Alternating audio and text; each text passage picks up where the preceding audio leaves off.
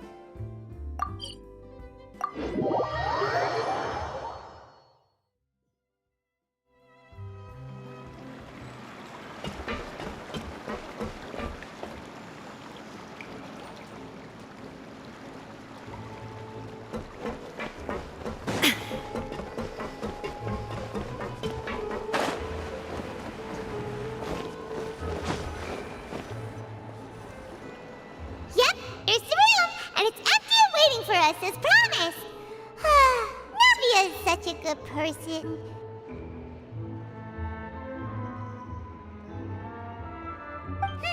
Now that the serial disappearances case has been solved, no one's going to come after us for anything.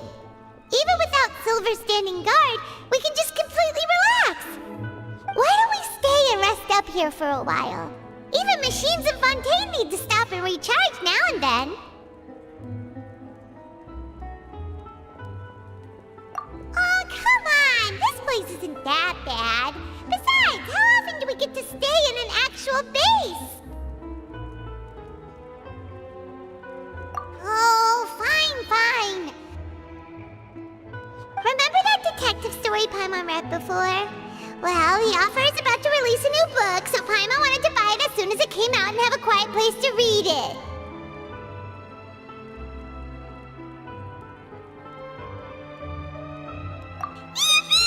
Then it's agreed. Come on, let's get some sleep. We'll need to be up first thing in the morning to get in line and buy a copy.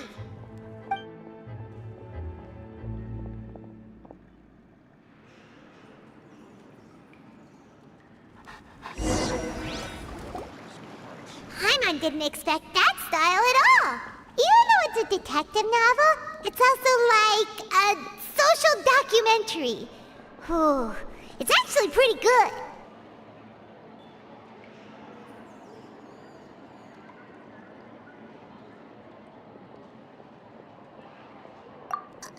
No! Paimon just spends a bit more time sleeping than you, that's all. Excuse me, but do you know if the Traveler and Paimon are lodging here? Huh? Who are you? Paimon doesn't recall seeing you before. Wait, you're not here to give us trouble, are you? A blonde traveler and a chatty little fairy. Whew, looks like I found the place. Good thing I asked the Spina di Rosula. Seems they sent me the right way. Hey, what do you mean by chatty? Paimon's always careful not to talk too much. Most of the time, anyway. It's an honor to meet you both. I was sent from the Palais Mermonia. Monsieur Nourilette wishes to see you. It seems he has something important to discuss in person. Nourilette? He wants to see us again already? Huh. We talked so much the last time we met. Has something happened since then? I am not privy to the details. It would be best if you came to the Palais Mermonia and asked Monsieur Nourilette in person. If you say so, but Paimon has a bad feeling about this. Now that I've delivered the message, I'll take my leave. Thanks! We haven't left the room for a few days, so we'll head over once we've freshened up a bit.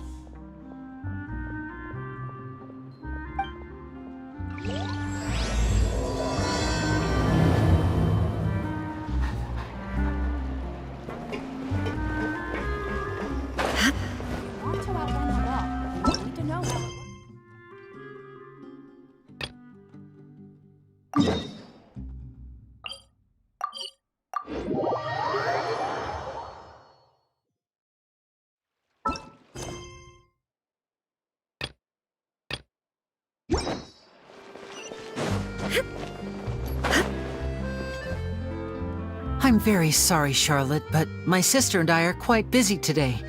I'm afraid we'll have to decline this interview.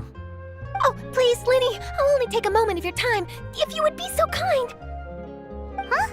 What's happening here? I spent all night writing my piece about the Phantom Weasel, and it was going to go to print this morning. But just as dawn broke, I suddenly received news that Caesar's fiancée, Gemma, had contacted the guards and confessed to having been the real Phantom Weasel all along. That was quick.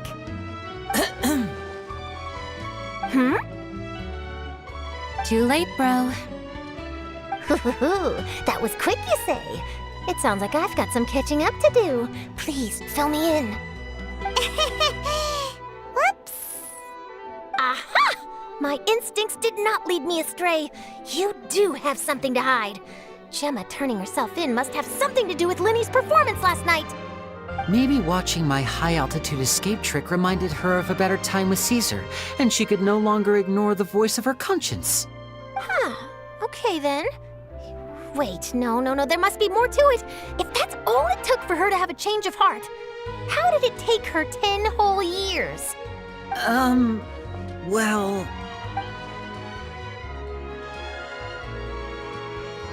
Oh, I remember now! You and Gemma were nowhere to be found after the show. What happened between you? Quickfire question! Where did you all go after the show? Oh, we went to the cemetery and Linny did a private magic trick just for us. Actually, glad you mentioned it, because that reminds Paimon, guess what? Linny started using rainbow roses in his tricks. What? I don't recall ever having received a rainbow rose from you myself. Is this supposed to mean that they're more important to you than your own sister? No, I just, What now? Oh, did Paimon say something wrong again? This is getting pretty awkward. What do we do, Traveler? Seems like this interview wasn't meant to be. Well, never mind. There's always next time. Forgive my persistence, but when there's explosive news waiting to be found, I can't turn away. The news about Gemma has already made waves, and I'll stop at nothing to get to the bottom of it all. Apparently, one of the things she said to the guards was that her final wish is to see Lorenzo one last time. There's clearly a web of complicated relationships there. Can't blame me for being curious. All right, I guess I'll leave you to continue the rest of your conversation in peace. Bye for now.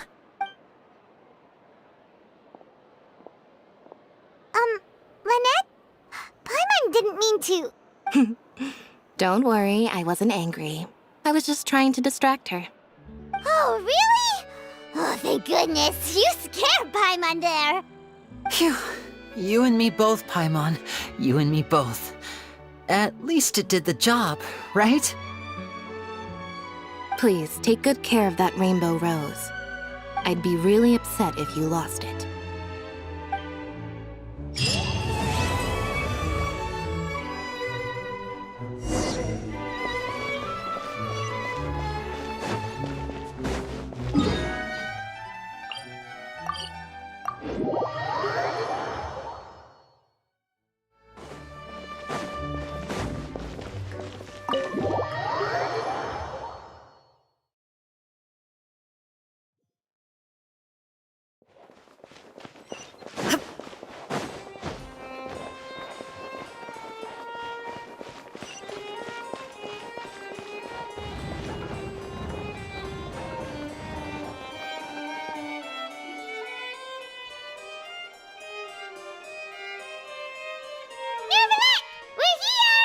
Did you want to see us about something? Huh? Why were you just standing there? You daydreaming or thinking something over? Yes, I did send someone to fetch you. But as for what I'd like to discuss next, well, I still have some reservations. Given that we've already made the trip here, you should just tell us. Bet you need us to help you with something, right? I do indeed have something I'd like to ask you to do. However, you should wait until after I tell you the details, then decide for yourselves whether you'd like to help or not. The situation is this. It has come to my attention that the Snezhnayan Harbinger known as the Knave wants a diplomatic meeting with you, correct? I heard that she was originally from Fontaine, but for her to suddenly arrive here and abruptly request such a meeting like this, I sincerely advise you to refuse her invitation outright.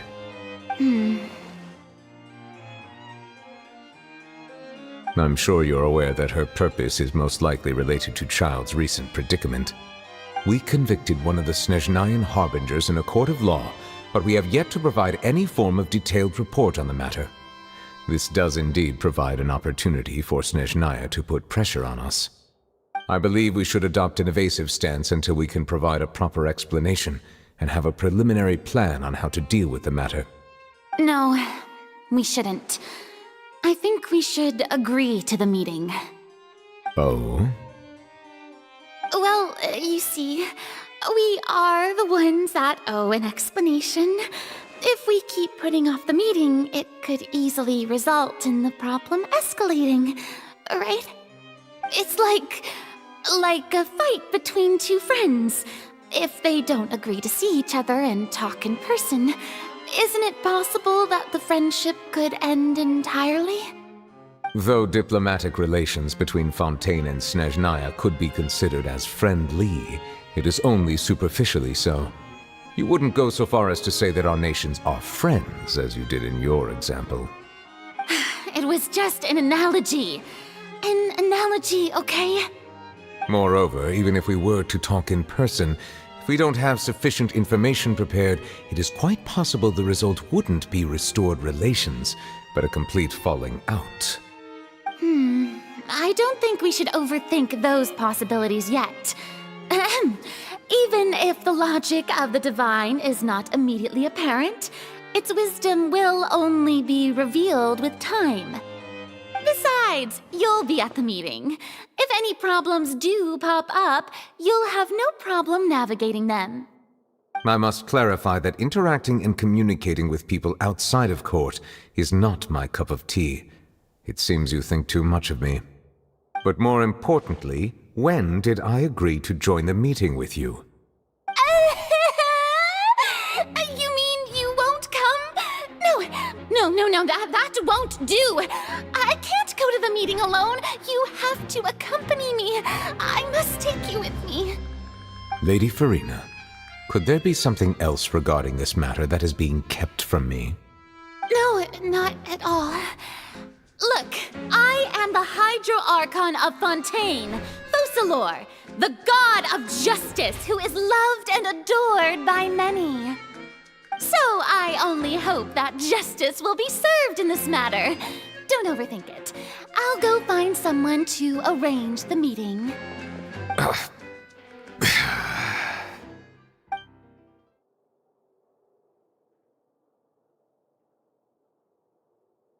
Though it could officially be considered a diplomatic conference, I prefer to see our meeting today as an ordinary tea party.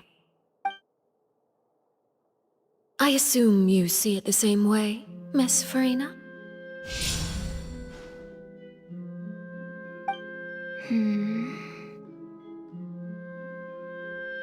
Lady Farina? Yes, that's right. Just like you said, a tea party. I should thank you for providing the pastries. They look delectable. To make this tea party even more lively, I've invited someone else to join us today. It's a pleasure to meet you, Monsieur Neuvillette. I was born in Fontaine, so naturally, there's no need to introduce the nation's revered Eudex to me. Hello. The pleasure is also mine. First, I would like to thank the two of you. I'm often away on business outside of Fontaine, and I'm told that the children of the House of the Hearth have been well taken care of by you. Oh, I'm not referring to when my children, Linny and Lynette, were falsely accused by you. Please don't misunderstand. The children of the House of the Hearth are often misunderstood, perhaps due to the reputation of the Fatui. There's no getting around that. All I meant to say is that Fontaine has been stable in recent years. The people are well off and the children lead happy, fulfilled lives. That is something truly worth cherishing. and no one wishes to disrupt such peace. Now then, you have come regarding the matter of child, correct? Well, yes. It appears the ever-busy Udex Nouvillette doesn't wish to waste time with diplomatic pleasantries, and hopes that we can get straight to the point of our talk. Yes, as you surmised, understanding Child's situation is indeed one of the goals of this trip. As we are both diplomats from Snezhnaya as well as Fatui Harbingers, Child and I have always been colleagues. Were anything to happen in Fontaine, each of us would serve as the other's attorney to resolve the issue. So now, in my capacity as his attorney, I request that Child be turned over to Snezhnaya. We have a responsibility to cooperate with Fontaine and resolve what has happened to him together. The rules governing attorneys only apply before a trial has concluded. Since a verdict has already been rendered, we see the case as settled. I apologize for being unable to grant your request. An outright refusal. Very well. I respect all the rules of Fontaine's courts, just as I respect you as Chief Justice. Okay, why don't we back up a step? You don't need to transfer Child to us. I only request to enter the Fortress of Meripede to see Child and confirm his condition. It's not like you couldn't even manage to fulfill a simple request like that. Right, Miss Farina? About that. The Fortress of Meripede has always been completely autonomous. Even we have no authority to interfere there, and diplomatic issues do not suffice as an excuse. However, if you absolutely must confirm the situation of the Harbinger, I have a proposal.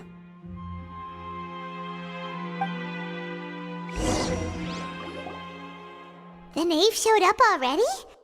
Well, Lenny did say that Father will be returning soon.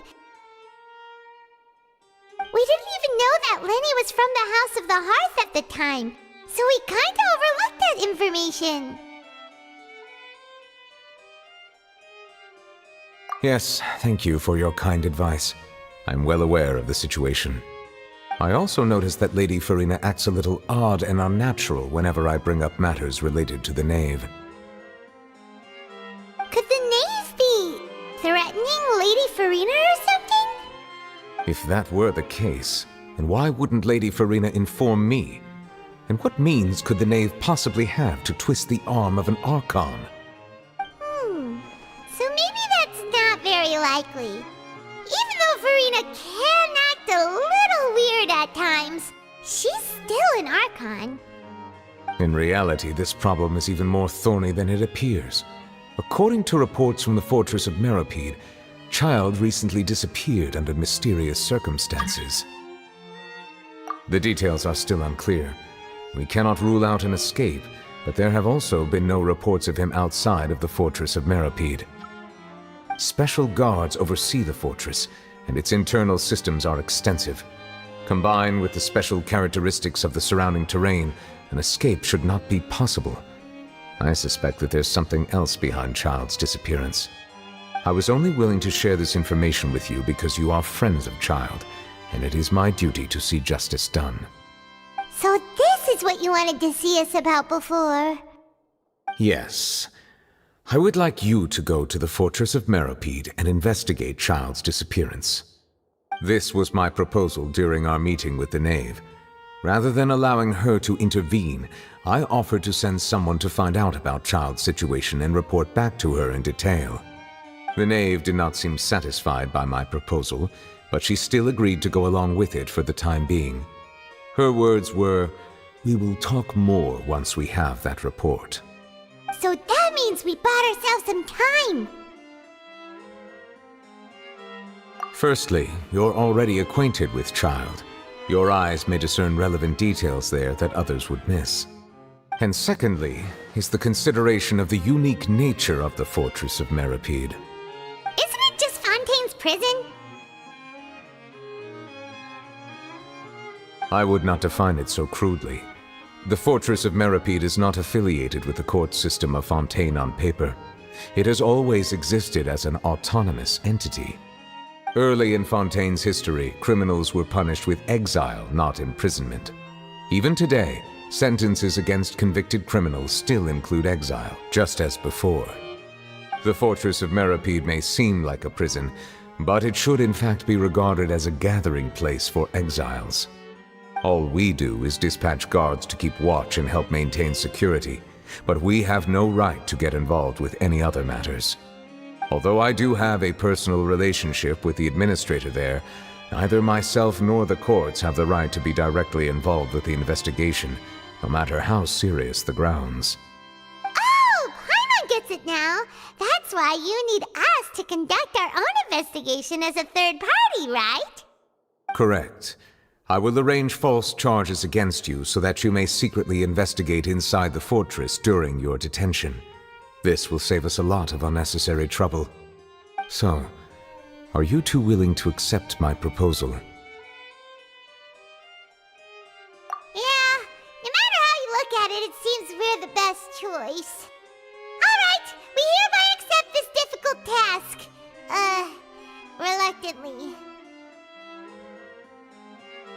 You two have my sincere thanks. This matter is of critical importance to Fontaine's current situation. Also, I hope that both of you can keep this operation a secret. We will rendezvous at the Fortress of Meripede's entrance on Erinius once you've prepared yourselves. I will arrange for someone to take you inside. Prepared ourselves? Is there something we need to prepare? Perhaps you could enjoy a good meal and have a nice bath. I'm afraid that living conditions inside the fortress are nothing like those on the outside world. Oh, right! Even though we'll be there on trumped-up charges, we'll be in prison for real. On second thought, is it too late to back out? Please do not worry. Since you are sacrificing both your time and quality of life for the sake of delivering this report, you will be compensated according to the highest standards permitted to legal staff, regardless of the outcome. Now that's more like it! Come on, traveler, let's go eat the best meal we can find! We'll eat so much that we won't need to eat another meal for a whole month! Your treat!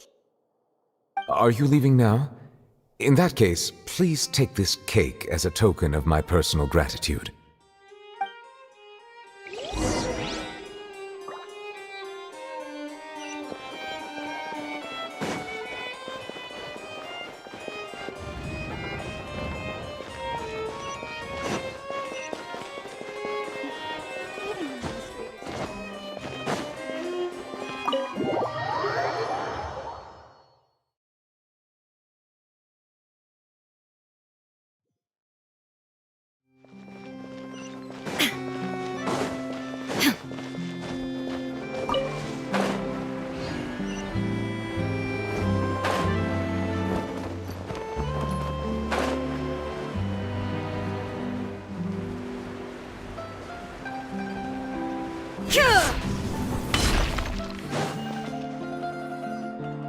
I'll have that, and that! Oh, and one of those two! Ooh, and no Fanta, thank you! That cake was pretty good. But as soon as Paimon remembered that we're about to go to prison, Paimon's stomach suddenly became completely empty! Now that Paimon thinks about it, we've always been super careful ever since we arrived in Fontaine. Just to avoid breaking any strange laws here. But here we are, about to willingly send ourselves off to the Fortress of Meripede. Maybe this is what they call fate. Let's just try our best to investigate everything quickly once we get there. Paimon doesn't want to stay in prison too long.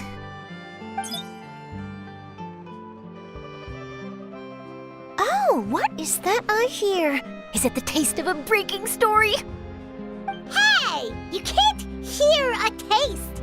And what are you doing here, Charlotte? Oh, don't remind me. I invited an eyewitness to a case to eat here, and I was planning to get some great material out of him. But he didn't even show up. Calm down, calm down. This is nothing new. As a journalist, you should be used to this by now.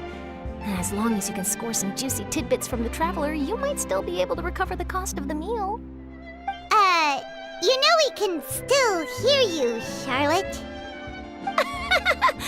Never mind. It's nothing. I just heard you mention the Fortress of Meripede. You didn't commit a crime, did you? Please tell me all about it. No way! We would never! We're just going there to...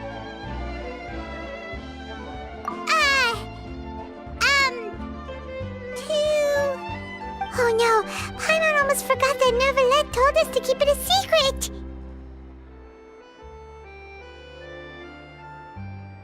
Huh? You're being arrested for that? Oh, but now that I think about it, I suppose that's not completely unreasonable. That's pretty despicable, almost as offensive as committing theft. You mean Paimon really did something that serious? Sorry, Paimon really messed up. In that case, it's nothing particularly newsworthy after all. Oh, how disappointing. Oh, right, there's still a chance. Since you're going to be at the Fortress of Meripede, would you be willing to help me gather some material for a story? About that, Paimon doesn't think we'll have any time. Oh, it's nothing difficult. All you have to do is think of a way to get some time face-to-face with the warden of the fortress. He was awarded the honorary title of Duke in Fontaine. Sounds really cool, huh? Only those who have made significant contributions to the nation have been conferred this title. It's incredibly rare. On top of that, the Fortress of Meripede has never been under the jurisdiction of the courts. Practically nobody, including journalists like me, knows anything about the person in charge there. Oh, if I could write an exclusive article about him, I bet it would sell a boatload of papers. You make it sound easy, but it really depends. Of course, I wouldn't ask you to do it for free, so this meal is on me. All right, you got a deal. We'll do anything you want. Then it's settled. The food should be here any second, right? Huh? Wait, just how much did you order?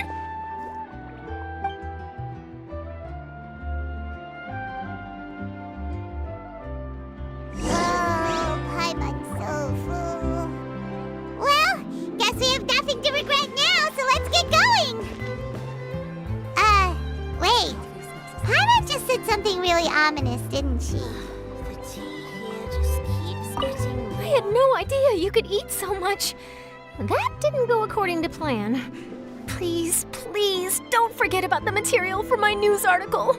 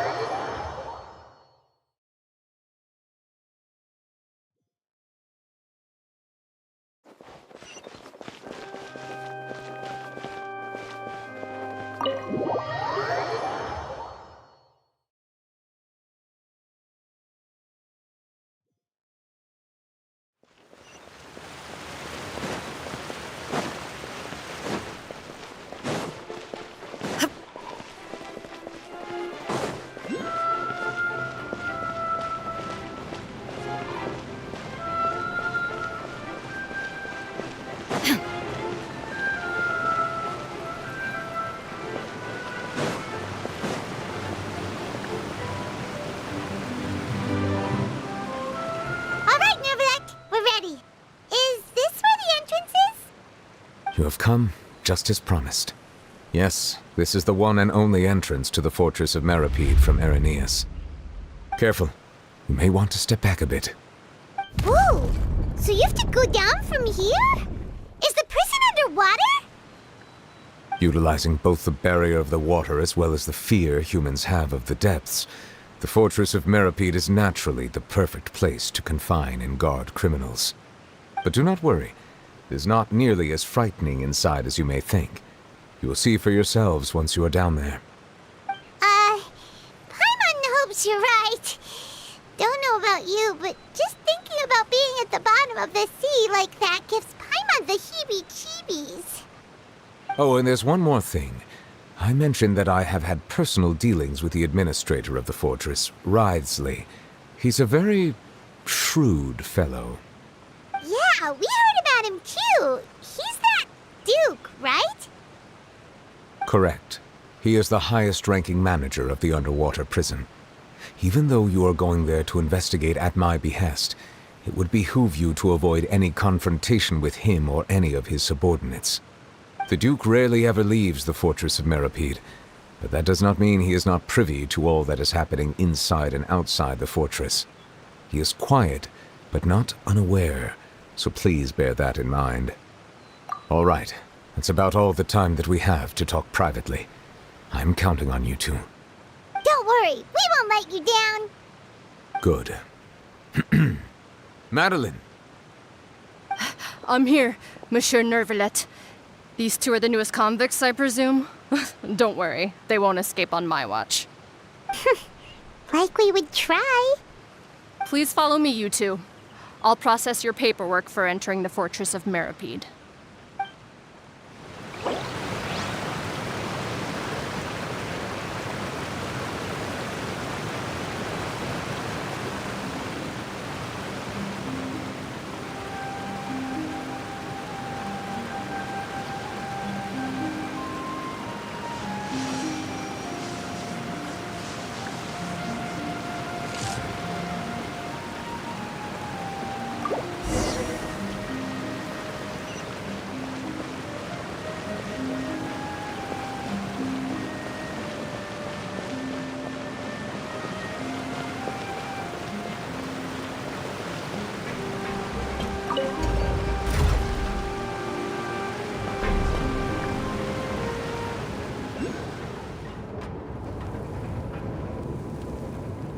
Are we already underwater now?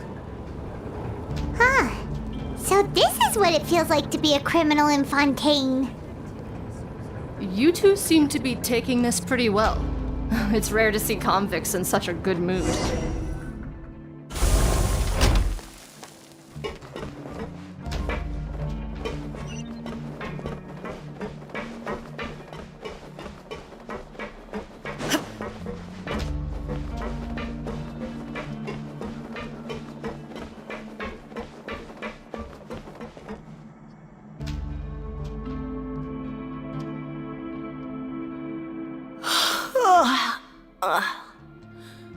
Oh, it's you, Madeline. Why'd they make you make the trip down here today? Monsieur Nervalet personally requested I escort these two convicts. I suppose he was concerned others might not be up to the task. Well now, aren't you the lucky one? Must be nice to be on good terms with the big shots like the Chief Justice. The only people I get to see every day are the new inmates. Well, have you tried service with a smile? Who knows, it might help your professional reputation. Yeah, right. As if. Every criminal comes through here looking miserable. How can I smile with such a toxic work environment? And even if I did smile at them, the convicts would probably just think that I'm some freak getting some kind of twisted enjoyment from their pain. Oh, she's got a point. Well, I've finished transferring you. You two will register here, and Marette will guide you through the remaining procedures. Yep, I'll take it from here. You head on back to that bright and sunny world above. Okay, let me see. You are the Traveler and Paimon, correct? That would be us! Let me confirm your charges and sentence. Let's see. You two are charged with eating a cake specially prepared for the Archon by a Snezhnayan envoy without the Archon's permission, thereby incapacitating the political center of Fontaine for a brief period. Sentence 45 days? Huh? Wait, you mean the cake that Nervalet gave us was...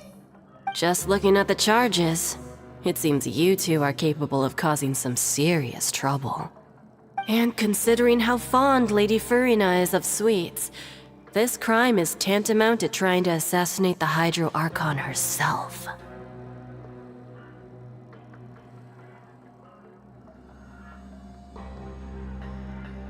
Now I've seen everything. Anyway, we still need to finish processing you before you can enter the Fortress of Meripede. Please stand in front of the board over there. I'll take your mugshots with my camera. Oh, all right. But be sure to catch Paimon's good side.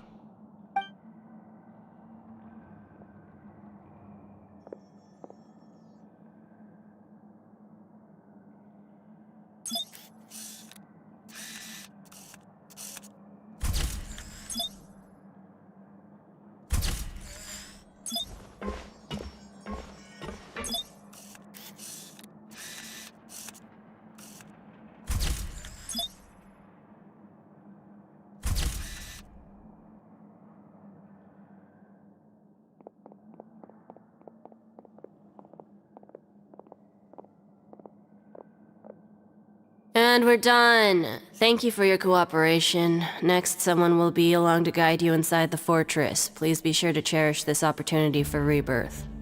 Huh? Rebirth? Isn't that a little much? We're only gonna be here for 45 days! You two are the new inmates, right? Follow me. Oh, okay! Paimon is Paimon and this is the Traveler! Save it. Not like I'll remember your names. Move it.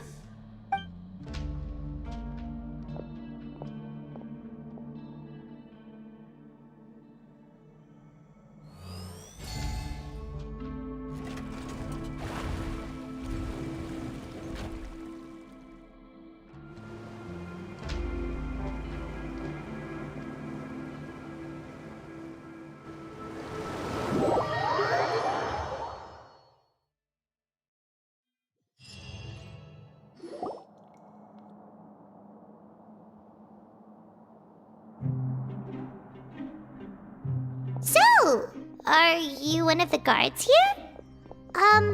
Is there anything we should be careful of while we're here?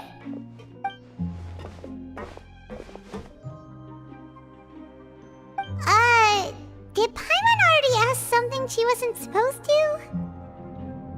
Why should I tell you anything? What's in it for me?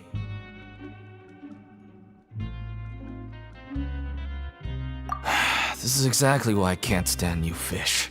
I wouldn't even be doing this if it weren't for the credit coupons. Credit coupons? Alright, seeing as you're not the annoying kind that's getting dragged in here crying and blubbering, I guess I can tell you a few things. But next time, it'll cost you some coupons. Mora means nothing here. Here, we use credit coupons. Coupons can get you almost anything in the Fortress of Meripede. Desires? Fulfilled. You want power? No problem. Coupons can even change fate itself. So, credit coupons are a currency that can only be used here? It's not as simple as that. Like Moret said, everyone gets a chance at rebirth. No matter how much money or power you had before, it means nothing once you set foot inside the Fortress of Meripede. You have to start over and earn your coupons. Everyone starts from the same place, and you have a chance at a new, less terrible life. I guess that's the real purpose of the coupons. They symbolize true fairness and true justice. And this is also exactly why so many criminals choose not to return to the outside world, even after they've served their sentence. Oh, so that's what the Fortress of Meripede is like. Huh. Paimon was under the impression that it'd be more like a prison. It certainly ain't all sunshine and roses here, but it's also not the worst place to be. You'd better take a good look at the scenery now. It'll be the last chance you get for a while. After being away from the sunlight for so long, Even the terrifying depths of the sea start to feel like home. It just stops feeling oppressive, you know? Oh, I'm actually an inmate like you two.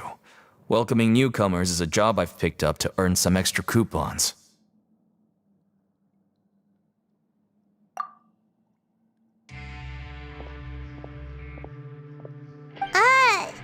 Why aren't you answering us again? I've told you enough for free. Any more info is gonna cost you. So all you care about is Mora! Wait, no. Coupons? Almost there. It's down through here. Your turn to give it a try.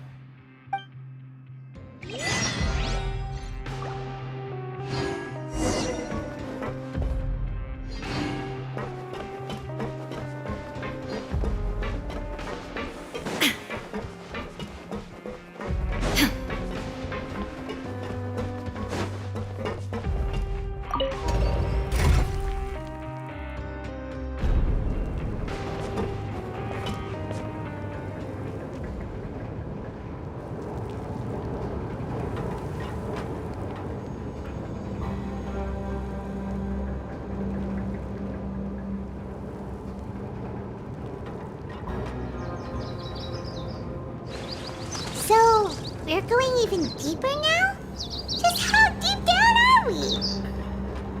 It's like a metaphor for your previous life, isn't it? Our lives weren't that bad.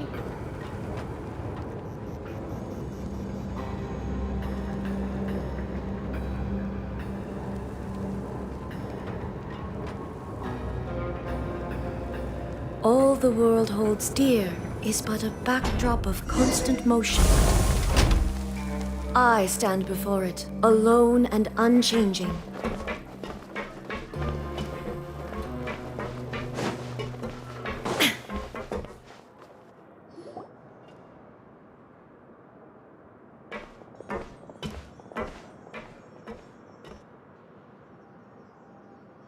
So this is the actual entrance to the Fortress of Meribed? Huh. It looks like there are other new arrivals, too. Oh, they sure don't look happy. Maybe we look too relaxed for fresh convicts. Oh, right. We're on someone else's territory now. We need to think of a good way to act like criminals to get by. If we're discovered, even Nervalet might not be able to rescue us. Hey! Don't scare Paimon! Oh, Paimon's not ready for all this! Look, I don't really know you, and I have no idea what kind of crime you committed, but... You wouldn't have happened to anger someone important, did you? Someone important? Paimon doesn't think so. Wait, why are you suddenly trying to talk to us now? Now's not the time to worry about that. Anyway, it's over there, so... You just go on over there by yourselves. I've done my job, so... Good luck. What was that all about? Wait a second. Are there usually so many Gardermechs around here? They're already onto us?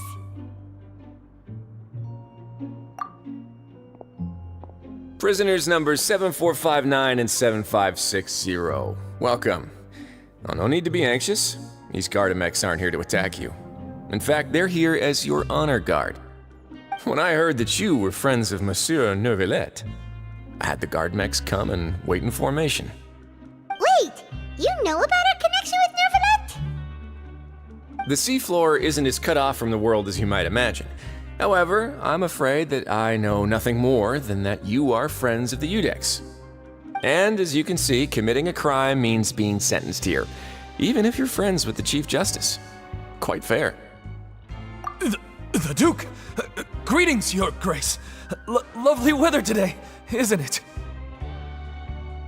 Oh, greetings, my good fellow. Well, I'm willing to imagine that the weather is as good outside the sea as you say it is. How great it would have been if only the Fortress of Meribed had been built on the coast, huh? It would have been so convenient to enjoy a nice chat in the sunshine. My profuse apologies. I just got so nervous when I saw you, So this is the Duke. He sure looks a lot younger than Paimon imagined. The Traveler and Paimon, correct? Mr. Deacon here was responsible for your welcome. I trust you were satisfied with his guidance?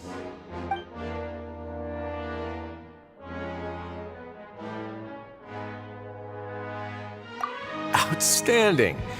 Well, Deacon, I recall we discussed fate during our last work meeting, I believe that fate will reward all those who take every aspect of their work in life seriously. When you return to your bunk, you'll find the guards have issued some extra credit coupons to you. Oh, thank you. Thank you, Your Grace. Oh, and you too. I can't believe you gave me such praise. If you need anything in the future, anything, please, come find me anytime. No credit coupons necessary. Well, I believe that concludes the introductions. We've already taken enough time here. Deacon, if you would. Yes, Your Grace. I'll take my leave now.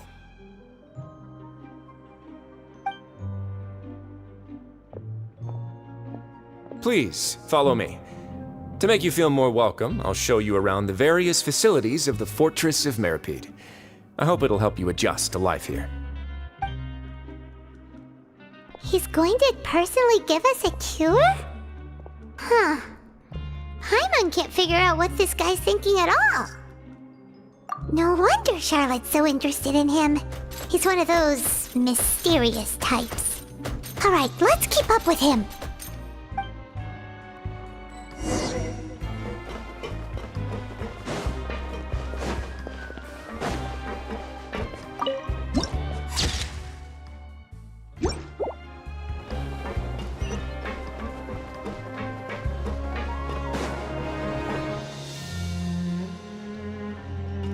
There's no need to be so reserved.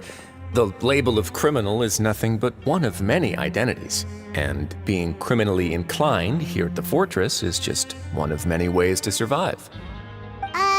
Is it really okay for the warden to think like that? We're real criminals, you know. What if we're too difficult to handle? Well, then maybe you'll be able to carve out a name and a place for yourselves in this underwater world, But before you go in swinging, please remember that in the Fortress of Meripede, it's better to not cause trouble for yourself or for the guards. Now, we've arrived at a very important place, the Coupon Cafeteria. You can come here and claim one welfare meal each day. Welfare meal? You mean it doesn't cost anything? That's right. Criminals are essential to Fortress operations, so we must guarantee that they at least have the basic means to survive. But that's not how it was. Back in the day, it cost your reward coupons just to get a cup of water here. For fish like you who just arrived with nothing, you'd have to go to work hungry until you earned enough coupons to eat. It was only after His Grace became the administrator that we got the free meal rule. Now everyone gets a square meal every day, even no-good slackers who've never picked up a wrench in their whole lives. Nobody starves to death here. In the Fortress of Meripede, credit coupons are the only currency, and everything must be purchased. In some sense, you could say using the coupons is a form of trade. But trade is always conducted by people. So if we want trade here to prosper, we need everyone to work hard and live their lives. If nobody could even afford a meal, then the whole fortress would be up in arms. And that would only make things more difficult for me.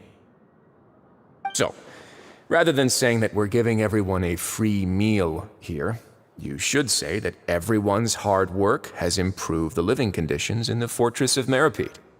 Your Grace's reasoning is correct, but what I said is also true. Whatever the case, hard work is rewarded here. You'd be hard-pressed to find anywhere else as fair and reasonable. Right! Paimon sees your point. By that logic, this place doesn't seem so bad after all. Oh, wait, no. We shouldn't drop our guard so quickly. But it seems the inmates really respect the Duke because of his attitude, right? We should still try to verify the truth with our own eyes. Let's continue this way.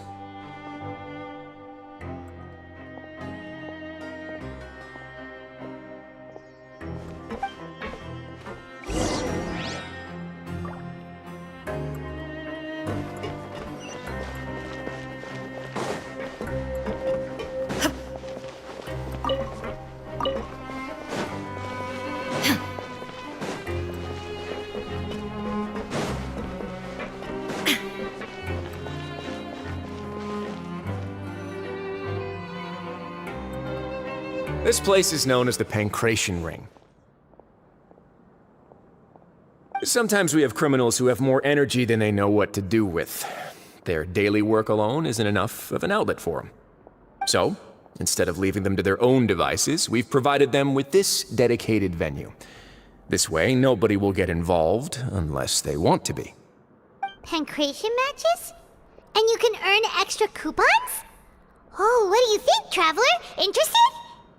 But I must warn you that your sentence will be extended if you fail to restrain yourself and end up seriously injuring or killing your opponent.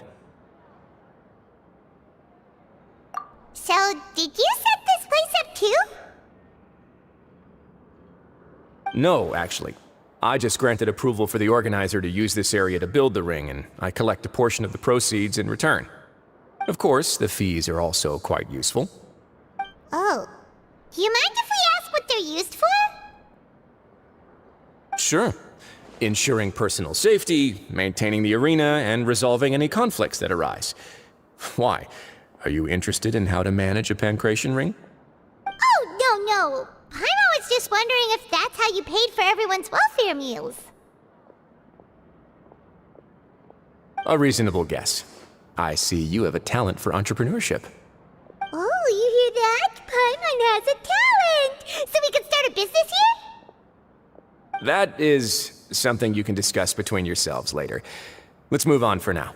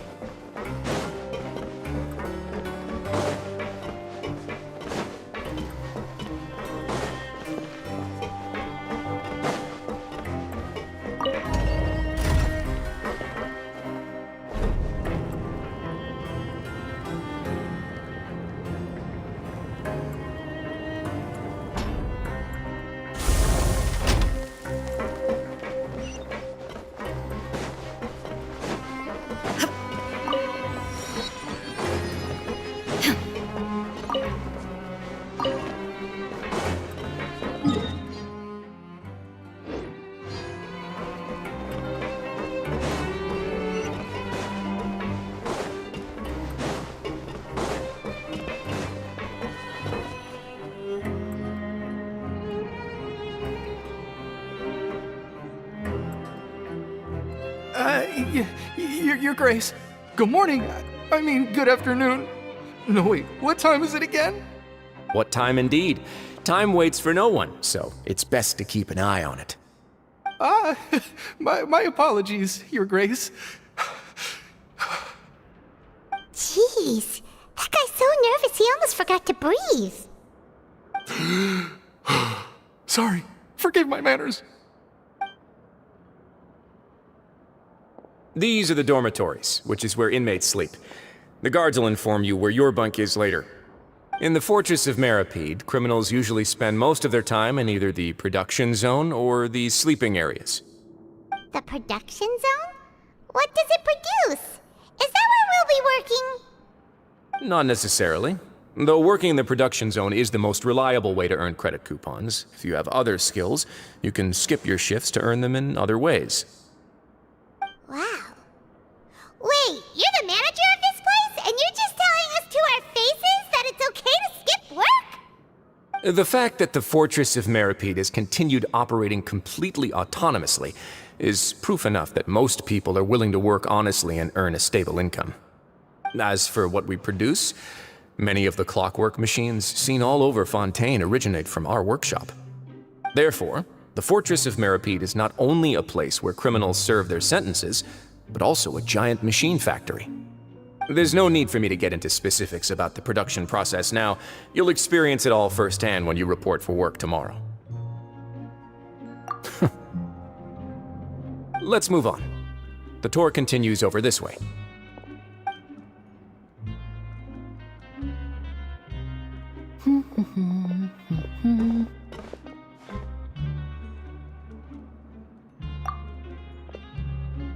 Oh!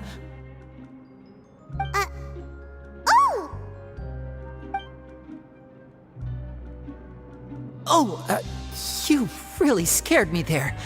I didn't expect to see you here, Your Grace. I thought maybe I was so tired from work that I was starting to see things. The only thing you should be seeing is the work in front of you. Stay focused and keep up the pace. Oh? Is something the matter? It's nothing. Paimon's just worried about how hard we'll have to work tomorrow.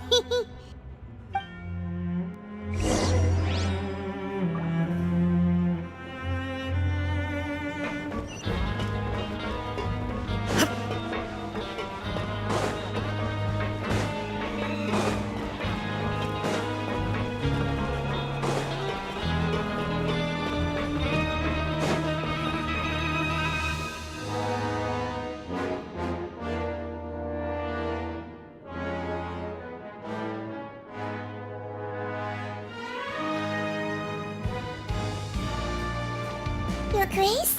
What are you doing in the infirmary at a time like this?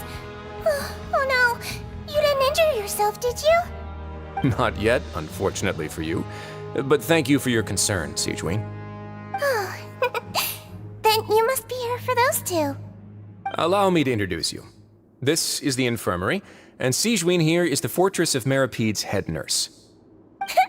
Hello, new faces. They call me the head nurse, but I actually handle all the nurse-related work all by myself down here. Since you seem to have some rare downtime with no patients, perhaps you could find the time to join us for dinner? Oh, then these two must be some important convicts. Sure, I'll join the welcome party. Thank you. Your presence will be the pièce de résistance for today's tour. Oh, so the tour part is over now? I believe I've already covered the primary aspects of life here in the fortress. As for your work, there'll be someone else to guide you through the details. Is there anything else? I seldom conduct tours, so why don't you just ask if you have any questions? Well, this is our first time here. Paimon's not sure what to ask. Then let's head back to the coupon cafeteria. Maybe a meal will help you think up some questions. You should at least try to be excited. Our free meals are actually pretty good here.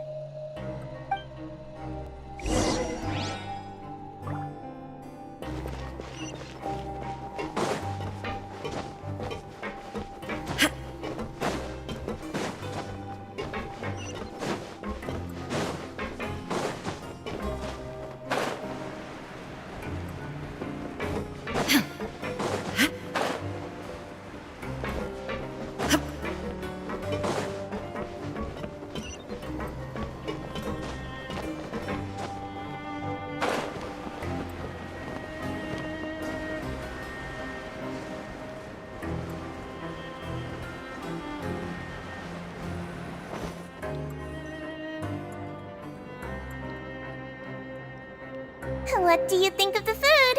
Does it meet your expectations? Wow, it looks delicious! Neverlet made it sound like living conditions in the Fortress of Meripede wasn't very good. Who would have guessed that criminals get to eat tasty food like this every day? Oh, isn't that the meal box that only super lucky people manage to draw? Seems like you two are quite fortunate. It actually has nothing to do with luck in this case. I had a word with Walsey, so you didn't have to draw lots like everyone else. Oh, you mean the meals are random? Yes, what you get to eat depends completely on your luck. You could say that it's a distasteful little game that Chef Walsey likes to play here in the cafeteria. Paimon knew it! If criminals got to eat tasty food like this every meal, the crime rate in Fontaine would skyrocket for sure! Excuse me, did I hear you mention Nervulette just now? I've been wondering how he's doing. Is he busy with work? Has he been taking care of his health? He seems healthy no matter how you look at him, but he works so hard all the time, so it must be really tiring. Sounds like he hasn't changed a bit. Looks like you can stop worrying so much, Sigewin. Oh, that's good. But I still feel like it's been too long since I've heard any news about him. No news is good news. Maybe next time I've got something to discuss with him, I can invite you to accompany us. But isn't the Fortress of Meropede independent from Fontaine's court system? What do you two have to discuss? Well, we provide all kinds of mechanical products for official use, and some essential goods have to be obtained from the overworld, so we naturally have to stay in touch about this and that. Monsieur Neuvillett's character is unimpeachable. No matter the question, you can discuss it openly and freely with him. Talking with him feels quite effortless. In light of that, I am quite willing to go out of my way to show respect and accommodate him. In fact, right now, I'm treating you two as guests invited by Monsieur Neuvillette. But unfortunately, I can only do so until the end of this meal. After this, you two will just be inmates here. You're very welcome. Well, your new life awaits.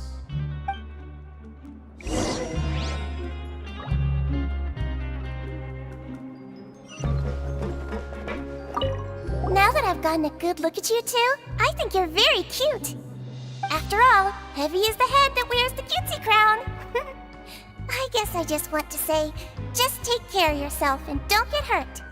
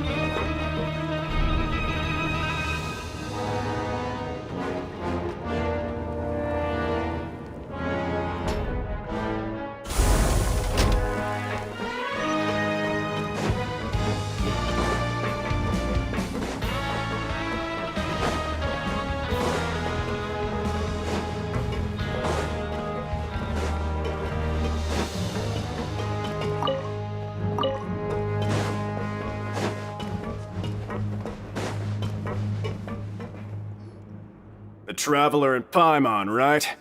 Listen up. As new inmates, the only thing you need to worry about is what to do and when to do it. Don't make any extra trouble for yourself. Your bunks are right over there. Follow me.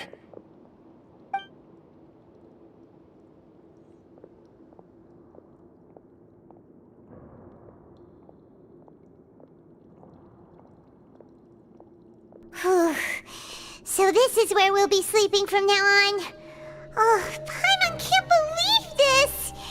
The days of staying home and reading detective stories are like a dream now. By the way, Traveler, we saw a lot of things worth investigating just now. Even though the Duke didn't say it too directly, judging from what he said at the end, it seems that he was only welcoming because we know Neuvillette. We are criminals, and Paimon did eat that cake, but we're actually here to help Neuvillette. Is it possible that he knows we're here on a mission? Or is Paimon overthinking things? Yeah, Paimon thinks so too. He probably knew why we came here from the very beginning and intentionally wanted to send us a message. Maybe something like, "Hey, I have my eyes on you, so don't try anything funny." Yeah, you're right. It's not like we can go back to Neuvillette empty-handed and say, "The dude looks scary, so we gave up." And besides, the Duke said that he was willing to go out of his way to show respect for Neuvillette, right? So, we at least need to try. But Paimon hasn't gotten a clue where we should start our investigation.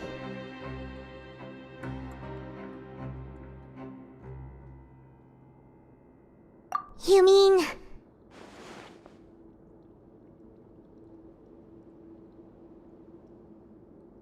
Yeah, that's what Paimon was thinking too! Paimon almost almost spilled the beans when we ran into him. Fortunately, based on his attitude, it looks like the Duke sees Linny as just another inmate. We worked so hard to help clear Linny and Lynette's names, and yet we turn around and bam! He's in prison anyway! Oh, right! Linny and Lynette are from the House of the Hearth. They work for the Knave, so they could be here to investigate too! Huh? Oh, it's a card! Paimon didn't notice it earlier. It looks like a magician's prop. Lenny must have left it here. He's in prison and still doing his little tricks, huh? Let Paimon have a look. It was nice to bump into you again. Let's catch up in the production zone tomorrow. What in the world? It's written like he's greeting a buddy on the street. Paimon thought he'd write something important. If you say so, we can ask him what's going on tomorrow. Let's get some rest now.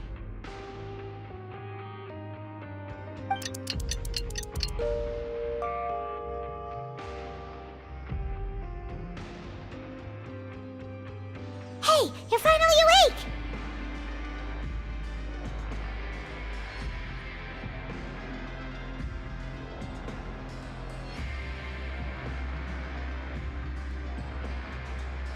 Well, it's Paimon's first day as a prisoner. Last night, Paimon dreamed about getting interrogated by the guards until Paimon told them everything, and then Paimon woke up. Hey, come on! It's just a dream, okay? Paimon wouldn't really squeal. Maybe. Hey, lazy bones! What are you still doing here? If you don't want to starve, then get yourselves over to the production zone. Sorry! We're going right away!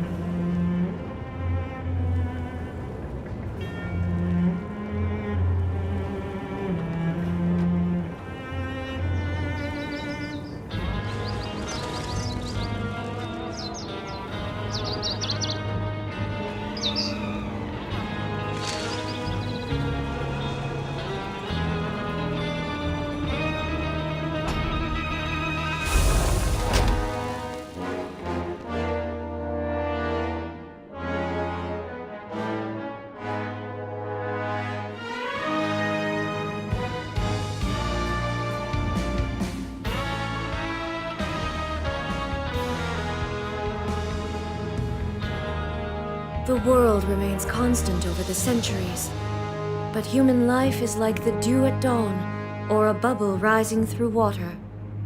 Transitory.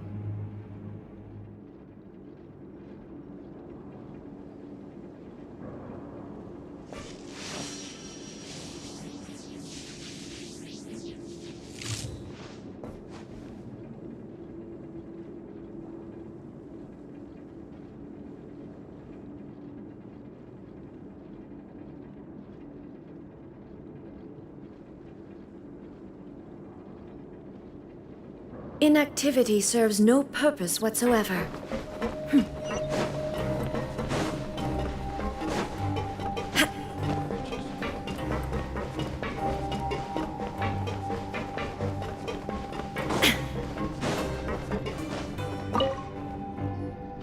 Ah, you must be the catch of the day. Looks like you've got some luck getting assigned this space. Yep, we just arrived yesterday and... Don't interrupt me when I'm speaking! Yes, sir. Listen carefully to my instructions. I don't want any mishaps. Every machine here is worth more than the both of you. Working around these machines can be very dangerous. Do your job well, and you can eat in the cafeteria after your shift. Get sloppy, and you dine in the infirmary. Anyway, the Fortress of Meropide doesn't want to lose a single one of its machines. And it also doesn't want to waste the production potential of any inmate. You got that? Got it. Your job is to use the machine over there to process widgets. Watch carefully, and make sure you step on the pedal at the right time. If the machine gets jammed, then give it a little maintenance with your fist. Here, take this. Bring me the processed widgets, and I'll give you some credit coupons in exchange.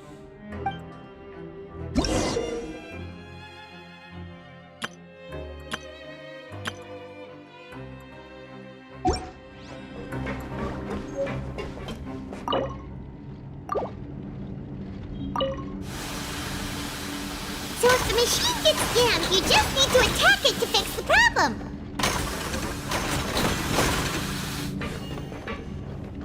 Once the widget is hot enough to blow, jump to step on the pedal and hit the widget with the hammer.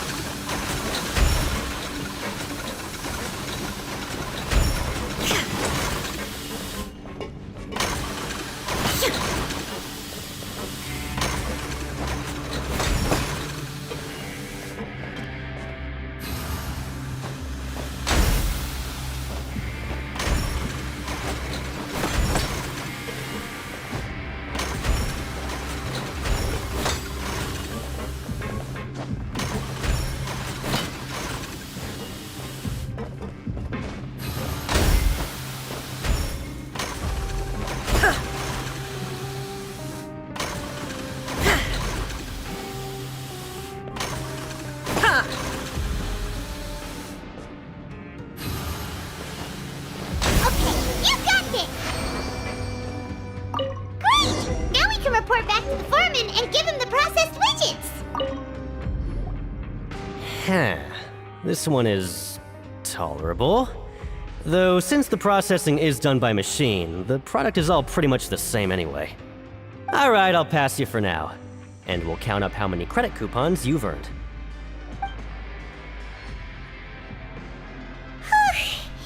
Paimon's exhausted. We're done now, right? Oh, that foreman. He's so scary that Paimon couldn't even speak. Ugh. Even though Paimon's starving and wants to head straight to the coupon cafeteria, we still need to meet Lenny first, right? He probably just finished up his work, too. He should be around here somewhere.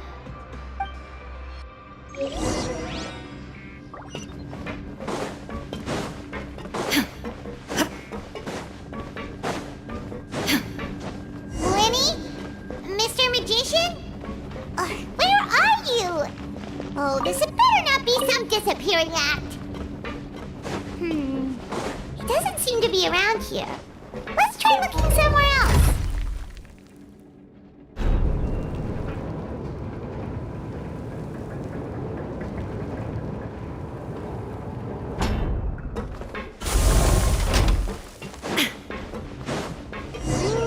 Where could he be? Did he decide to slack off and sleep?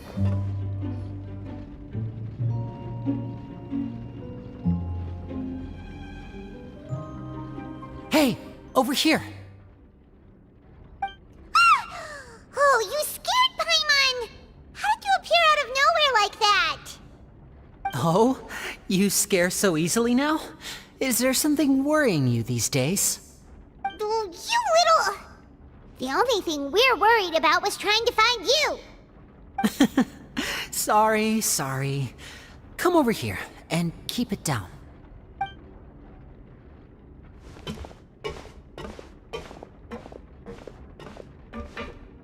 Oh, Lynette! You're here too! You two really are inseparable. That's right. My brother simply can't stand to be away from me.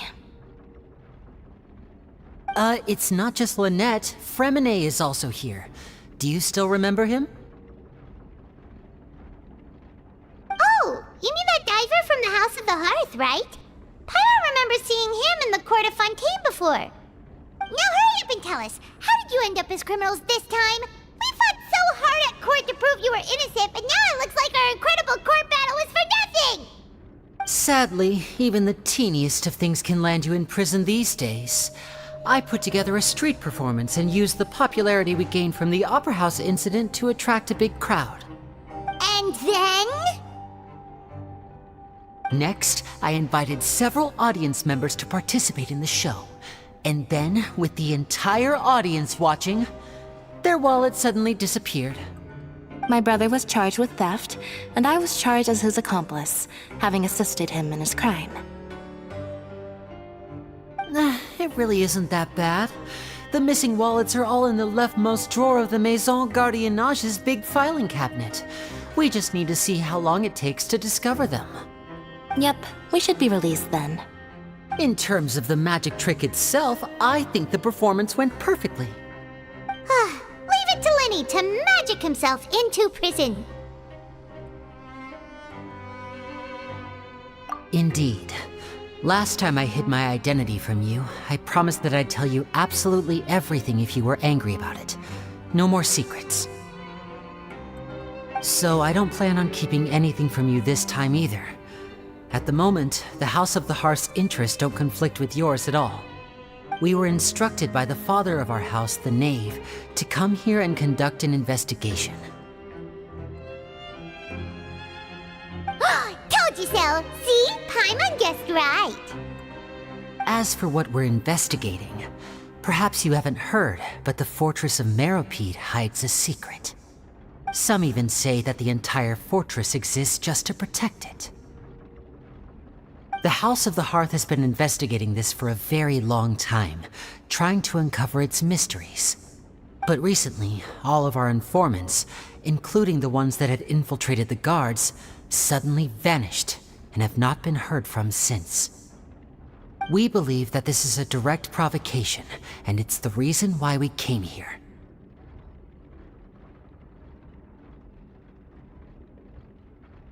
Father has somehow managed to confirm that Focalors does not have Fontaine's gnosis.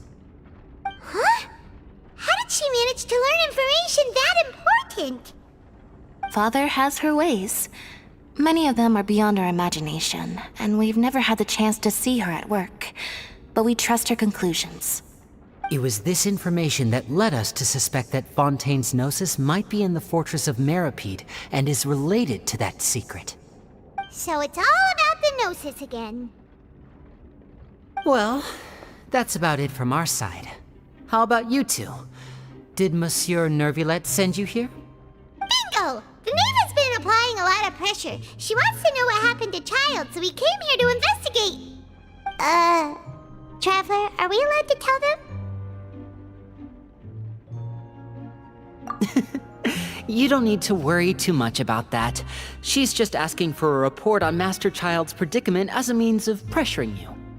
Father used this situation as a pretext to negotiate with two high-ranking officials in the court of Fontaine. She actually just wants to be able to make concessions on this matter for gains elsewhere, almost like a bargaining chip. Sometimes you need an excuse to do things you otherwise couldn't. And a harbinger is more valuable than you might imagine. Of course, it's not a complete farce. If we do manage to find out what happened to Master Child too, then diplomatic relations with Fontaine could improve, and Snezhnaya might even be able to adjust its stance a bit. Is it just Paimon, or does it feel like we're the only ones who actually care about Child's situation? The relationship between the Harbingers must be as bad as ever. I wouldn't go that far. Father just has different standards than we do when it comes to what can be sacrificed for an advantage. By the way, I have a suggestion. Why don't we team up? Even though we have different objectives, we're both here to investigate the Fortress of Meripede. It would be more efficient for us to work together. As you know, the House of the Hearth has many reasons to seek the Gnosis, but our highest priority remains resolving the prophesized crisis. You can trust us on that.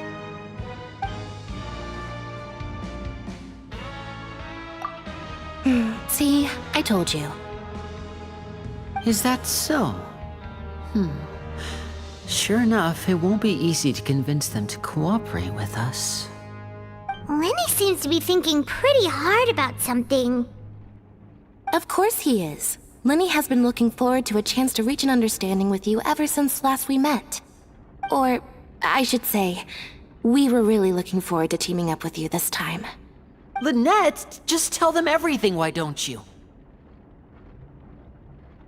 It's okay to open up a little.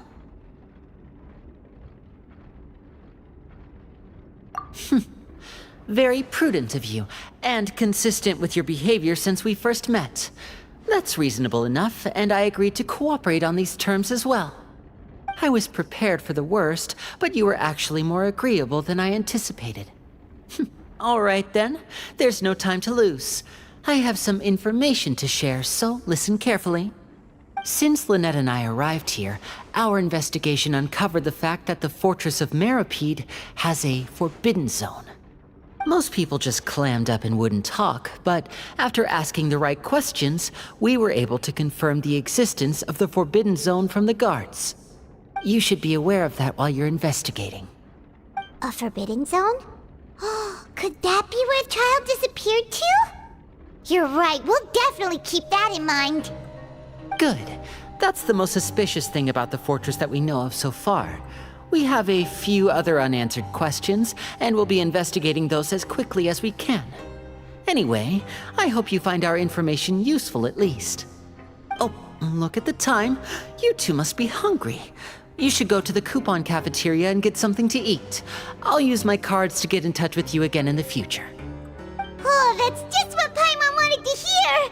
Paimon's starving after all that work today. We can talk more about the investigation later. Let's go get some grub!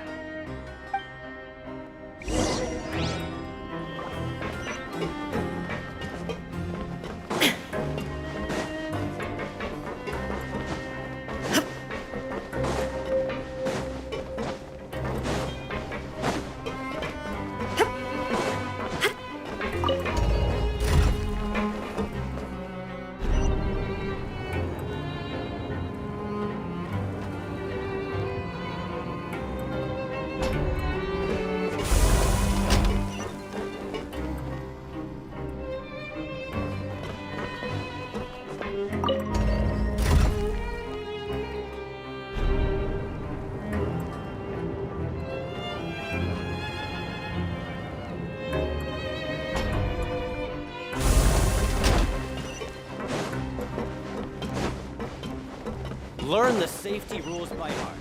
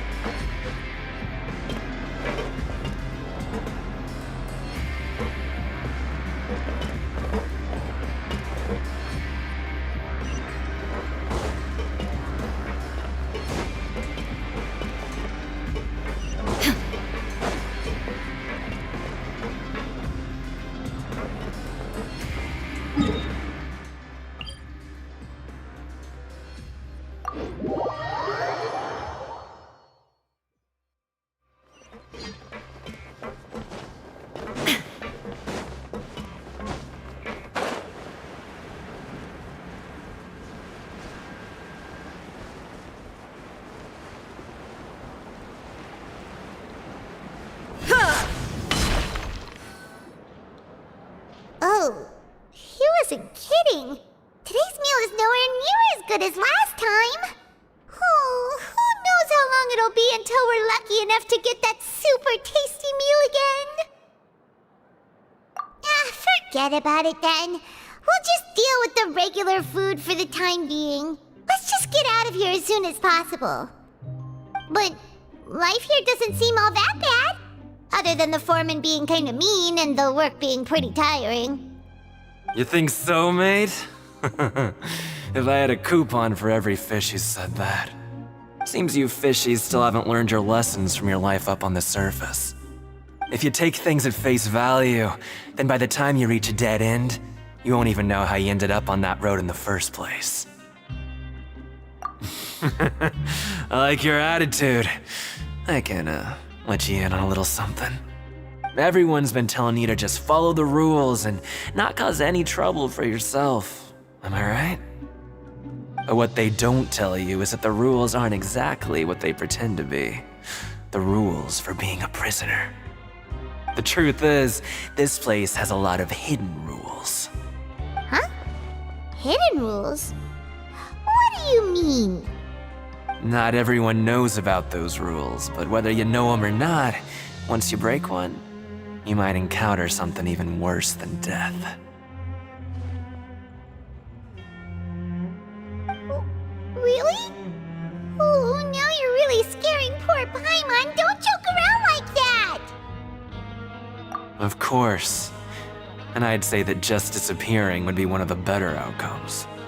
Oh, you mean that if there really are hidden rules, then Child's disappearance might have something to do with that? In that case, would you tell us some hidden rules? We definitely want to avoid breaking them. Come on, mate. This is valuable information. The difference between life and death. Do you really think you can just ask and I would tell you? Paimon understands, but we don't have many credit coupons yet. Yeah, I know. Not like I'm going anywhere. Just come talk to me after you've saved enough. Moreover, you're new fish, freshly caught, and completely out of your element. What'd be the point in even telling you anything before you've gotten a handle on your new lives? Come and find me once you've been here longer. I'm usually around the rag and bone shop. Just call me V-Doc. Bye-bye now.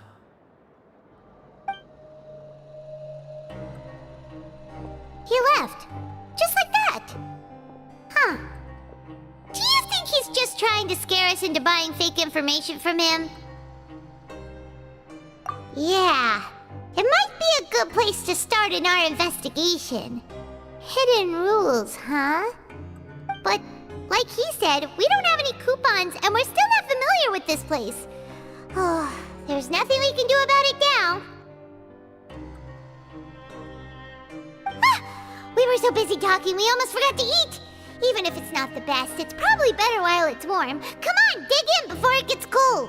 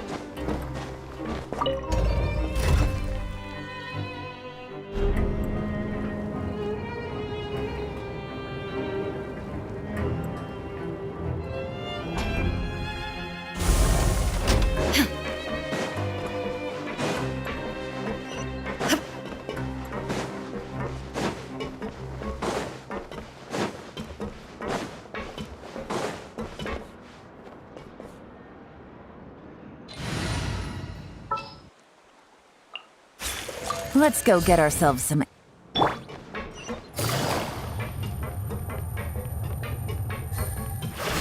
Take it easy.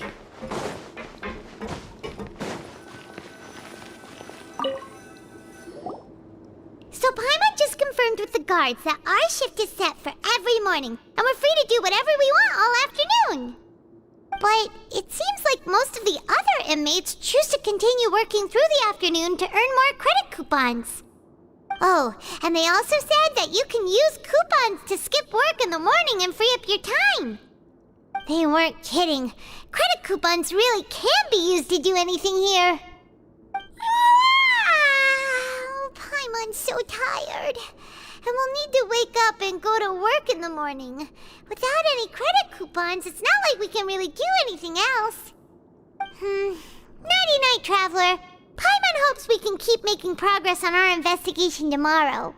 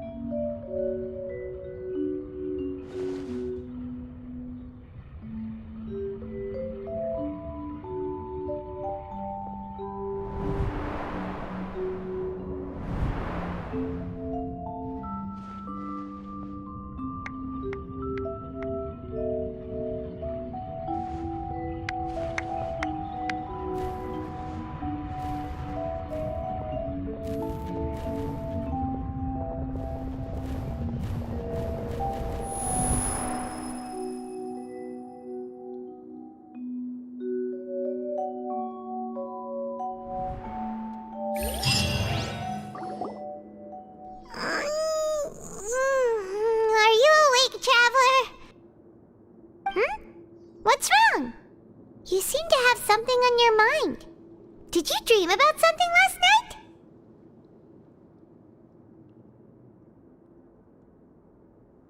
Is that even possible? Unless it wasn't an ordinary dream? Oh, Child's vision! So you had it with you this whole time? Maybe the vision connected Child's consciousness to yours.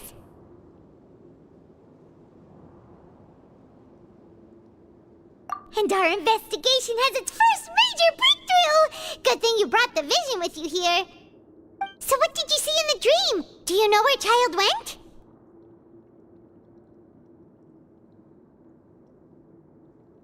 Huh. Okay. Well, hopefully it'll be a bit more helpful in the future. What's more important now is that it's the start of another new day as prisoners. Let's do our best to earn more credit coupons. What's the plan for today?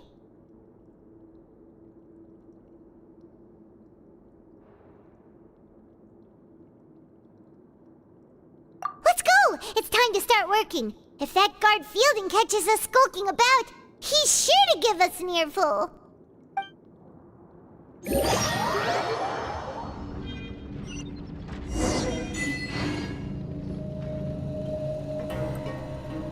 Look who decided to show up! Get your butts in gear and get to work. Time's a-wasting.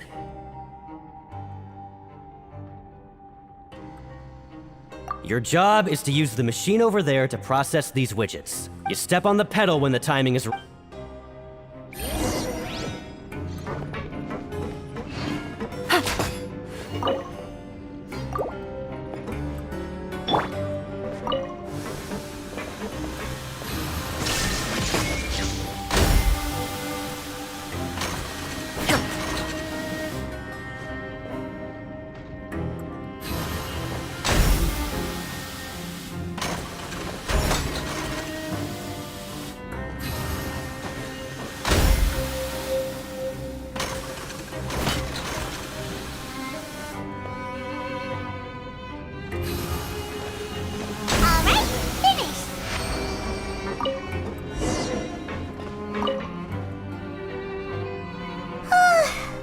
On speed. But after so many shifts, it seems we're really getting the hang of it now.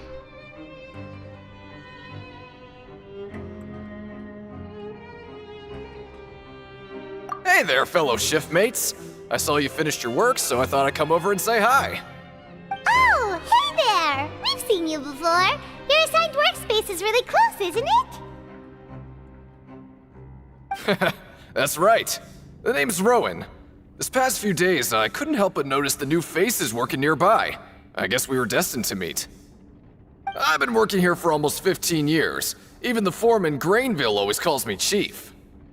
Whoa, you've been working here a long time, Chief.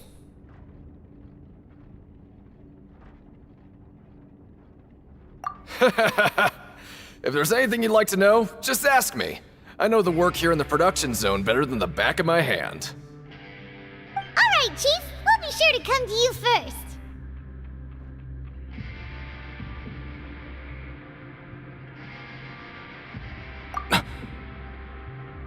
Did you just ask about the rules? Pretty sharp for newcomers. You've already heard about the rules, huh? Who'd you hear it from? Alright. Seeing as I'm the one who came over here, you're already calling me Chief. I guess I can tell you a little. Truth is, you two keep working like this, you might be putting yourselves in danger. Huh? Wait, there's even a rule about that? What would have happened if you never told us about this? Well, it's usually not that easy to break one on accident. The conditions of the hidden rules are usually pretty specific. But once you do break one, bad things happen. If you work continuously in the production zone for 3 days, and if all you do besides eating and sleeping is just work, then something bad will happen during lunch on the 3rd day. Huh? Like what? Oh, don't scare Paimon! If I knew that, then I wouldn't be standing here talking to you, now would I? You mean, even you have never tried working 3 days like that before? There's actually a legend about this rule. They say that there was a worker who worked way harder than me. He was both efficient and eager on the job, and most other workers couldn't hold a candle to him. One time, he tried to test his limits and worked as long as he could. Then during lunch on the 3rd day, he disappeared into thin air, as if he'd evaporated. Later, some people went and asked some of his past friends about him, but they said, never heard of the guy. What the?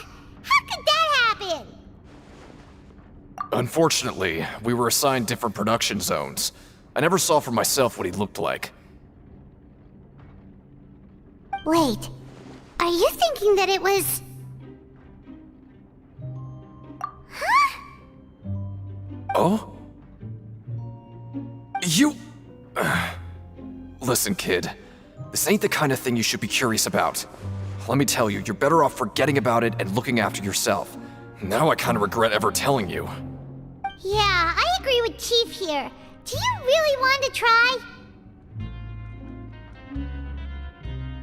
Alright, if you insist.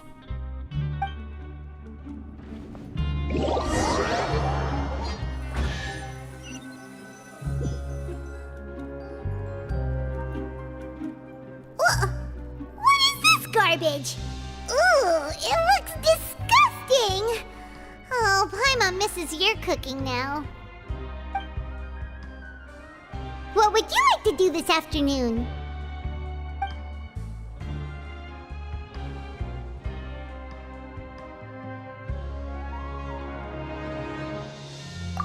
Since we have time now, let's focus on investigating some more.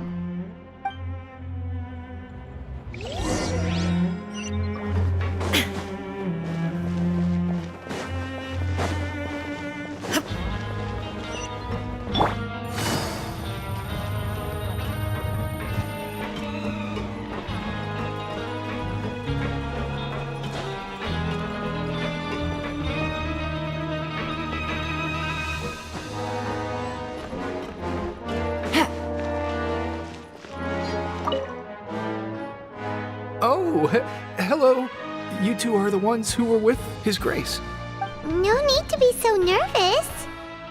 Sorry, I couldn't help but think of His Grace once I saw you, and I...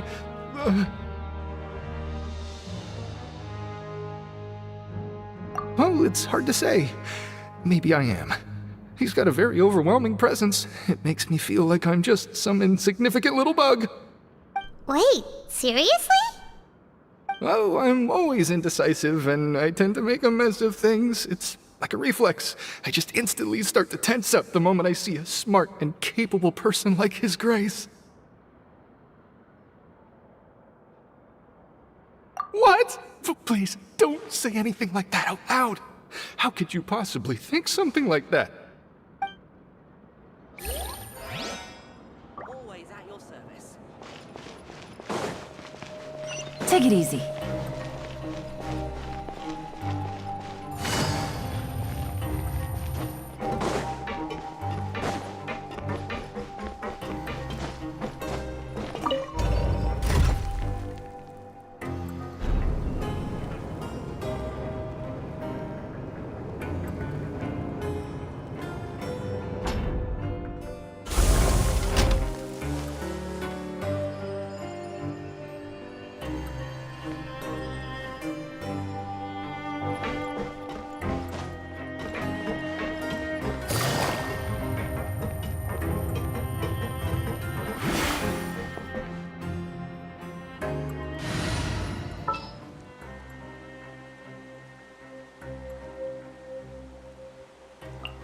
Drat. You...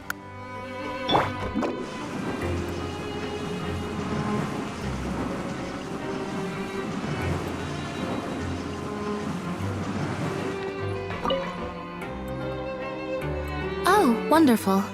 I was worried that you'd be busy trying to earn reward coupons all the time, but it seems like you haven't neglected your investigation work after all. Paimon likes having more coupons, but no one wants to work all the time. Have you also been investigating the area, Lynette? No, I was just slacking off, and you happened to catch me. My brother is still obsessed with anything remotely related to the Forbidden Zone. But knowing him, it won't be long before we get more leads. Oh, before I forget, this is for you.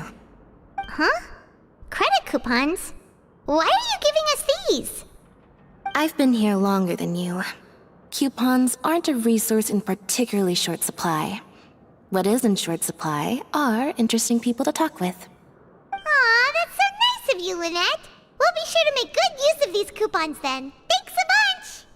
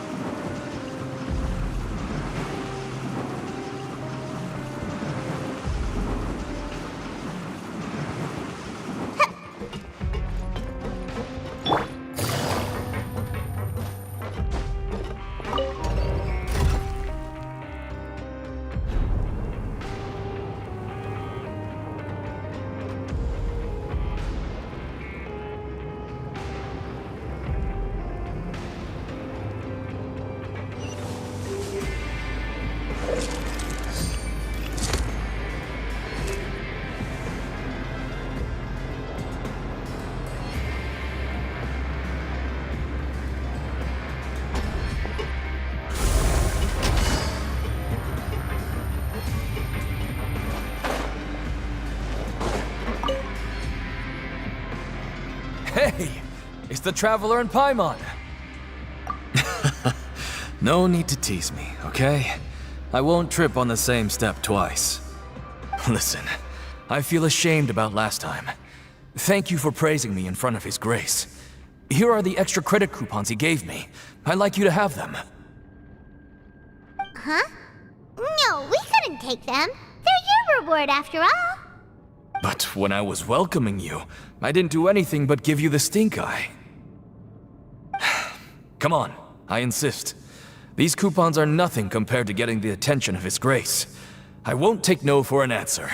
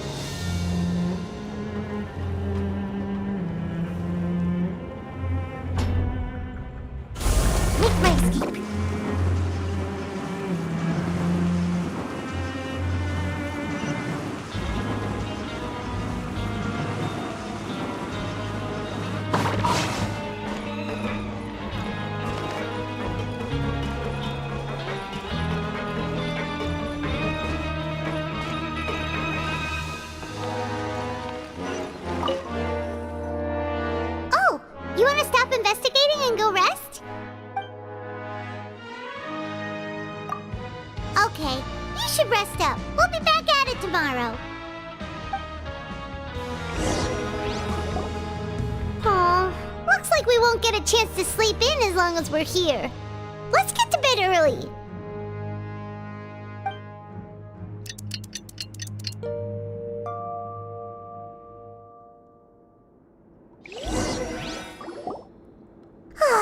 The dawn of a new day. Paimon feels like we're getting used to life as convicts. Is that a good thing or a bad thing? What do you have planned for us?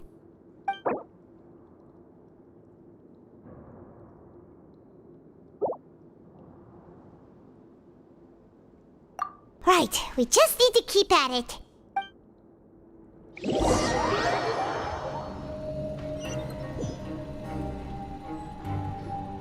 Look who decided to show up! Get your butts in gear and get to work. Time's a-wasting. Oh? What's with suddenly wanting to work so hard? You need coupons that badly?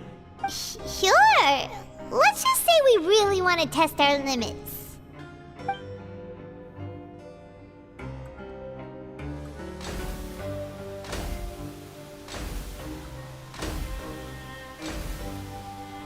Nice! We did well today. Let's keep it up!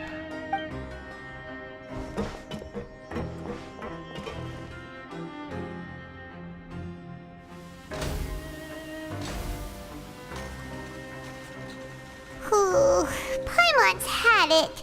Who knew that processing these widgets would be so tiring?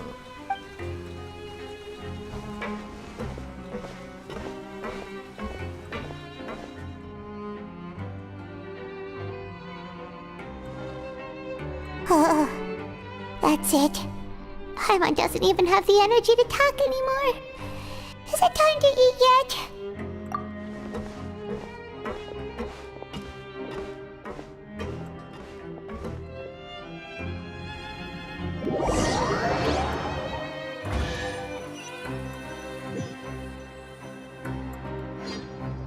Oh, Paimon's exhausted.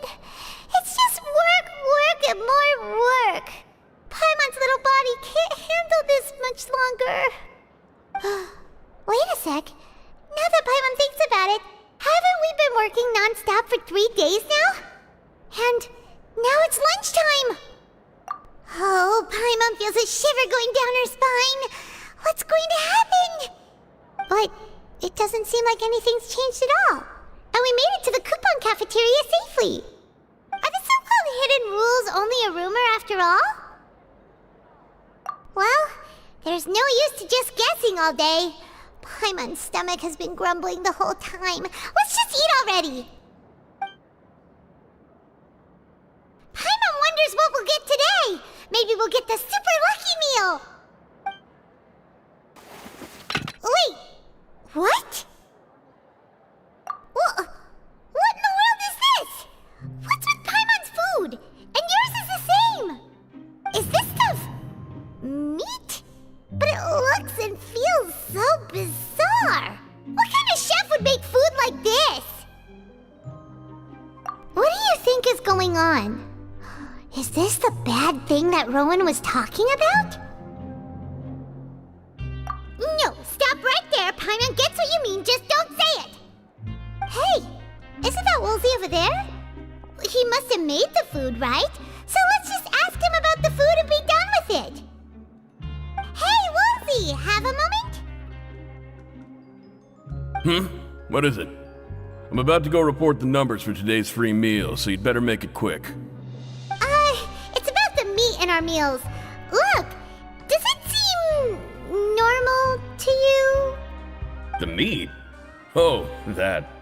Looks perfectly fine to me. Totally normal. You'd better hurry up and shout out. How could this be fun? Hey, don't leave! You barely even looked at it! Hey! Ugh, what should we do now? Woolsey wouldn't even give us the time of day. Is he trying to hide something? Yeah, looks like we have no other choice.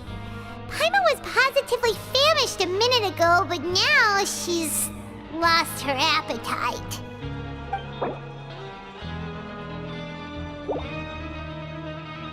What would you like to do this afternoon? Yeah, Paimon felt like some of the people here were a little strange the moment she saw them.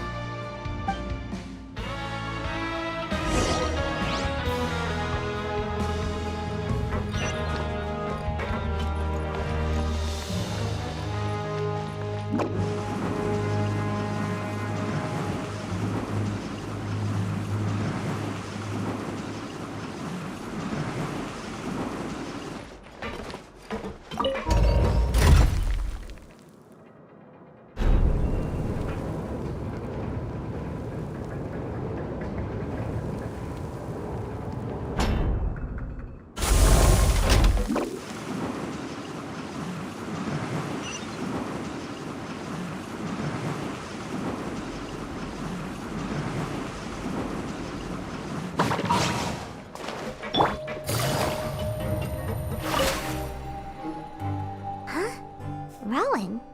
What are you doing here, Chief? I was injured a bit just now. Nothing major, I think I just pulled something. Little mishaps like this are unavoidable at work, you know? Huh. Paimon wouldn't have thought someone as experienced as the Chief would still get hurt on the job. I just knew you would say that. This is pretty embarrassing. Where is Siegeween when you need her anyway? The one time I need to make a quick trip to the infirmary. Oh, you mean she wasn't in the infirmary?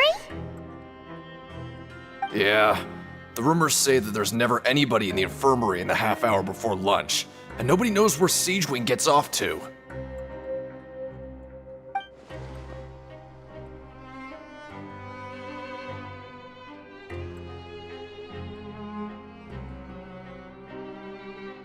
Huh. That's actually really strange. Siegeween's always super dedicated to her work. Where else would she possibly go? Forget it. I can take care of a small sprain like this on my own anyway. No need to trouble her.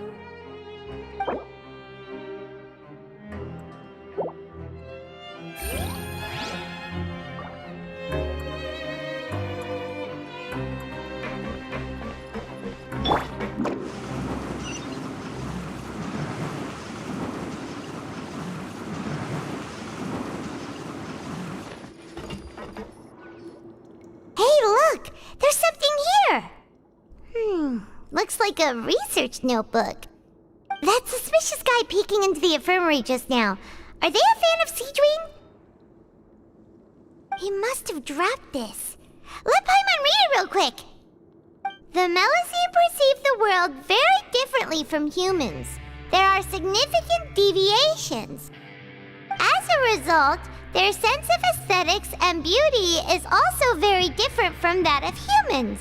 This must be taken into consideration when giving gifts. Ooh, this all sounds pretty serious. He sure did his homework.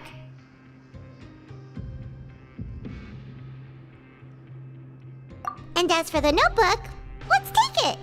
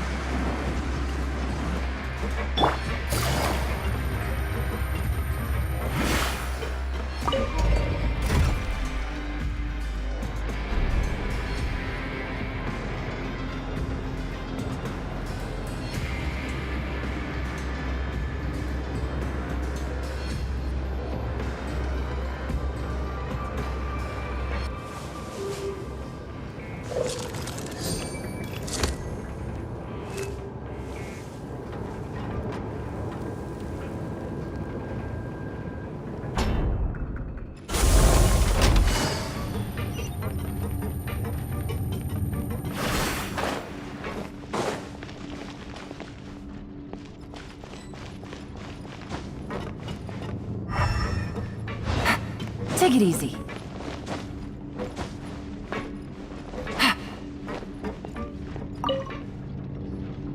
Siege Wing? Aren't you supposed to be in the infirmary? What are you doing in the production zone? Hello, Traveler. Paimon? Everyone's usually busy around now, and we don't have any patients to look after in the infirmary. I thought I'd come here and enjoy the sight of everyone hard at work. Enjoy?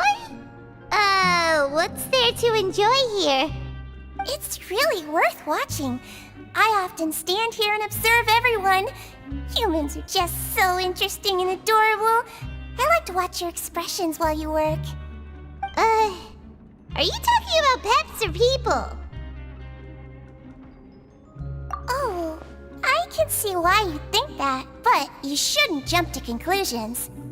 See, we Melazines are a different species, and we see the world very differently from humans. It's very easy for me to observe everyone's condition. All it takes is one look, and I can tell which workers are exhausted. Wait, Melazines can see that? Huh. That does sound useful for being a nurse. Yes, running around tending to everyone's health is very fulfilling. But I'd much prefer it if you're all happy and free from exhaustion and pain in the first place. Take care of your body, and make sure you eat well. Always rest when you're tired from work, and don't push yourself too hard. We'll definitely take care of ourselves. Thanks for the reminder.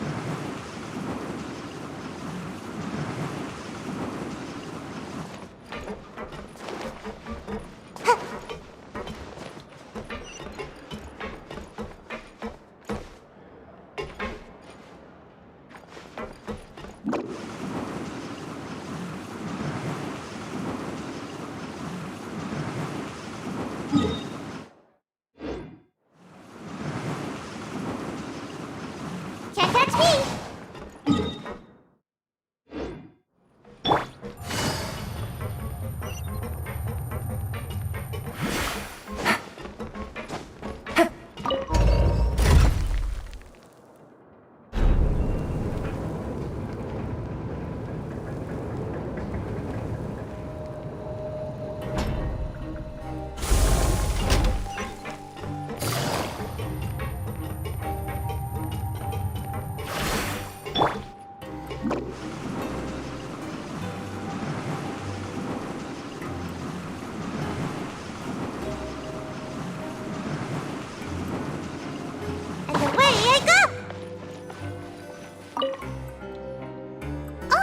You want to stop investigating and go rest?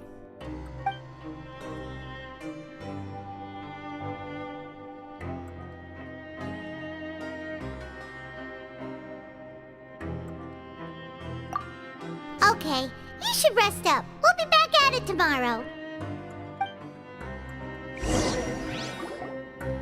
So after working a few days straight, we got some strange meat in our lunch. What was that all about? Has our investigation turned up anything useful recently?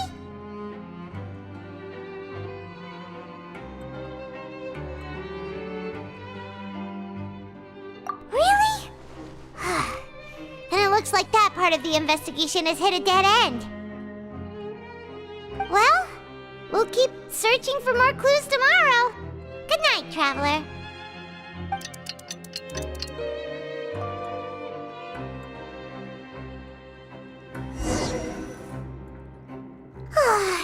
dawn of a new day. Paimon feels like we're getting used to life as convicts. Is that a good thing or a bad thing? What do you have planned for us?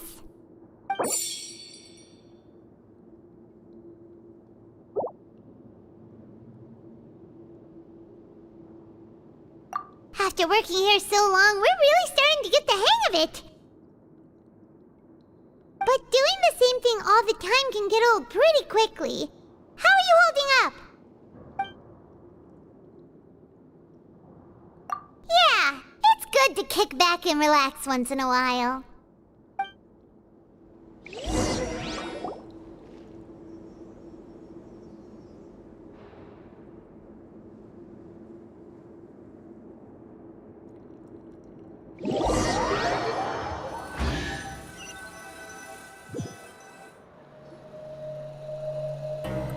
Oh, just a regular meal set.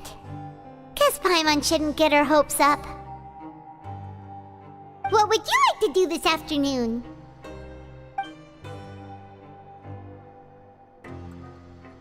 Maybe we'll be able to find some leads there.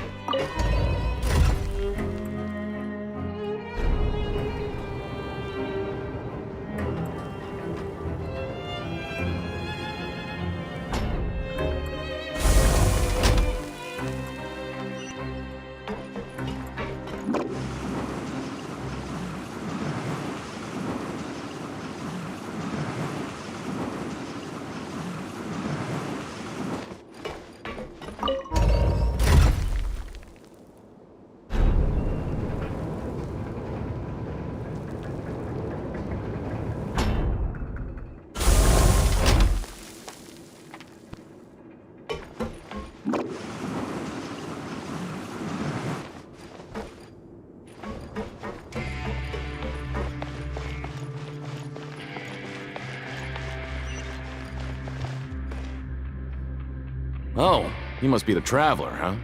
Sorry, mate, but competitors as strong as you are prohibited from participating. I don't make the rules, mind you, but I was given very specific instructions. Even convicts value their lives, don't they? I hope you can understand. But we have a game here that'll let you show off your strength, and you'll even earn some credit coupons in the process. What do you think? Interested? And if we lose the game, will it cost us credit coupons? Of course. That's the cruel reality facing every competitor in a place like the Pancration Ring.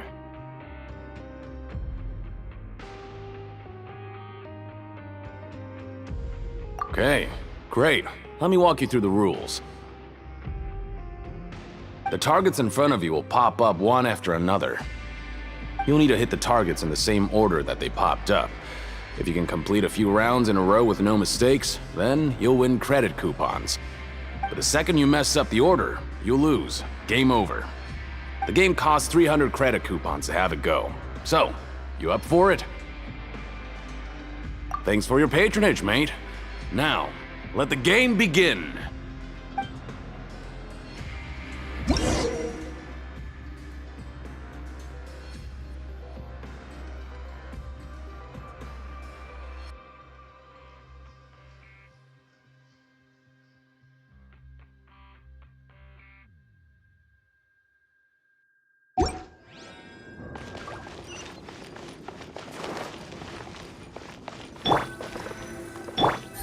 Okay, do your best to hit the target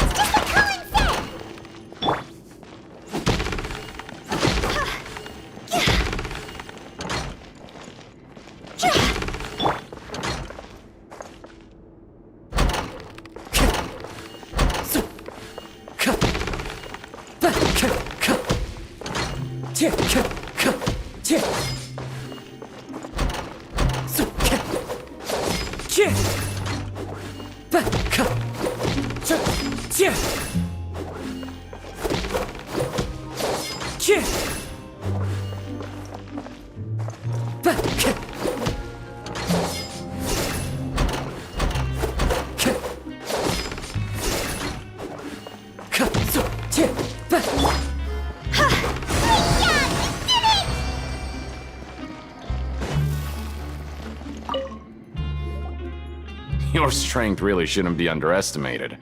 Now I get why you're prohibited from participating in any official fights. Nobody who values their life would be willing to get in the ring with you.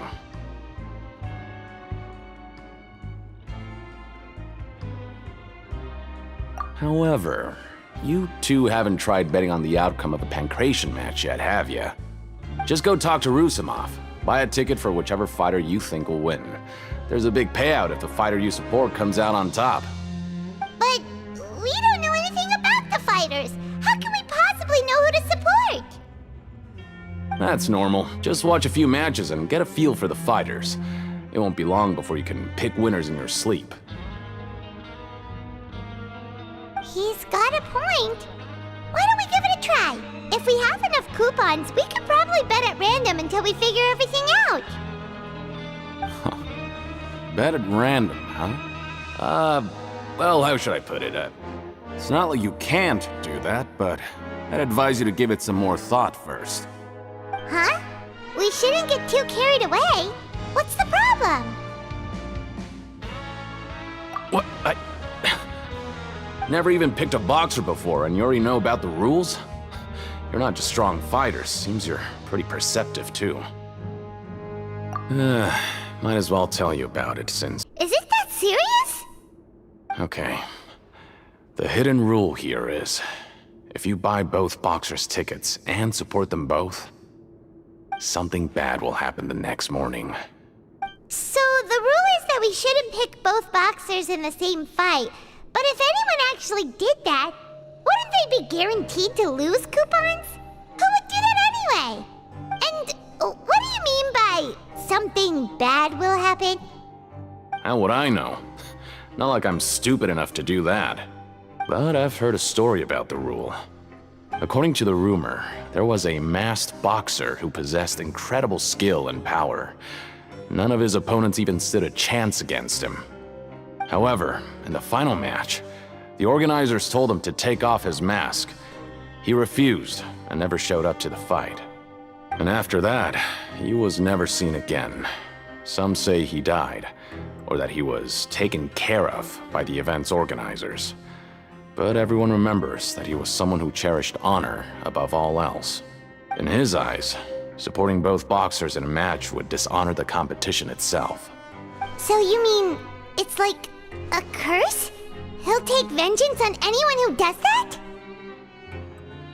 No, he was always wearing a mask, like he was intentionally trying to hide his identity. I don't even know anything about his past. Traveler, do you think that boxer was...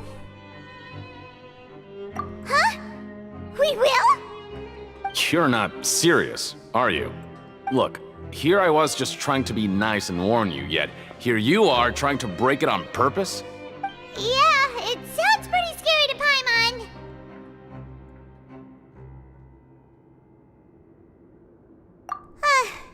Seems you've made up your mind. Just be sure to protect Paimon, okay? Betting on both fighters will set you back about 3,000 credit coupons. If you have enough, then go ahead and give it a try. Just don't come running back to me if something happens. We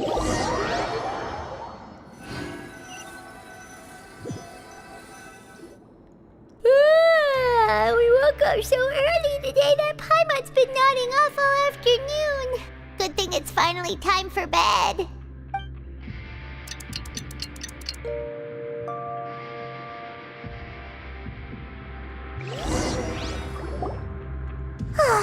The dawn of a new day. Paimon feels like we're getting used to life as convicts. Is that a good thing or a bad thing? What do you have planned for us?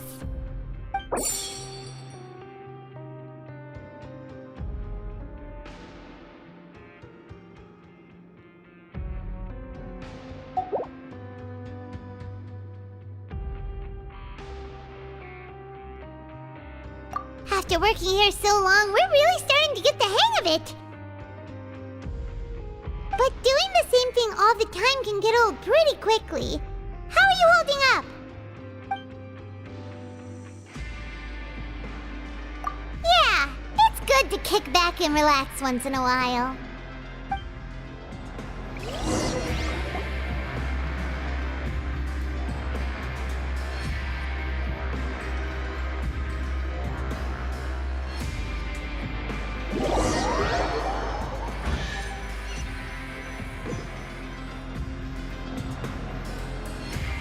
Whoa!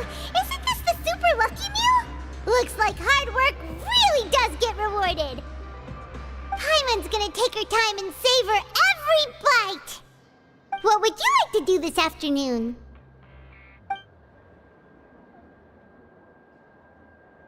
Sure! If we're not going to work, then let's kill some time at the Pancration Ring.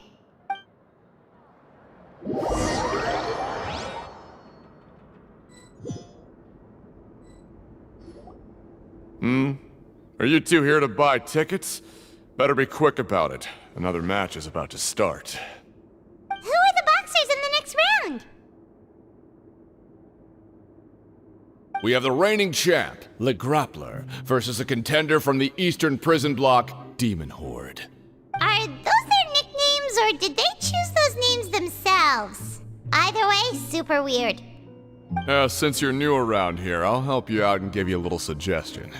Even though Le Grappler is the crowd favorite, Demon Horde is a first-class dark horse with incredible potential.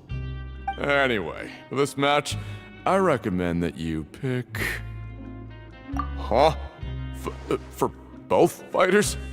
I can tell you're new to this, but I didn't think you were completely clueless. Maybe you don't quite understand the rules, no? Let me try to explain again for you more Oh, no need. We're aware that we're going to lose coupons. Alright then, if you're absolutely sure. Remember, no refunds once you buy the tickets. Yeah, we got it! Just shut up and take our coupons!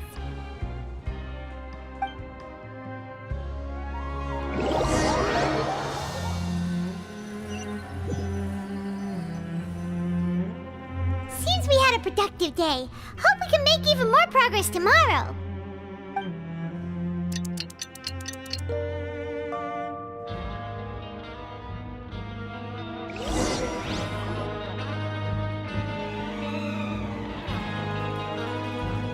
Hey, Traveler! Paimon! Package here for you. The next time you buy something, go pick it up yourself. I'm not a delivery man, you know. Huh? A package? For us? Did you buy something, Traveler? Paimon's not quite awake yet, so why don't you go take a look? Right! Yesterday we broke the hidden rule and bought tickets for both boxers. Oh, maybe this package is the bad thing that Colin said would happen. Paimon suddenly feels wide awake. Wait, maybe let Paimon go hide somewhere first. Just call Paimon after you opened it. Hey, wait! Paimon's still here! Don't open it! Ah! Huh? What is it? Are you okay? Let Paimon take a peek too. Oh, it's just a small bottle. But the color of the liquid inside looks so wrong. Almost like... Alright, that's enough of that. No need to say it out loud. Paimon already knows what you're trying to say. Ugh! No way! Get that stuff away from Paimon! Paimon thinks we shouldn't open the bottle until we figured out what's going on. Just trust Paimon on this one, okay?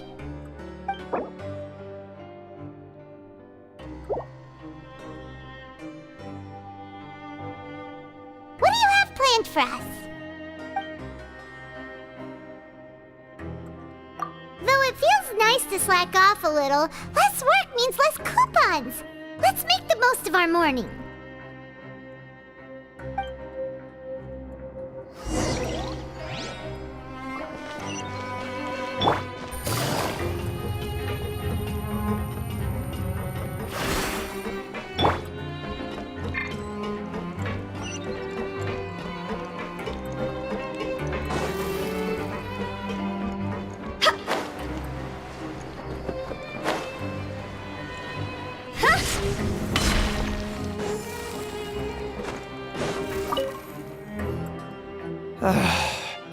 there's no way to send it all out. Maybe I'll never get a chance to leave. Who are you? We've never seen you before, and you don't look like a fellow convict. I'm not! Of course I'm not. Please, don't mistake me for a criminal. I'm a good, law-abiding citizen. Then what are you doing here? You sure seem anxious about something. I'm a promoter for Fontico, and I'm usually responsible for promoting our drink products. I thought I could complete my task here quickly and return to headquarters, but I've been here way longer than I anticipated. Oh, a promoter from Fontico? So what kind of problem did you run into? I'm so upset. It's all because of that Duke. After discussing the company's promotional plans with him, he told me outright that my project was worthless. However, in light of our long history of successful collaboration, I still tried to patiently explain the details. However, to my surprise, he just cut me off while I was speaking. Let me take a moment and recall his exact words. I'm just gonna stop you there and say no. If anything, I'm saving you time. It seems you don't fully understand the value of credit coupons here, nor do you understand the value of your own products. The former is because you are from the overworld. That's understandable, and I don't blame you for that. But as for the latter, only someone monumentally stupid, so breathtakingly stupid that they were completely ignorant of the value of credit coupons, despite living in the underworld, would ever possibly consider buying your drink. Let's just forget it. Anyway, that's how he rejected my proposal and asked me to come up with another solution with the condition that it doesn't cause any trouble for him. Can you believe that guy?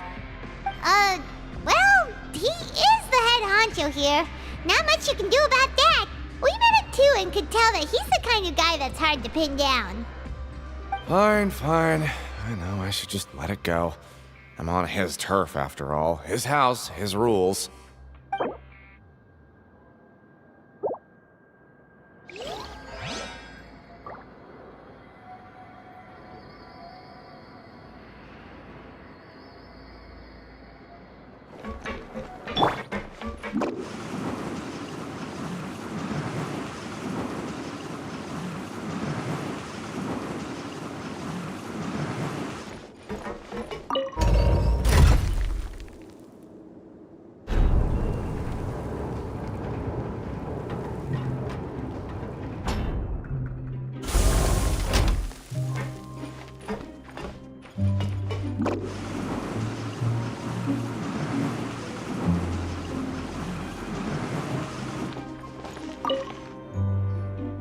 Hey, I heard you crazy fools really did it. You bought tickets to support both fighters, didn't ya? Well, did anything happen? Well, the next day we received a mysterious package, but we still haven't made any sense of the contents. So it is real. You didn't become cursed or anything like that, did ya? Are you both still okay? Wait. Are you sure that it's still you controlling your bodies right now? Paimon's not sure. What do you think, Traveler? Is Paimon still Paimon?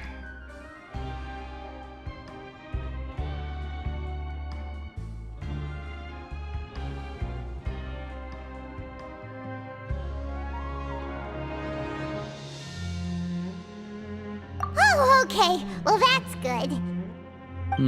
Yeah, you two don't seem to have changed at all. But I wouldn't let your guard down just yet. Still, I didn't expect you would actually do it. You'd actually throw away coupons like that just to satisfy your curiosity? Even if we bought tickets like everybody else, it's not like we could hope to earn any coupons. When it comes to things like this, it's always the organizer who makes the real profits. Hey, just what are you trying to imply? The Pancration Ring is an honest business, and we really don't make much from selling tickets. We make so little that even the current tournaments can only be held thanks to funding from the producer of Fanta. Oh, so it's the company that manufactures Fanta sponsoring the events? Paimon thought all of this was thanks to the Duke's support. Let's just say it's a mutually beneficial arrangement. They reached out to us first, hoping to promote Fonta products in the Fortress of Meropide. Anyway, you try and take extra good care of yourselves these next few days, you hear?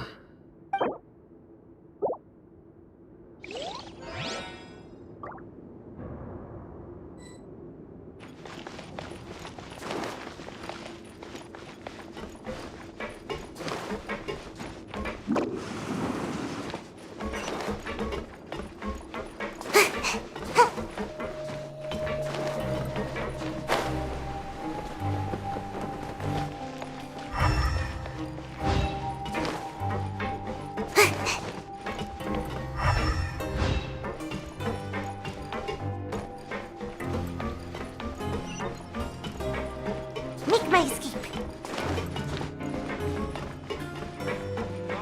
Show me what you got.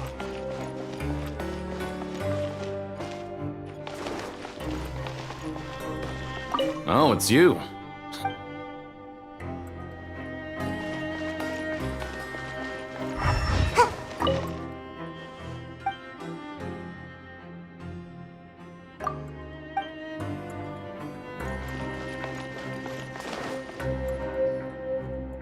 Hey, what are these papers scattered all over the ground? Are they registration forms or something? Maybe not. Every page has the Fontico symbol on it. Maybe it's some flyers from the company. Okay. But if someone catches us, they could accuse us of trying to steal the company's secrets, couldn't they?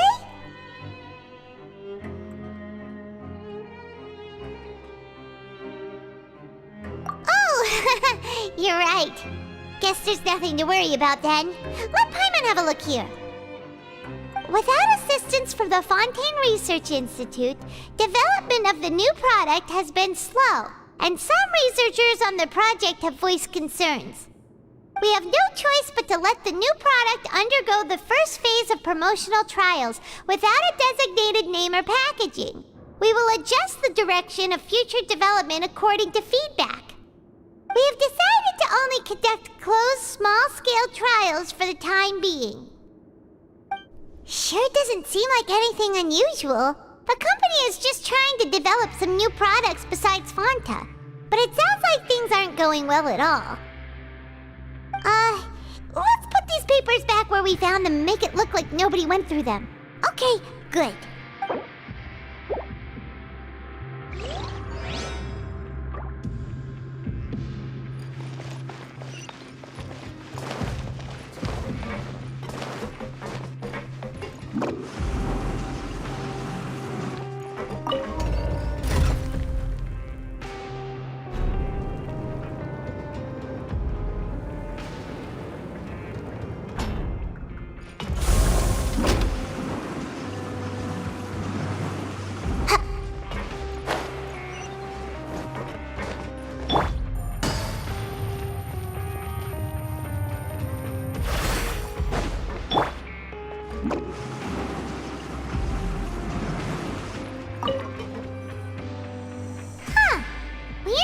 Without even thinking about it.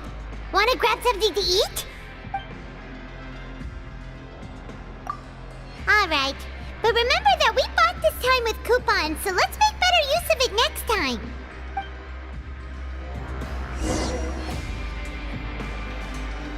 Whoa! Isn't this the super lucky meal?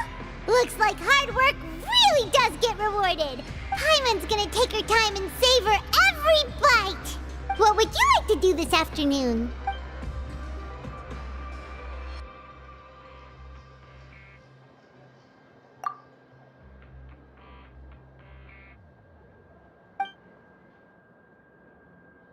Seems you're really getting the hang of things at the Pancration Ring now. But just playing the same game over and over? It's getting kinda tiring. Yeah, why don't we have Collins lower the difficulty a little? You know, so we can just breeze through each level.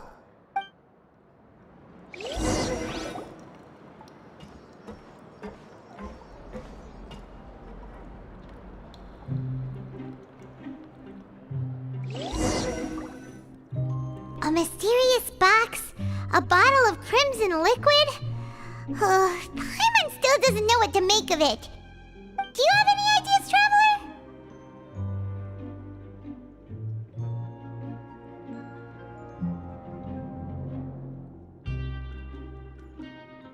Really? Then it looks like that part of the investigation led us nowhere. Well, maybe we'll have better luck tomorrow. Good night, Traveler.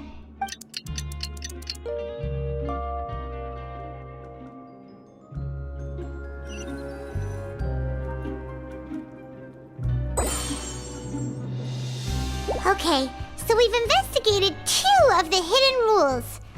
Paimon didn't think this prison would have so many weird things going on. We'd better pick up the pace with our investigation, otherwise we'll never get anywhere. Yeah, let's skip work for now and put our time to good use.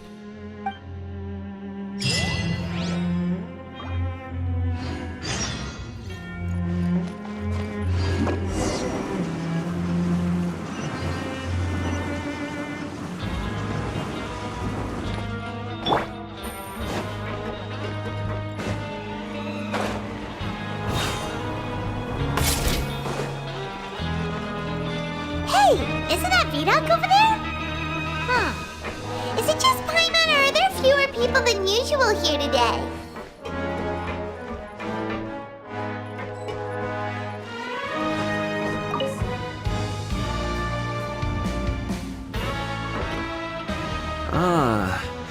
Seeing you at this time must mean you've already saved up a lot of credit coupons. Or at least enough to skip work. Seems you're getting into the swing of things around here. Impressive. Very impressive. So, now can you tell us about the hidden rules you know? If that's what you want to know, I guess you couldn't have come at a better time. Huh? What do you mean it's a good time? Leonid and those other pesky broke urchins have all gone to work in the production zone. I wouldn't want them listening in without paying up. We get it! Just tell us already! So, you know those pipes that make strange sounds? Don't ever, ever go near them at night. Even if you manage to avoid the guards, you might find something even more terrible there. Something even more terrible? Like what? A group of cannibals. Cannibals? In the Fortress of Meripede? Every month, they meet a few times in the dead of night. Rumor has it they might be connected to the people that have disappeared here. But what's even scarier is that they have a special proclivity. Since they have no way to dispose of the leftover remains, they have ways to transform them into other forms and keep them in the fortress forever. Paimon might already know what you mean by other forms. So that's what's going on here. Oh, Paimon's stomach doesn't feel so good. You two look pretty skeptical. No matter, learning the truth behind dark secrets isn't necessarily a good thing. I've got things to do too. I suggest you just act like I never told you anything. Traveler, can we just trust him on this one? Oh, Paimon doesn't want her blood and flesh entombed here for all eternity? Oh, so that's how you see the situation. Huh. You know, Paimon does feel a little better about it now.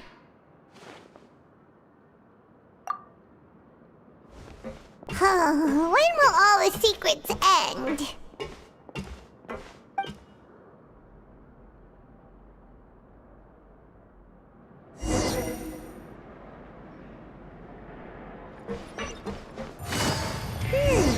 Vidoc isn't here.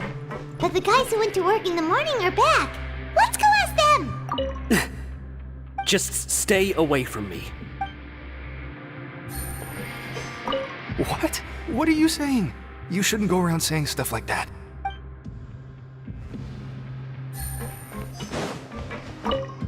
What are you talking about? Their attitude sure is suspicious. Like they're trying to avoid us. But if they're being so obvious about acting weirdly, do you think they might just be trying to lure us in? Oh, this is all getting way too creepy for Paimon. So you mean we still need to investigate some more? Okay, if you say so.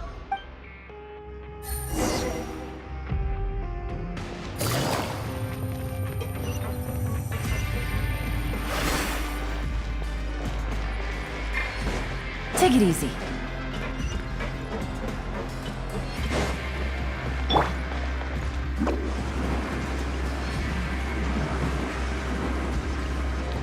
Make my escape.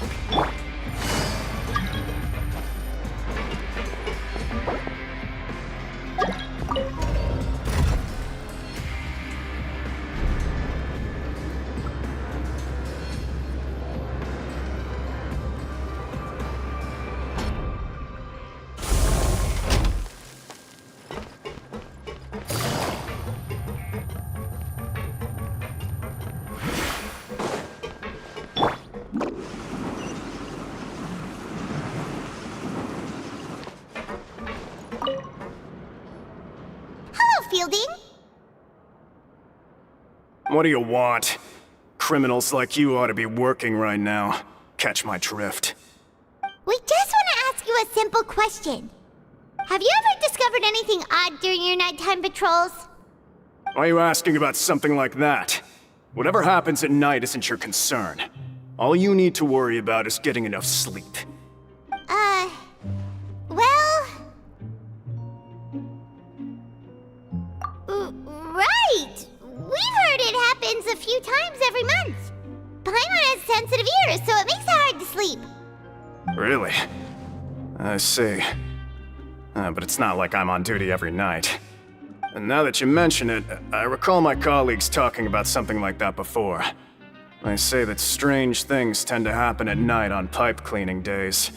Lots of us don't willingly take those shifts. So, what happens at night on pipe cleaning days? They just conduct regular cleaning of the fortress's drainage facilities. There are 3 pipe cleaning days per month, and it just so happens that today is one of the scheduled days. You can try to confirm the sounds tonight if you want, and if they're real, then I can report the issue to my superiors for you. Oh, okay. Then we'll keep both ears out tonight. If that's all, then I'll be leaving now. I advise you not to try anything funny, though. Even if I'm not on duty tonight, someone will still be watching you. Don't worry, we don't want any time added to our sentences. Oh, he left. So what do you think about the pipe cleaning days he mentioned?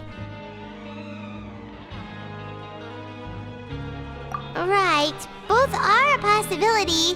But Fielding did say that tonight is a cleaning night. Paimon knew you would say that. Alright, sounds like we'll be up all night tonight then. Paimon just hopes the guards don't catch us.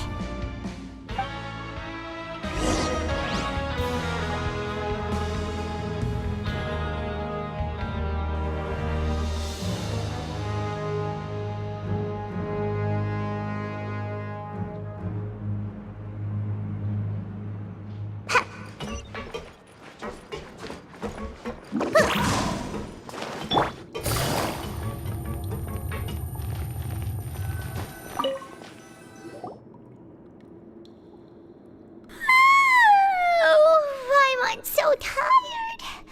But we can't sleep yet. They'll be cleaning the pipes tonight, so it's the perfect chance for us to investigate. Whatever. Just be sure to wake Paimon if she dozes off. Paimon's worried something might happen if you go alone. Huh? Traveler? Did you fall asleep already?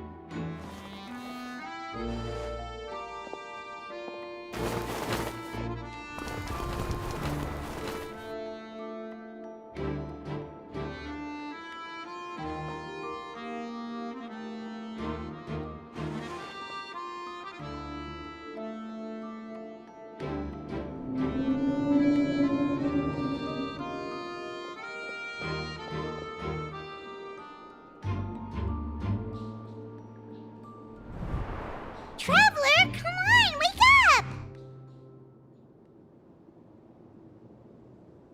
Oh, it looks like you were just peacefully sleeping to Paimon. Well, what did you see this time? Really? So we're finally starting to figure out what actually happened! But what about the cannibals? How do you explain them? Okay, well, it's about time for us to get moving. Just be careful to avoid the patrolling guards.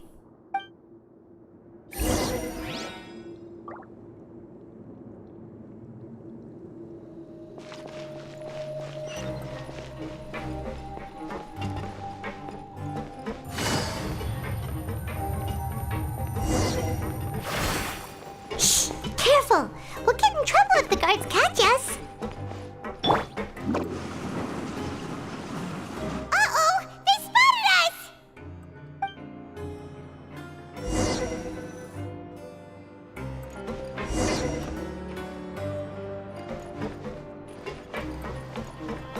Shh! Careful!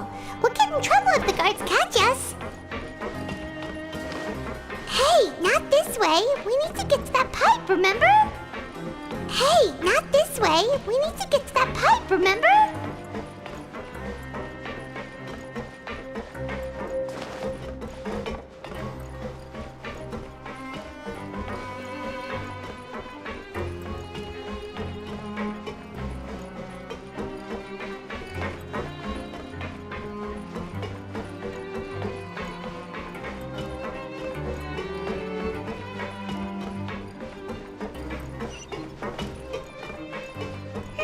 This should be the place.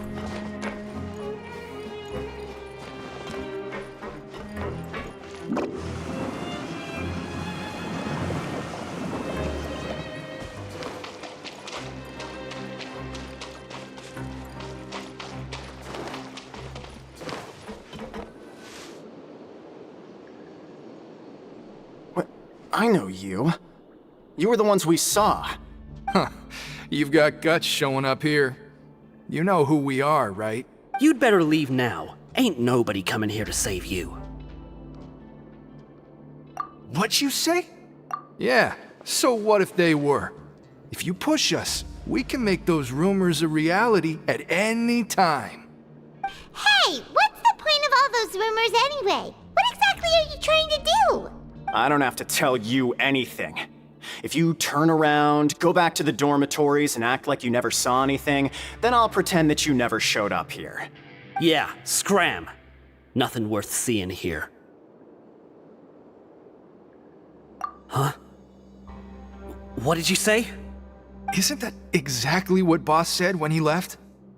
Hey, do you know our boss? Whoa. We had no idea our boss was such a big deal. He always kept his identity a secret. So, did he have you come here to find us? Oh, so your child's crew here? Seems like he had no problem fitting in. We're the only ones who heard him say those words when he left that night. So, unless he somehow told you those exact same words after that... All right. I guess that's proof enough for me. Wow, those dreams of yours sure come in handy. We gave him the business for a while, and would always give him a hard time when he first came to the fortress of Maripede. But here in the fortress, the strong will always earn respect. He was working the longest hours and racking up wins in the Pancration Ring. You could always see how amazing he was, even when he was teaching us a lesson. So eventually, we all decided to follow him. But one day, he suddenly told us that he had to find a way to escape this place, no matter the cost. He said it was because he heard that call again. And as his crew, if the boss wants something, then it's our job to get it done. So, we got to work and used the hidden rules that were here to make up and spread the rumor about the cannibal rule. We just wanted to give him a better chance of escaping on a night after the pipes had been cleaned. Oh, thanks to your rumor, nobody would want to come anywhere near here, prisoner or guard. Wow, it sure is easy to exploit people's fear of the unknown. But has a child already escaped? Why are you all still coming here after pipe cleaning day? Because as far as we know, the pipe he went into isn't actually an exit. It should be a dead end. It leads to an abandoned factory area, and even if there were a way to escape from there into the sea, we're still way too deep. No one could ever reach the surface alive. But Boss still insisted on going in. It's like he was obsessed about it. So we told him that we'd pretend as if he never existed while he was gone, and that if he wanted to come back, he should wait for nighttime on a pipe cleaning day. That way, we could meet him here and help cover the whole thing up. So you come and wait here through the night a few times a month just because of that promise? Yeah, but it's been so long now. We already know in our hearts that he must have managed to escape somehow. Is it also possible that something unfortunate happened to him? Nothing could ever defeat Boss or slow him down. It's one thing we know for sure. Okay. Paimon was just brainstorming possibilities. All right. Keep quiet and follow us.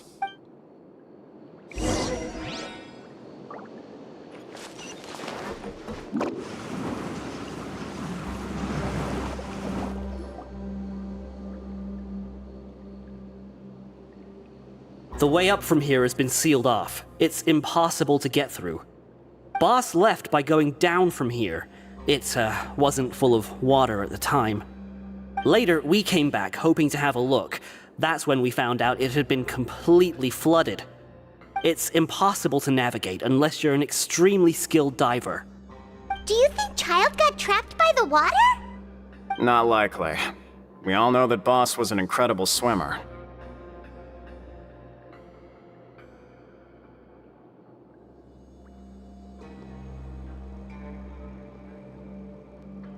Really? Then have him come investigate, pronto. Just be sure to tell us if you get any news about Boss. It's getting late. We should leave before the guards come this way. Yeah, we learned a lot about what happened to Child here. Let's get going!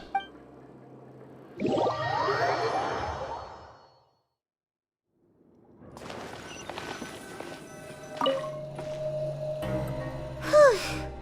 We finally learned some key information. Seems all of our investigative work has finally started to pay off. When you said you knew a diver, you were talking about Fremine, right? If we ask Linny, he'll definitely have Fremine help us. Ugh. Why is Child like this? What was he doing going into the pipes? Not making our jobs easier, that's for sure. Fortunately, though, it seems like it's only a matter of time now before we find out what really happened. Now that we can finally relax, I'm starting to feel super sleepy. Let's try to get some rest while we still can. Nighty-night, traveler!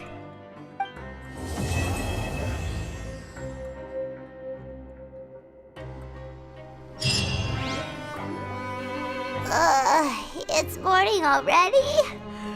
Oh, Paimon still needs more sleep. Huh? Wait, look over there! Isn't that... It's one of Linny's cards! Let Paimon see what's written on it! Maybe you haven't heard, but today is the monthly free day. Everyone has the day off today, which makes it the perfect time to do some investigating. It's been a while since we last talked. Have you been making any progress lately? Let's meet at our usual spot in the factory area before lunchtime. I have new information. Ooh, today's our lucky day. We have the day off. From the sound of it, Lenny's been making progress with his investigation. Wonder what he's discovered. We still have some time before we meet up. Let's talk with the people here for a bit more before we go.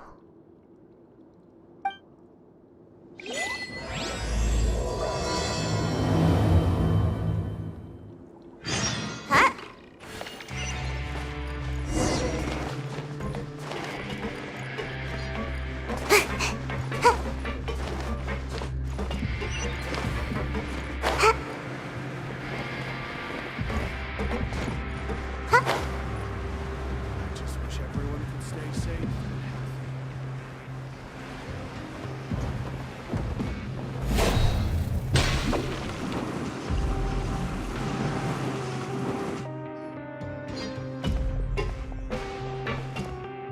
there's a group of people over there. Let's go listen in.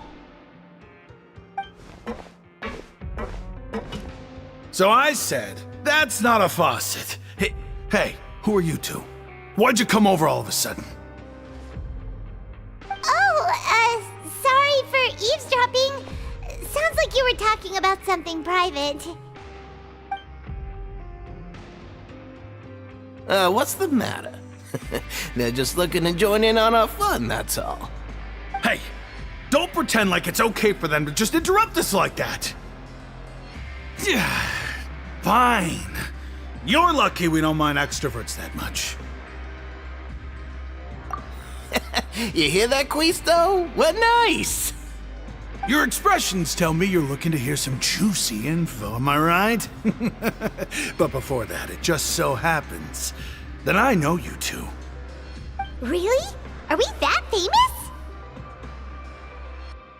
You're kidding. How often does anyone get a personal tour led by His Grace himself? Practically everyone was talking about it. Word has it that you also caused quite the kerfuffle. A little mistake, huh? I like the way you put it. You see, people with a good attitude can join our group anytime, unlike some of the others here. Your group? I'm Quisto, and this is Lavaroon. People usually call us the Bombshell Bros, but don't worry. We're not playing with bombs or anything. It's just that our information is always so explosive, and we blow minds on the regular. So, you two really like to gossip? Whew, you sure know how to embellish. No. You don't get it. Knowing intelligence will make things better for you here. For example, knowing who's working with whom, who has the latest rumors, who's not getting along. Wouldn't you like to know all that? Whoa, all this info's worth something, you know? You should prove you're worthy of it. I don't mind him. Quisto's always this way. Just play nice and say something to massage his ego. The welfare meals. Talk about the welfare meals. Right. That meal we had yesterday was super delicious. Paimon can still taste it whenever she closes her eyes. Is that so? To tell you the truth, I've been helping out with making those welfare meals. I've been working as a kitchen assistant for about a month and a half now. Oh, so you're the one who made those delicious steaks. Amazing. You could be a professional chef. You are correct. I am a true professional. In fact, I even went to culinary school. But enough about that. Since you like my cooking, I guess that means we share similar tastes. Listen carefully. This little bombshell will help you learn what's really going on here in the fortress.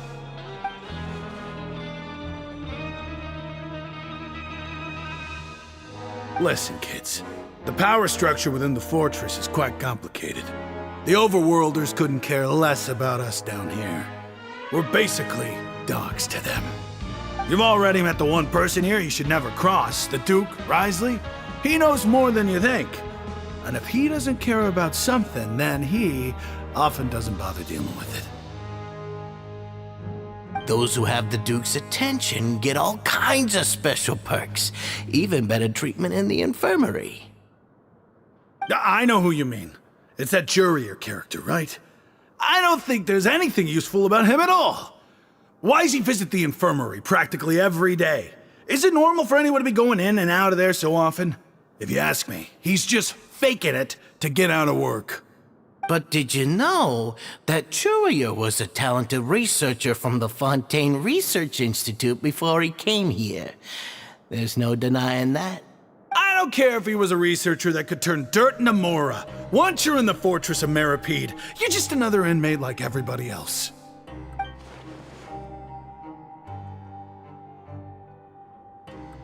Speaking of which, the last time I saw him, he was passing by in the corridor with Lorvine. I also heard they started arguing in the library and got into a fight, right? Guess that's just how terrible of a guy he is. You mean he hit a woman? Wow, I never imagined he was that bad. But that Lorvine's also quite the odd one, you know? She's always gabbing away, got into a fight with a man, and she also got sent to the infirmary. Come to think of it, I always see her going to the sick bay every couple of days, too. Huh. Wait a second. You don't think? Do you think could it be that they're secretly meeting there to go on dates? But it's really hard to imagine.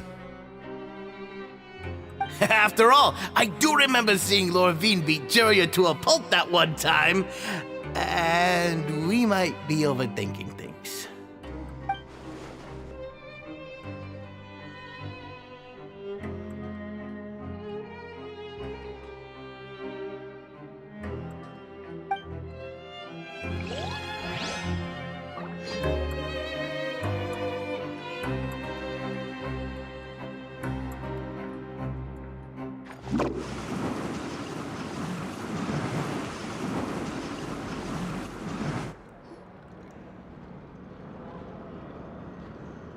Look! There are some people talking over there! Let's listen in on the conversation.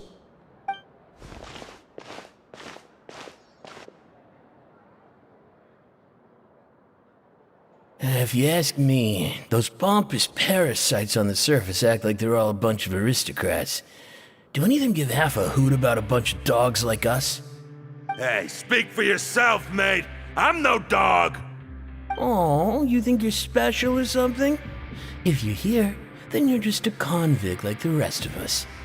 I've heard that even if you're released after serving your sentence, going back to life on the surface ain't any better. Once a criminal, always a criminal. We're marked for life. I don't buy that.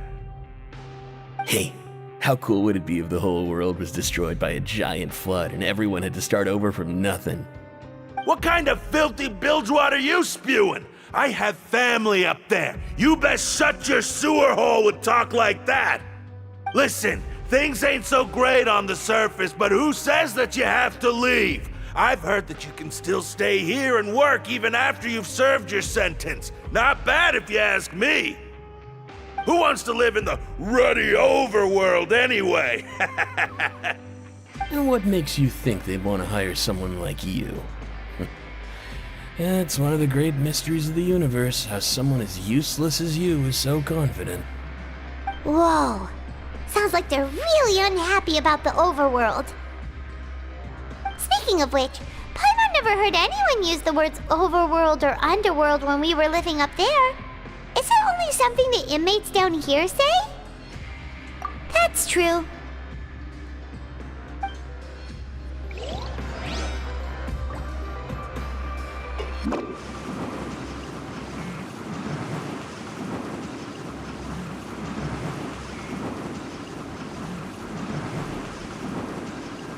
I'm out of here. Hey, you over there?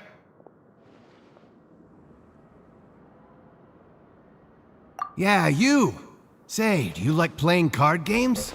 You know, like Genius Invocation TCG? You TCG players are like mint in the wild, literally sprouting up everywhere. Hey, come on now. What's wrong with finding fellow Invocation aficionados? Anyway, care to join me for a game?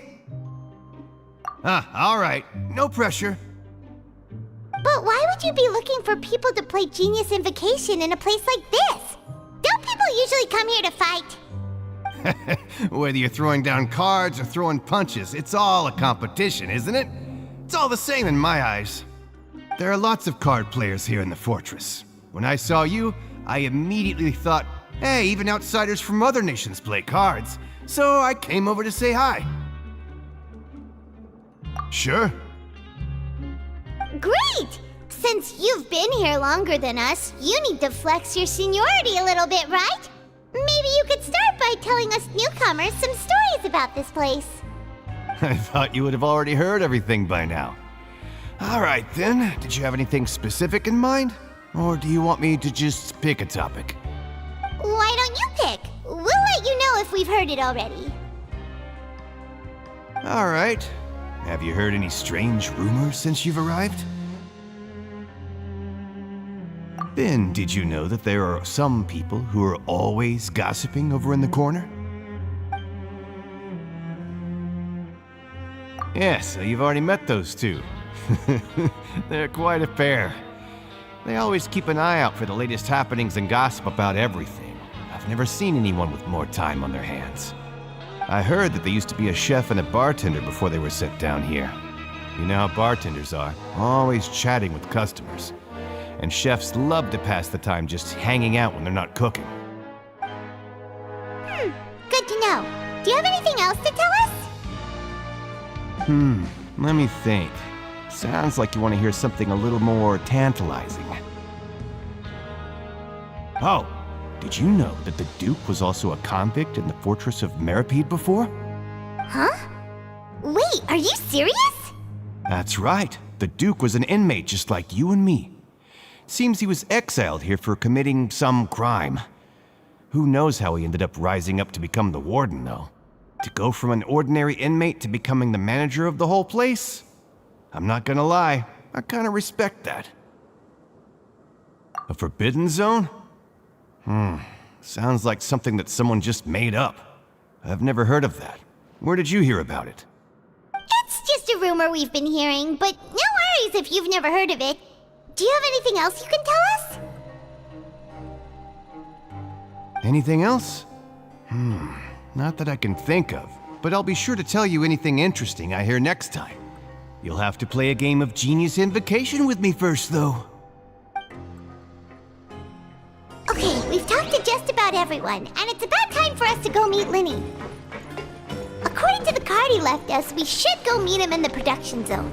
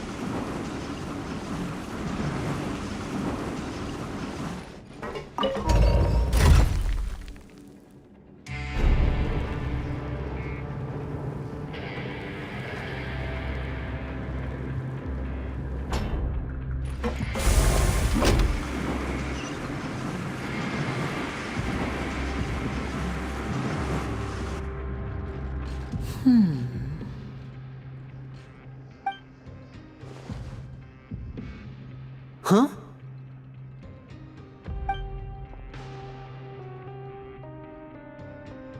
That look in your eyes. You found something? Hey, this is no time to be modest. Just tell him we found a boatload of information. Oh, as expected of the legendary duo, you have my full and undivided attention. Huh. I'd have never guessed that myself. The rumors swirling about this place are unreliable after all, and Master Child probably went missing because he found a way out.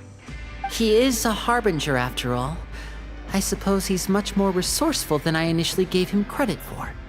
Unfortunately, this isn't enough for our final report to Father. We need to find out Master Child's exact whereabouts. Father told me that even though Master Child said he was just coming to Fontaine for a vacation, he actually had some personal reasons. His agenda might be linked to his disappearance. His escape route is already flooded, so we'll have to task someone with professional diving skills to chase after him. Well, when you put it that way, it's obvious that only Fremine would be up to the task. Bingo! Is he around? He's working today. Coming here as a group would have attracted too much attention. I'll talk to him about it later. No need to thank me. This was always a part of our mission after all. Honestly, I'm far more impressed by you guys managing to collect all this information right under Risley's watchful eyes. Collecting information has always been our strong point. Now, let me think. To find out more information, Fremine will have to retrace Master Child's original route. And if he's to do that, he'll have to set out on the next pipe cleaning day at the earliest. That's 6 days from now. And after that, he'll probably take another 2 or 3 days to return. You can even estimate how long it'll take for him to get back? We've been working together for a long time. We know each other's capabilities like the backs of our hands. Traveler, what say you to meeting here 9 days from now? We'll be able to pick up Fremine while we're at it, too. Oh, and there's just one last thing we'd like your help with. Though we can just sit back and wait for Fremine's report on Master Child's whereabouts, we still need to make more progress on the investigation of the Forbidden Zone. Fremine's no master of disguise. Lynette's still working on getting intel from the other areas, and I'll need to spend some time helping Fremine prepare for his diving mission.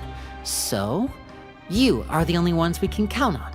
What do you want us to do? Will it be hard? Well, I won't call it easy per se, but I think you'll be able to pull it off.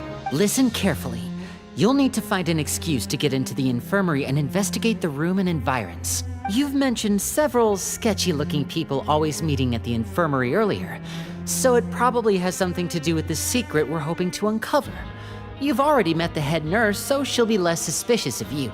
Investigate the internal structure of the infirmary and any active dealings within, and pass those on to me alongside anything else you're able to discover. But also, there's no need to take risks. Don't forget, safety always comes first.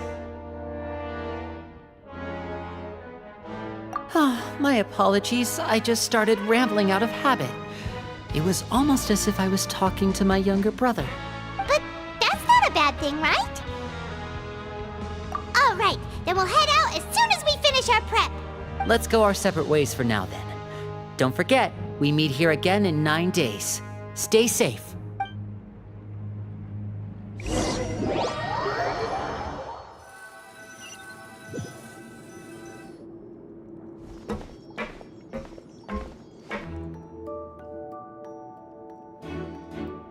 Hey, stay here for now. Paimon will take a peek.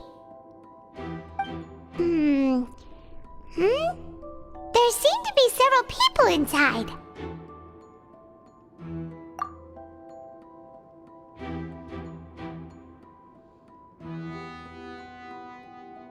Right. I feel like It's not impossible. So...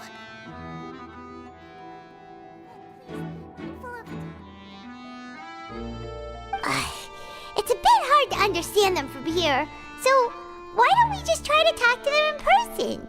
Let's go as soon as you're ready.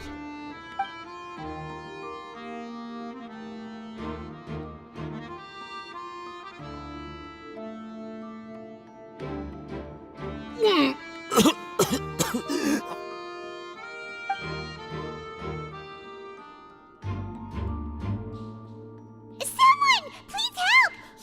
He's sick!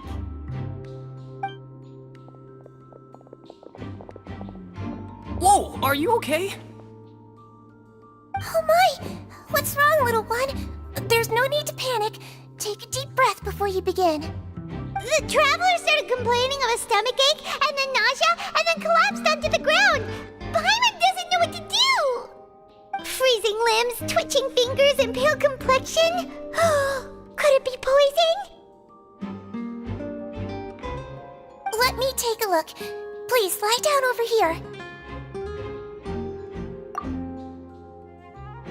Don't worry, I'll get you to the bed safely.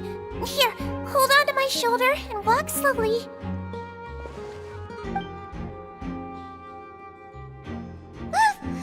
You can do it, traveler! Don't apologize. You're sick after all. Now, please relax. I'm just going to do a preliminary checkup on you.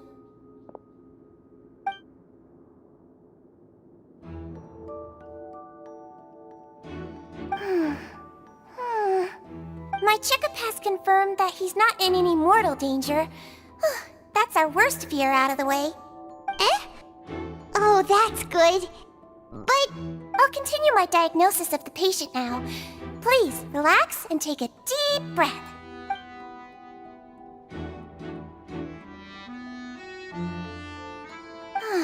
Don't sense serious damage to your organs either.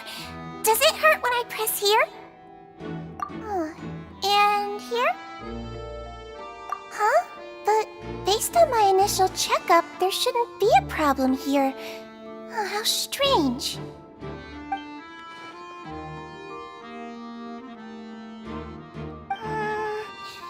What about here? Does this hurt? Oh, I understand.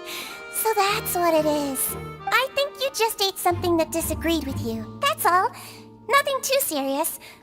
Outside of a pretty bad stomachache when it decides to act up. So that's what it is. Thank goodness it's not anything more serious. And there have been other inmates complaining about the food recently. I'll inform our head chef, Mr. Woolsey, of this problem as soon as possible. Congratulations! The health risk is incredibly low, so you should recover within a couple days. Why don't you take a rest here while I go get some medicine for you? Miss Levine, I'll have to trouble you to help me look after this new patient while I'm gone. Very well. And she hopped away just like that.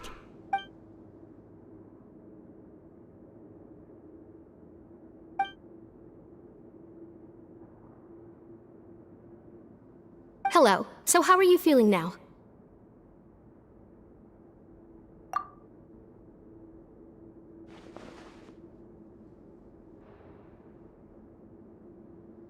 His stomach ache's really bad. He was stumbling about the whole way here, so Paimon's really worried. If Miss Sijuin says it's not a serious problem, then there's no need to worry. She's the best medic we've got down here. But it also looks like she's the only medic you've got down here. Well, that's true. What do you mean, that's true? That's really misrepresenting the situation. Of course I can't speak for the whole fortress, but it's not like everyone imprisoned here is useless, you know? Though they may have committed crimes and gotten locked up here as a result, they still know a thing or two about medicine, and they help Miss Sijuin take care of the sick and injured.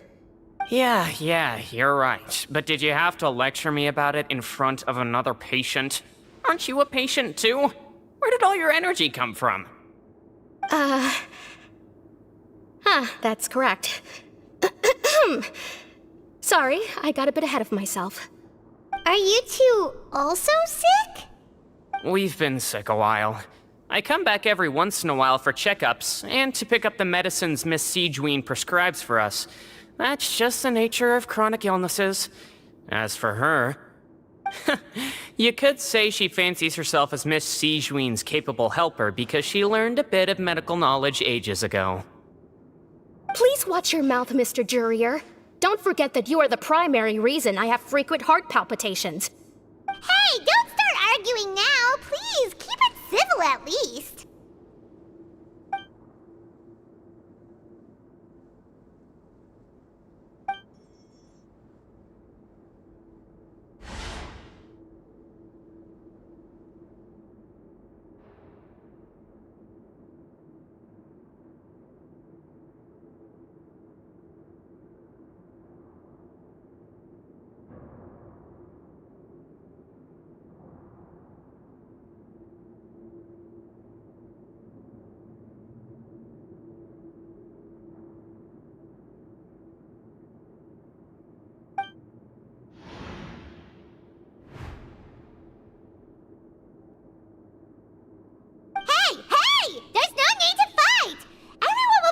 Someday, so there's no need to argue over silly things like this. But... Release. It's way too early for us to even think about that.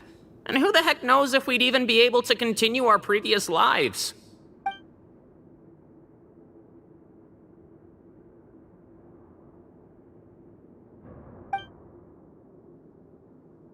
allow me to end this boring and useless conversation.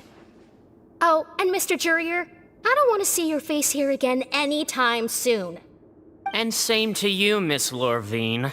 Anyway, that was more than enough rest for me, so I'm going to get out of this excessively noisy place. See you later, everyone. He just slowly walked off like that? That's just what he's like. I'm sorry you had to see all of that. I'm Lorvine, and that's... Well, his name is Jurier, but I hope you'll never have cause to remember his name. You really can't stand him, huh?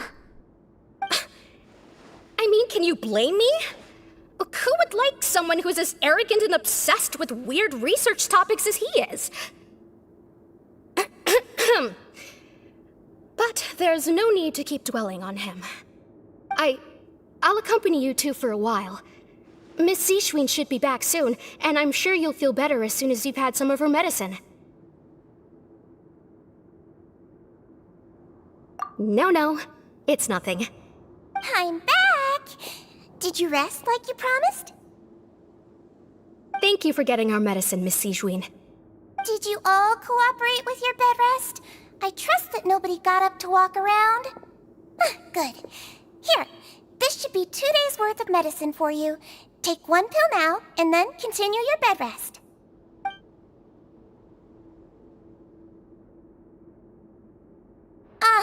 Miss Lorvine, I left in a bit of a hurry just now.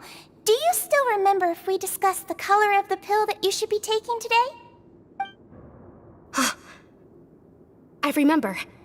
You said it should be yellow.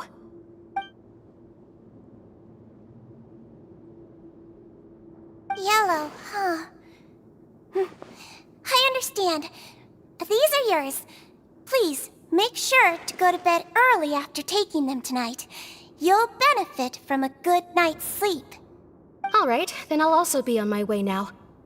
I hope you feel better soon, too.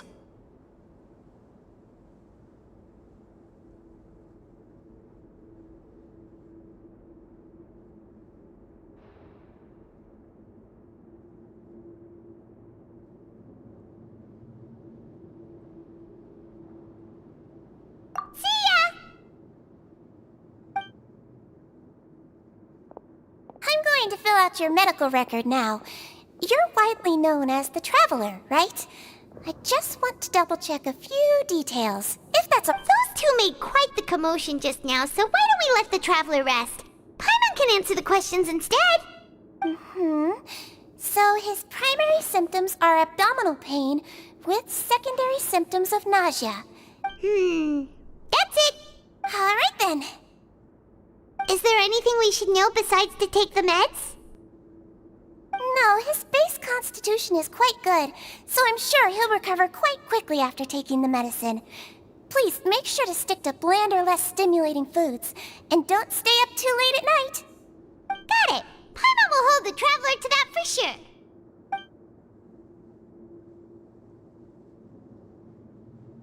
Oh, you're going to take a nap already? Okay then, you get some rest.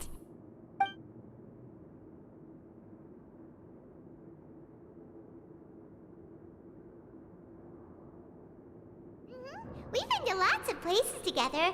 He may look a bit under the weather now, but he's actually super strong.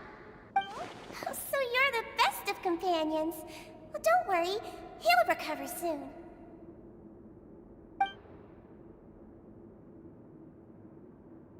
Ah, you're awake. How do you feel? You slept for a really long time, but we never left. Well, now you can go back without a worry in the world. Remember to take your meds regularly, and remember bland foods. Thank you, Miss Zishwin.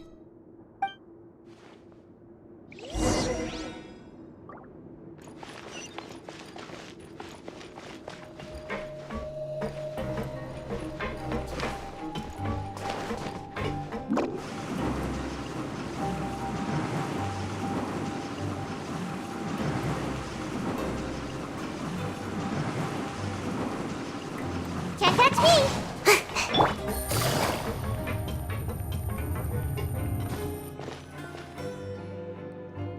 really are something. To be able to fall asleep like that and even sleep talk the entire time, you scared Paimon half to death!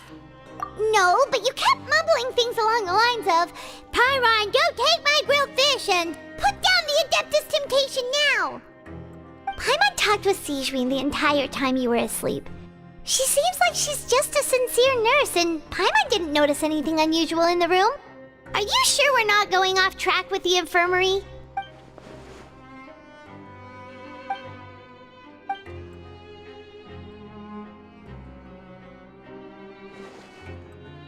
Whoa! You really are super thorough! All those tiny little suspicious things that Paimon didn't even pick up on! We've gotta get the info to Linny!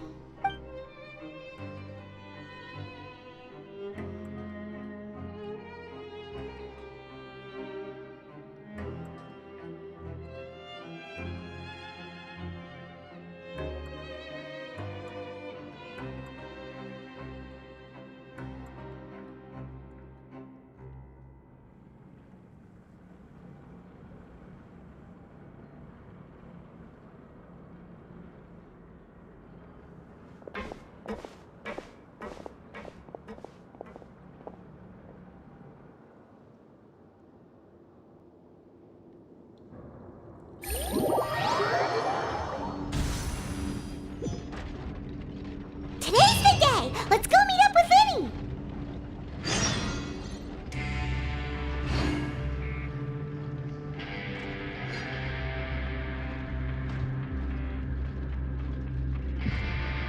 I got a new letter from an informant.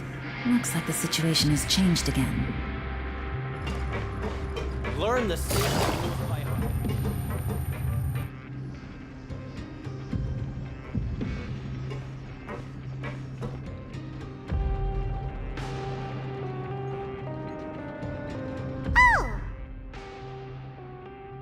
Hmm?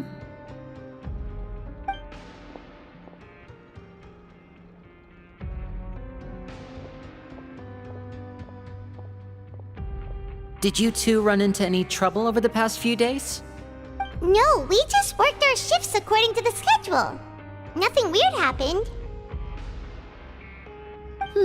That's good. That means you didn't raise any suspicions when you infiltrated the infirmary. We've taken a look at the slip you've sent. Fremine successfully left the grounds via the pipes 2 days ago, and as of last night, Lynette has also infiltrated the infirmary after faking an illness. Wait, why is she getting involved as well? You already went above and beyond when you scoped out the infirmary. To put it more bluntly, even if we were to view that as something you did in exchange for Fremine's help, you've already done more than enough. Infiltrating a guarded stronghold is a different kind of job from a one-off investigation. We want to avoid using the same faces over and over and reduce the amount of suspicion that will fall on any given person. Lynette also felt like you have already taken the first step for us, so she should be the one to finish the job. So that's what Lynette thinks. Oh, Paimon hopes everything's going well for her. Then, let's go check on Lynette before Fremine returns. If everything went well, then she should be wrapping up her investigation right about now. Is now really a good time to go over? According to my observations, Sigewinne always spends around half an hour away from the infirmary right before lunch. Lynette knows this as well, so this should be a good time to meet up with her. Also, I'm her brother, remember? It's only natural for an older brother to care about his younger sister's well-being.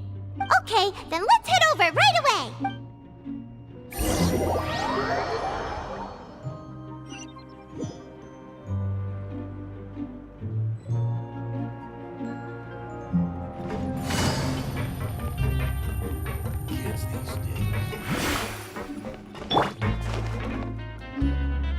Lynette should be here right now. Huh. Strange. Lynette? As expected, Sigewinne isn't here, but why isn't Lynette here? No, Lynette rarely deviates from the plan. We agreed that if she were to make changes on the fly, she'd find a way to let me know. Unless... Let's see if there are any clues around here. We can look while we wait for her.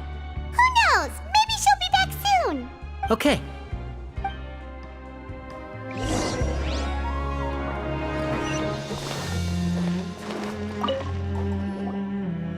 some books here and a few files. They all, advanced nursing, how to raise the spirit of your patients, a quick guide to the psychology of emotions, and the meaning of laughter. These sure are some interesting books. Who knew Sijuin would be interested in these kinds of things? She even has books on understanding people's motivations and feelings.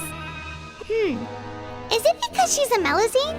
Or does she have a need to understand her patient's emotional state? Seems quite normal to me. These are skills that would come in handy for a nurse from time to time.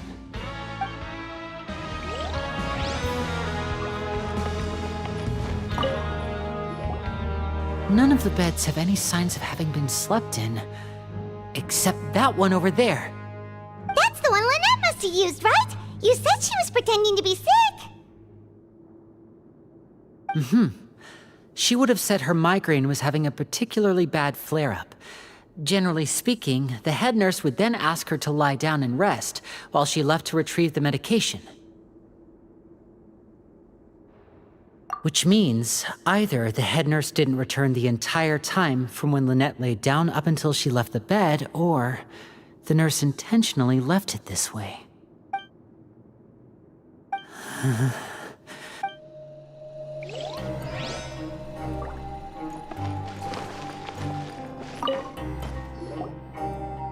This is it! We saw it before!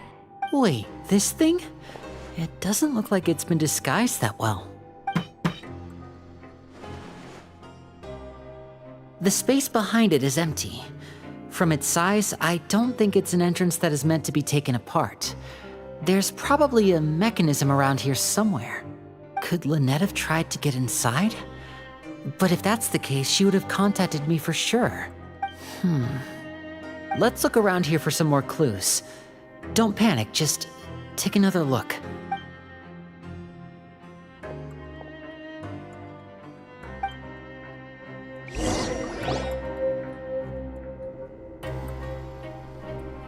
Hey, you guys, there's a slip of paper over here!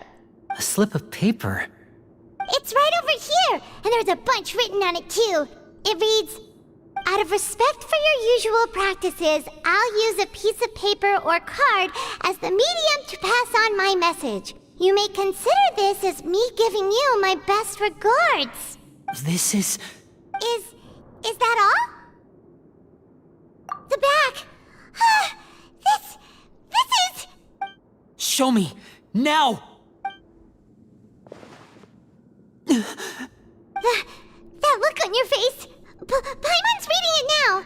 Would you care to guess where Miss Lynette of the Fatui could be right now? No. Could she have... Is she already... Writhsley. Did he deliberately leave the infirmary unguarded to use it as bait?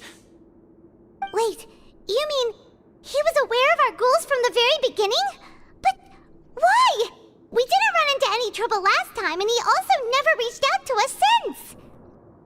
Yes, that is a crucial question. Writhsley. He doesn't do anything without a clear goal or reason. So this means he had no concerns about your activities from the very beginning. You're not from the same camp as us. You were sent down here by Nervulet, so you have no conflict of interest with Writhsley. We're a completely different story, though. I'd like to know that, too. Why did he only go after her? Don't panic, just think everything over. I have to stay calm. This is not like what happened last time. The situation's different now. Wait, you're right. Wait, but that means the fact that Fremine was able to leave the grounds. Could Writhsley have let him go as well? But what does he gain by letting Fremine leave like that?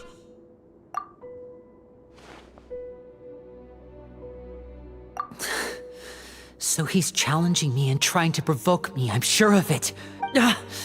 We never should have sent out Fremine. We had to go through all that trouble to find an opening to sneak him around the guards and into the pipe, and we even thought luck was on our side. If Writhsley let him leave on purpose, then he's probably in a terrible spot now as well. Lenny's getting more and more panicked. We have to calm him down. Don't be like this, Lenny. Fremine wouldn't have left if we hadn't told you about Child. That was our fault. No. I'm the leader of this operation, and I'm the one responsible for this team. I was the one who failed to protect them. I'll go talk to Risley. Hey, don't be reckless! Traveler, please talk some sense into him! I simply cannot allow Lynette to be abducted again. I have to go. I'll find a way to get them back! He's rushed out the door! After him!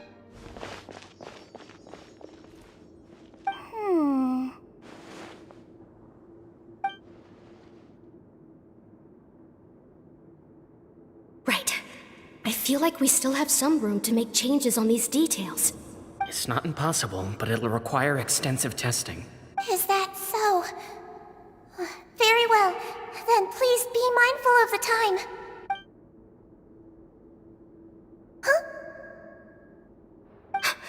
Is someone? Pack everything up. Whoever's outside is eavesdropping.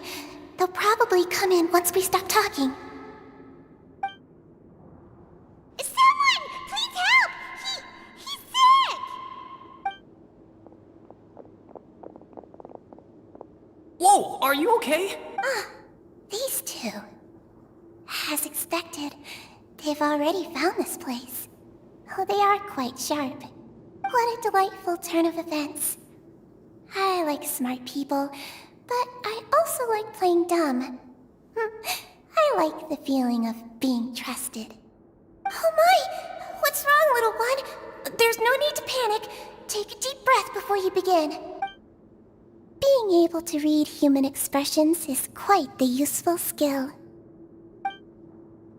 Lenny! Wait! It's no use. We have to catch up to him. He's already out of sight. How is he so fast? Let's go head him off at Risley's office. Go!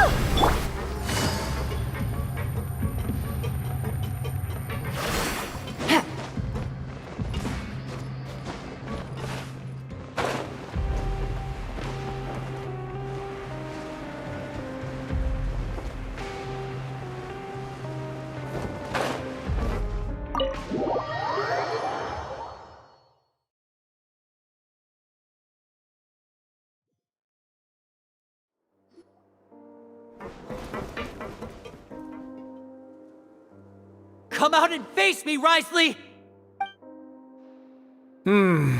Aren't we at an administrative office space? Why don't you at least try to follow even a couple rules from the fortress's indoor management regulations? What did you do to my sister? I ran into the young miss at the infirmary. I'd heard that she was suffering from quite the migraine, so I decided to invite her over for a cup of tea. I do have some teas in my collection that can work wonders against such an illness. Stop joking around! Where did you take my siblings? I have also heard that your performances are quite the spectacle. Miss Lynette would sometimes enter a box filled with water, only to emerge the next second from another place altogether. Maybe she'll appear behind you right now if you were to turn your head. Is he trying to trick me into turning my head? No, he's probably not looking to attack me right now. All of the hostages are in his hands, and he's even in the mood for small talk. That means Lynette is probably still alive. You knew we were investigating the infirmary from the start, so you deliberately aroused the Traveler's suspicions and baited us into continuing our investigation, just so that you'd be able to kidnap Lynette. As for Fremine, no, you probably didn't even interfere with Child's escape. You let him go, so you could purge the Fatui members that we had planted into your ranks. There was no need to do so. The Fortress of Meripede is a pretty pleasant place. Most people enjoy their lives here. The only ones who act differently are those with personal agendas. It was quite easy to identify your colleagues. You removed our original members and spread the news of Child's escape so Father would assign our team to come down and investigate. Fremine has also fallen into your hands, right? If you're oh so omnipotent and so in control, why would you need hostages? One correction. Lynette is in my hands right now, but Fremine is not. He's not? What do you really want? Lenny! Oh, wonderful. everyone is here, so I'll only need to say this once. Thank you so much for cooperating with me. Eager and to the point, I see. Alas, only Miss Lynette is currently having a cup of the fortress's finest tea. Although, as per your original plan, Mr. Fremenet should also have returned to the fortress by now. But he has neither shown up within my gates, nor has he been taken into any kind of custody. So where do you think he may be right now? Wait, you can't mean you locked him outside in the sea? I closed the fortress's gate to the outside world. That's all.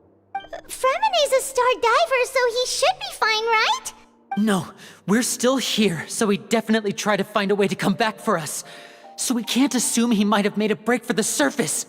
But why would I do this, you may be asking? To have an audience with you, of course. My intel tells me that Mr. Linney is a great magician, so it's only natural for me to want to have some cards of my own when it comes to negotiating. Besides, I do recall you mentioning to Miss Lynette that you've always wanted to have a face-to-face meeting with the Lord of the Fortress of Meripede, regardless of whether it was in a personal or a professional capacity. Well, you got your wish. So, you've been keeping tabs on us before we even set foot in the fortress. Some of my folks just happened to hear a thing or two, that's all. In any case, I will be straight with you. I was willing to play dumb and turn a blind eye, so we had a pleasant few days playing games together here. But once you started focusing on the Forbidden Zone, all of that changed. Mr. Linney, the cards are stacked against you right now. Miss Lynette is in my hands, and Mr. Fremenet is still slowly being pickled out there in the brine. You know just as well as I that he cannot last out there forever. You need do but one thing to guarantee their safety. I would like you to contact your superior, and ideally invite her over for a cup of tea with me. You want to see Father? But why should she bother giving you an audience? Well, if she cares for the well-being of her dearest children, she should have plenty of motivation to join me for a parents' evening. I've heard that the bonds between the members of the House of the Hearth are like the bonds of family. I don't see why she would refuse. Why did you think Father sent us to handle the Fortress of Meripede? This place is basically a no-man's land. It wouldn't be fitting for anyone as important as a harbinger like Father to come here in person. Oh, I see. So it's because she doesn't care for my place here. That's such a shame. After all, I've amassed quite the tea collection. I was looking forward to sharing it with her. Both Monsieur Neuvillette and Lady Farina have already received many samples as gifts. Was this the extent of your master plan to get to Father? No matter how much pressure you may put on me, I won't allow you to use us to blackmail her. You people really are difficult to get along with. All I'm asking for is a face-to-face conversation. Does she truly have no interest in the fortress's secret? Mr. Linney, you have one last chance to invite your father here. If you refuse... Linny!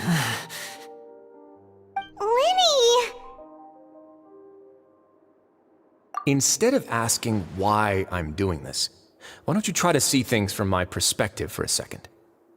From the very beginning, the Fatui has been actively infiltrating my fortress. I gave you a warning by cutting off the first few operatives I found, but that only caused you to double down. Had you given up on the fortress then and there, I'd have no reason to want to talk. Mr. Fremenet left the fortress on his own, and Miss Lynette tried to pry out my secrets right in front of me. No matter how you look at it, the responsibility for this falls on you.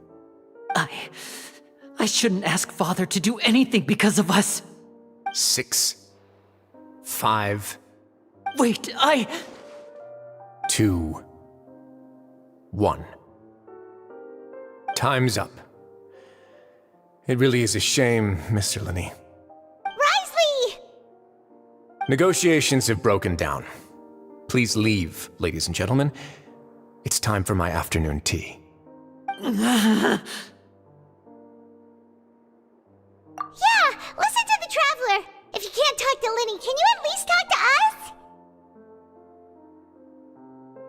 You do realize that I'm only letting you go because of Neuvillette, yes?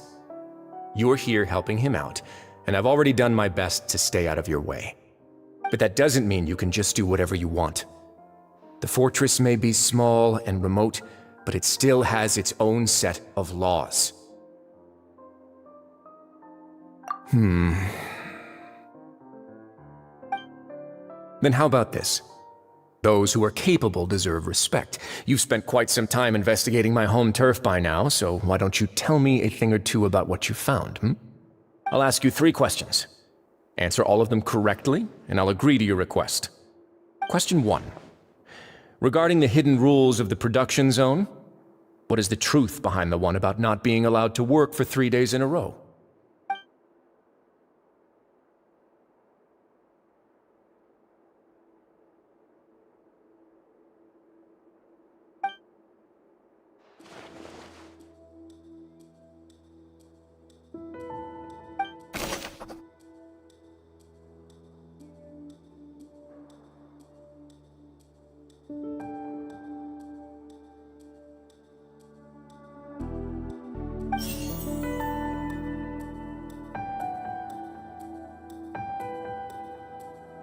I've been told that the infirmary is always empty for the half hour just before lunch.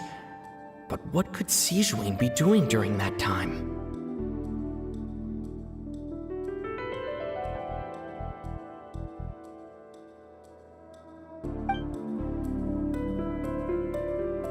The Fonta promoter has been struggling because he doesn't recognize the real value of coupons. Meanwhile, the Duke believes that only idiots who don't understand the value of coupons will spend them on Fonta.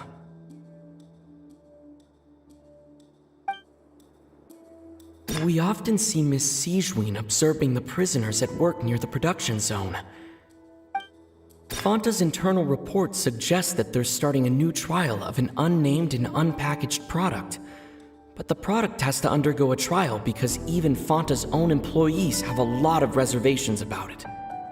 The research notes said that the Melusine race according to Collins, Fonta's internal report suggests that they're starting...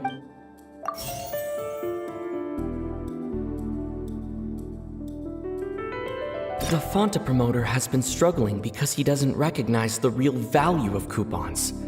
Meanwhile, the Duke believes that only idiots who don't understand the value...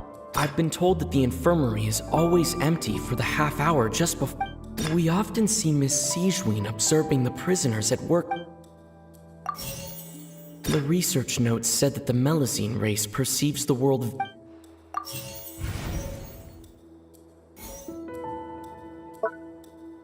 I've been told that the infirmary is always empty for the half hour just before lunch.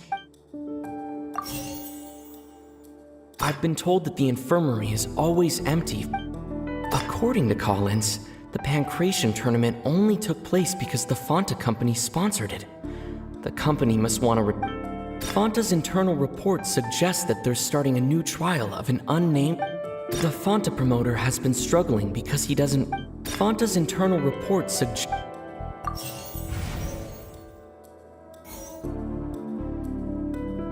According to Collins, the Pancration tournament... The Fonta promoter has been struggling because... The Fonta promoter has been struggling. I've been told that the infirmary is... According to Collins, the Pancration tournament... We often see Miss Sijuin...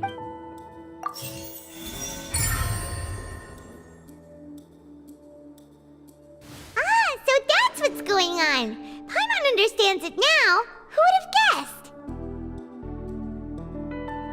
The hidden rule of the production zone. People are not supposed to work 3 days in a row, and if they do, they'll get strange meat in their welfare meal. At first, we thought this strange meat must have something to do with the people who disappeared, but in reality, they were all prepared by Sijuin, the head nurse. She often visits the production zone to observe the workers' health and makes a note of anyone who has worn themselves out after 3 full days of work. Out of her sense of duty as the head nurse, as well as her genuine concern for the workers' health, Sijuin visits the cafeteria right before lunch and cooks an extra dish for those who can use the stamina boost. Sigewin has only the best intentions with her surprise gift and doesn't want anyone to find out about what she does. However, unfortunately, Melazines as a race perceive the world differently from humans, and their sense of aesthetics is even more alien to us. The recipients of her lovingly prepared special meals cannot taste the care within and usually just freak out. Are we on the right track? Not bad.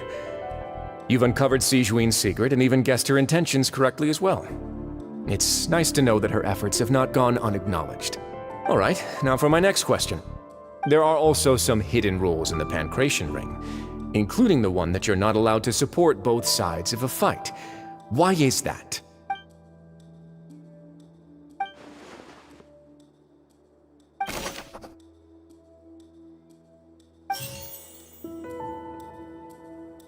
Fanta's internal report suggests that they're starting a new trial of an unnamed and unpackaged product. The Fanta promoter has been according to Collins, the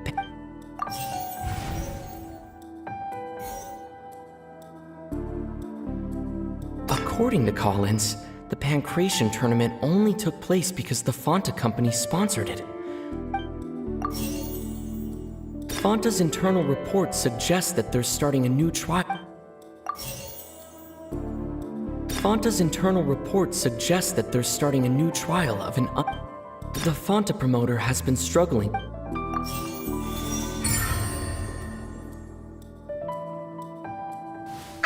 Paimon gets this rule too now, so there really was nothing to be afraid of. That hidden rule of the Pancration Ring is about how, people are not supposed to bet on both boxers at the same time. And if they do, they'll receive a package containing a strange, blood-colored liquid. People get scared when they see it because they've subconsciously begun to associate it with the missing boxer. But really, it's just a bottle of the latest yet-to-be-named and packaged new Fanta trial product.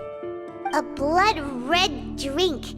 It's no wonder even Fanta's own staff were questioning the company's decision-making. The company, facing backlash from its own staff, decided to try to trial the product on a smaller scale to see how it might be received by customers. They came to the fortress of Meropide and offered to sponsor the Pancration tournament so they could push their new product. But the Duke completely refused to even entertain the idea. The Duke, knowing how valuable coupons are in the fortress, knew that only total idiots who didn't understand their true value would bother buying a Fanta product here.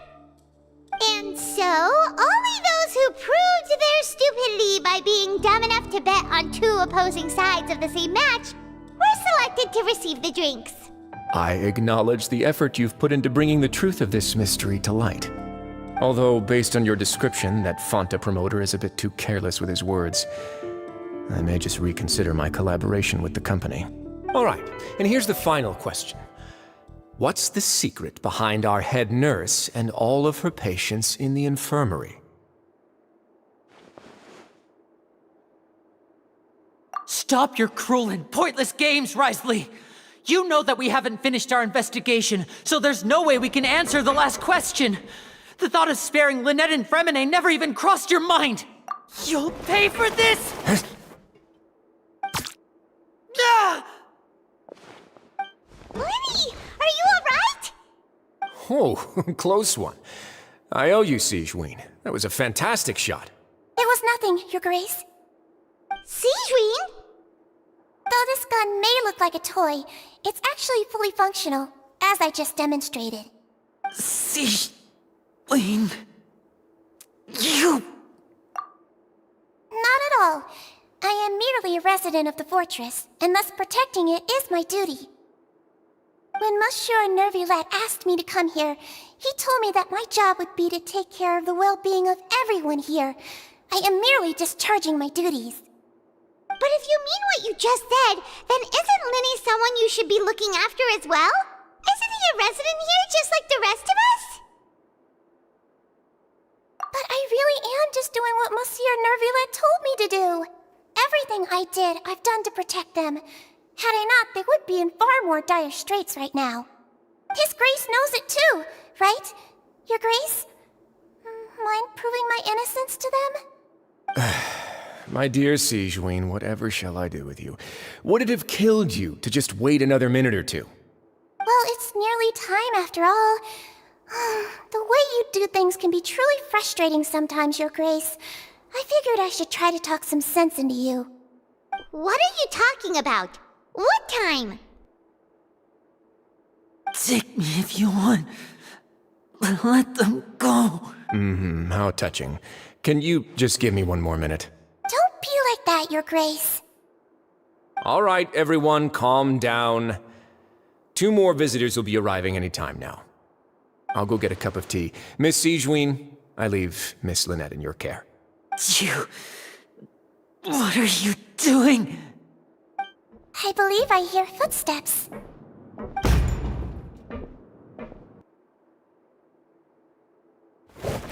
Some space, please.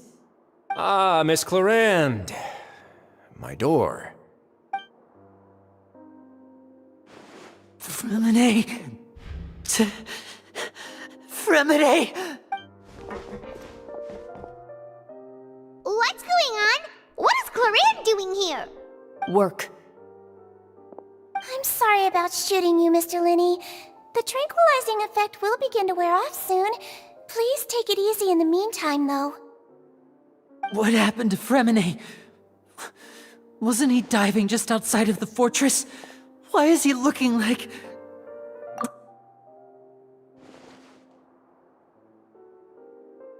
A flushed face, an accelerated pulse. He must have consumed primordial seawater.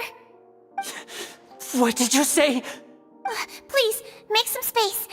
I'll need to give Mr. Fremine a more thorough checkup. Your Grace, I'll leave the rest to you. I'll talk to Clarande while you get Fremine to where he needs to be. Everything else can wait.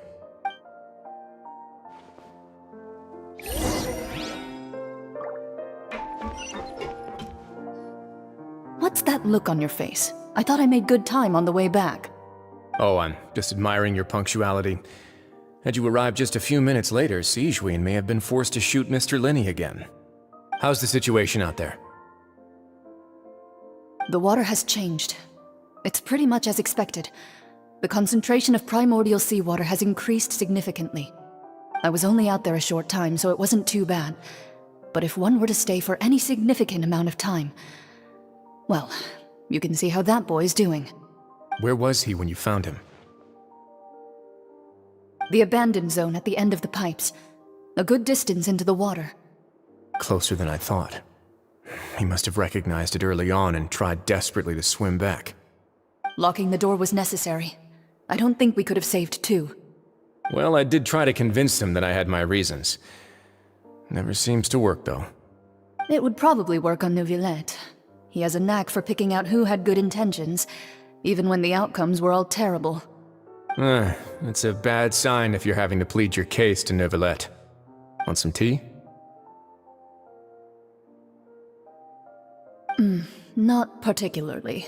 If you want to drink some that badly, just say so. Fine, I'd like to get some tea. Want me to get you a cup too, since I've already made it? Might as well then, I suppose. Actually, do you have a towel? I would like to dry my hair.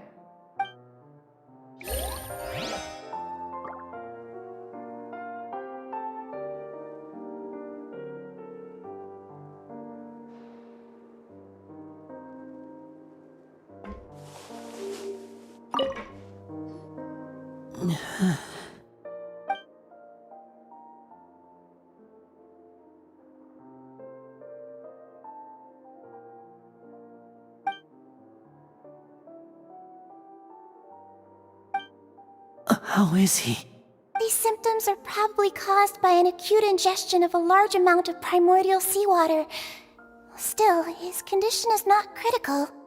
Of course, it would be best if he stayed for further observation. But let's leave him here for now, and move him to the infirmary once he's recovered a bit more. Sorry. I am aware that the infirmary may not be your favorite place in the world at the moment. We do only have a single clinic in the fortress, however. Why would he ingest a large amount of primordial seawater after leaving the fortress? How could that possibly happen? Please, look after Mr. Fremine for the moment. I'll go fetch some medicine and a respirator. Oh, I'll bring Miss Lynette back with me. Where is she? How is she right now? Oh, she just took a nap in an empty room after I tranquilized her. If my calculations are correct, she should also be waking up right around now. You might not believe me, but His Grace and I actually made some snacks and tea for her.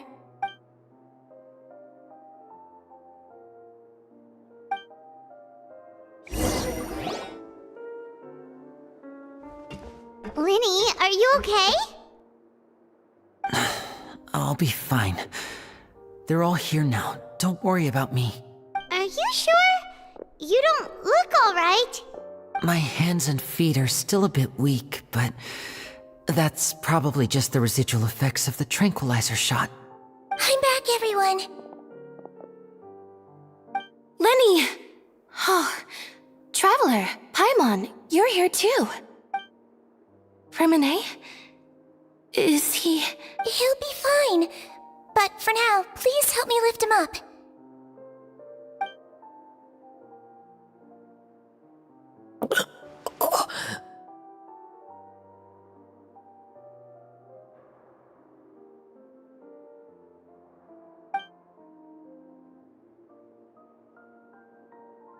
His breathing's beginning to slow down. Give me a hand and help me get him to the infirmary. Yeah, I'll take him from this side. Lynette, together? On it. Traveler, you seem pretty worried about him. Want to come with us? The Duke and Clarande are gone. They probably went to get some tea. The Duke will explain the truth in just a bit.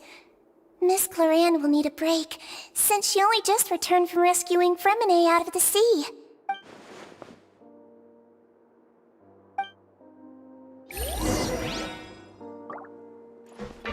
Take it easy.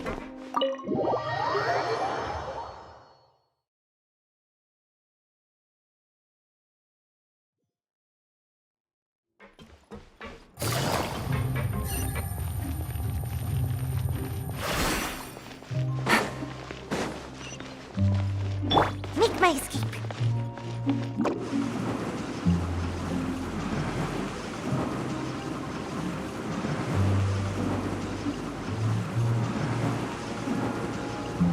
I'm out of here.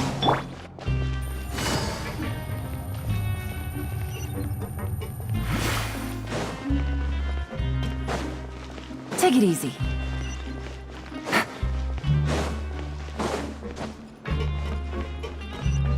Take it easy.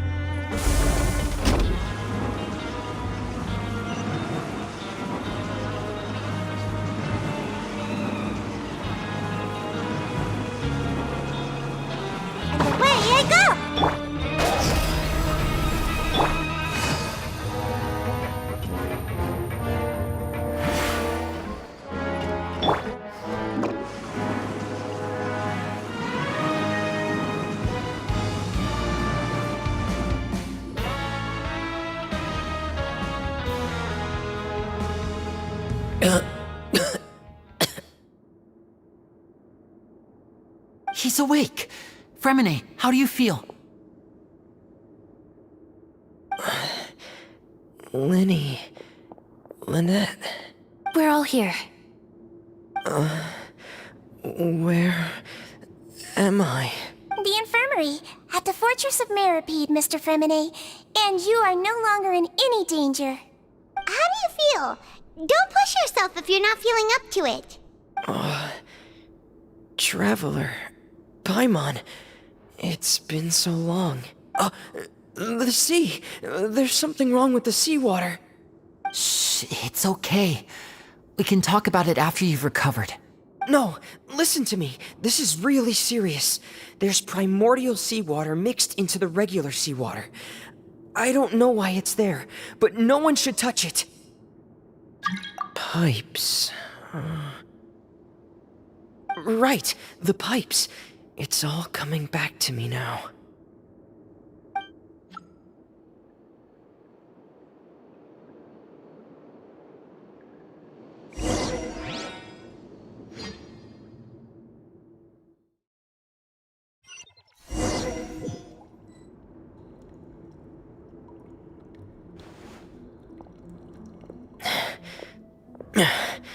I'm in. Seems like this pipe hasn't been used in a long time. It looks abandoned.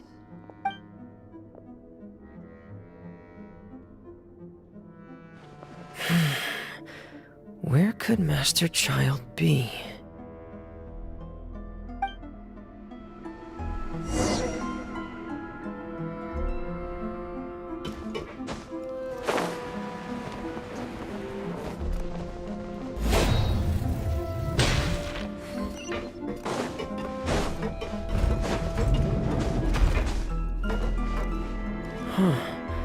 This mechanism looks like it's been tampered with. Could he have done it?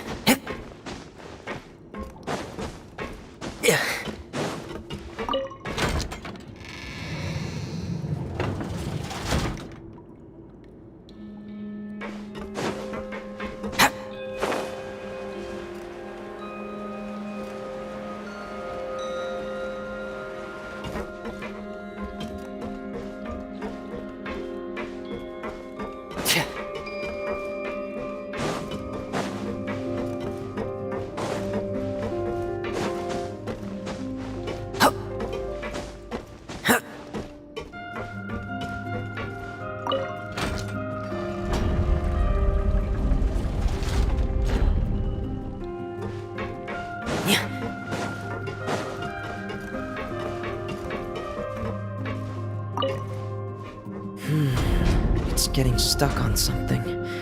Seems like I'll have to avoid those obstacles while I turn it.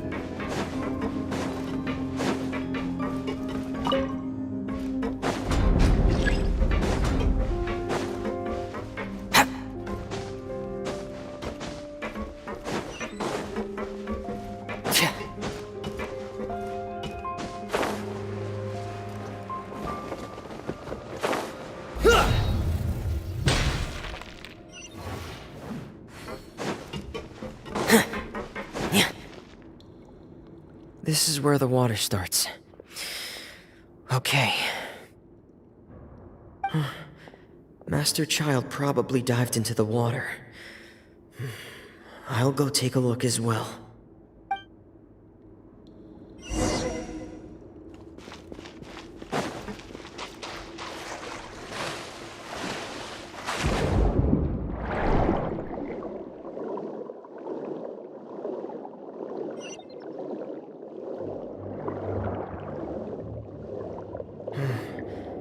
The vegetation here is a bit more sparse.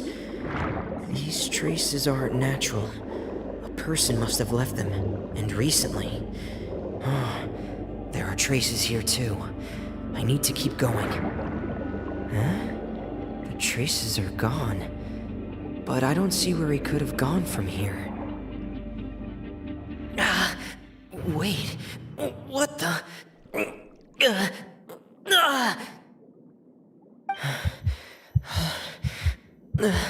My heart is racing, and it's getting harder and harder to breathe. What's going on?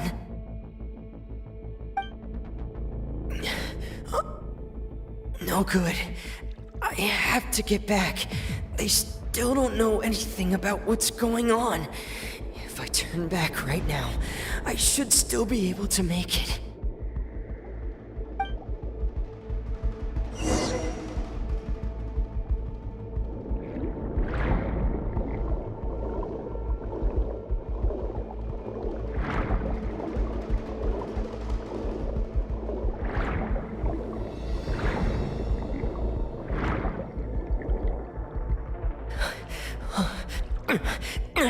I can't die here.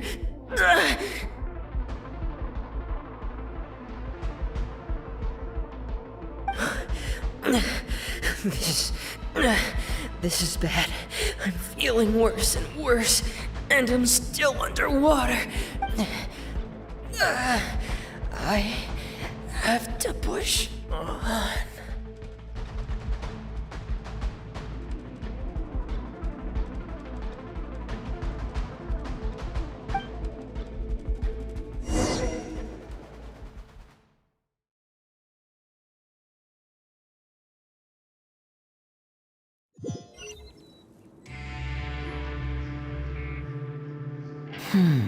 So, in other words, the trail you were following vanished, and you had no idea where Master Child could have gone, but there was also no obvious place for him to have disappeared to. That's right. I tried my best to swim back, but I had already put some distance between myself and the fortress, and I just couldn't find the strength to keep going. I probably passed out some time after that. And you know the rest. Miss Clarande brought you back, but we also don't know why she just suddenly appeared at the fortress, or why she went out to save you. Miss Clarande, you say?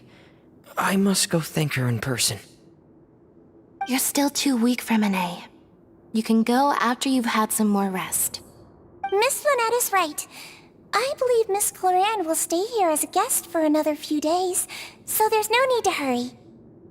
Guest? Then I can assume Risley was the one who invited her to come down here? You should ask His Grace about that. He'll be able to explain better than me. Yeah, it's about time he actually told us what's going on. Wanna come with us, Lenny? No, please go on without me. I don't want to leave just yet. Lenny.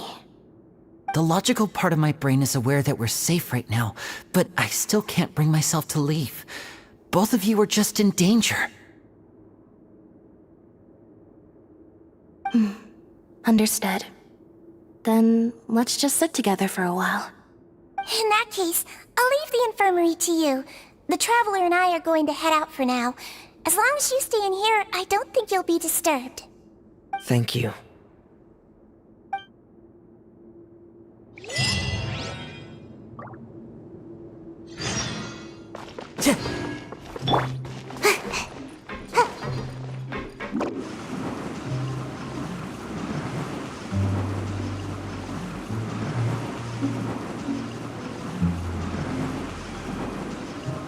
Can't touch me!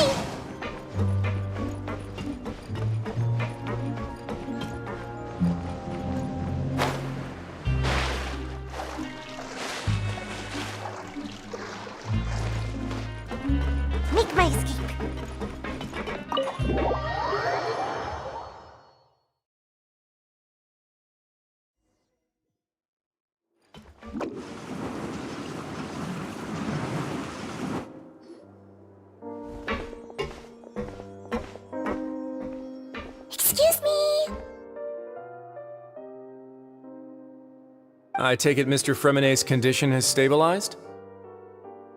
Of course. I wouldn't have left the infirmary otherwise. I've been expecting those two, but might I inquire as to the purpose of your visit, Miss Siegewien? I wanted to check up on Miss Cloran. How are you feeling? Mostly fine, I think. If you don't mind, I'd like to perform another quick physical exam. It'll just take a few minutes. All right. Thank you for looking out for me. I'll take my leave for now, then. Well, want to explain yourself, Risley? Of course, but I'm not partial to the word choice of explain. How about enlighten? Where should I begin? How about you start by asking me any questions you have? You can start with whichever one you'd like to get answered the most. Then Paimon will begin. Did you know about Lenny's goals from the very beginning? No. I just knew they were Fatui operatives sent to the fortress by the Knave. As for their specific goals, I only figured those out as you made progress on your investigation. You managed to monitor and stay ahead of them even though you didn't know what they were trying to do? They came here with ulterior motives. I'm quite adept at discerning what that kind of behavior signals. Initially, I thought their goal was just to investigate Child's disappearance. Linny suggested that I had deliberately let him escape, but in truth, I didn't really do anything special to help or hinder him while he was here. Everything he did, from finding helpers to leaving this place, he did on his own. Of course, it's inevitable that the Knave would make a big deal out of her fellow Harbinger's unexplained disappearance. I'm also quite curious about where that Harbinger went, so I figured I might as well let the Fatui do their own investigative work. All I care about is the answer. So you were hoping Lenny's group would just do your work for you! You make it sound like that's a bad thing. Unfortunately, things didn't go as planned. I assume that Fremenet has told you already the ratio of primordial seawater around the fortress of Meripede is on the rise. The Forbidden Zone has always been Linny's target, and you got roped into that investigation after running into him. I began to intervene out of concern for your safety, and also to prevent the fortress from becoming entangled in more irksome matters. Are the rumors true? That you're also a former criminal? Now, why would you put it like that? Isn't staying here all day and serving as the manager of the fortress a kind of sentence unto itself? Another form of prison? I just happen to have some support from the rest of the inmates, that's all. Oh, right! Paimon wanted to ask, who invited Cloran down here? Me, of course. I paid her good mora to come down to the fortress for some field work. As a champion duelist, Miss Cloran could be considered to be an independent party. I needed to find an exceptionally capable person to help me get through the impending crisis. And saving Fremenet was part of that crisis? You can think of it like that, yes. Credit where credit is due, that boy is quite adept at diving. Had conditions not been as hostile as they were, he probably would have found the missing Harbinger already. That's not something you should be asking after. Neuvillette only asked you to investigate Child's whereabouts. All I need to prove to you is that the Forbidden Zone had nothing to do with the Harbinger's disappearance. That should be clear now that you've spoken to Fremenet. But we've already uncovered that there's something wrong with the infirmary, and we've answered a bunch of questions that you threw at us. Isn't it about time that you answer our last question in return? You make a compelling case. Do you really want to know the answer that badly? Yeah, Paimon really wants to know! Even if the truth may not be pleasant? Follow me.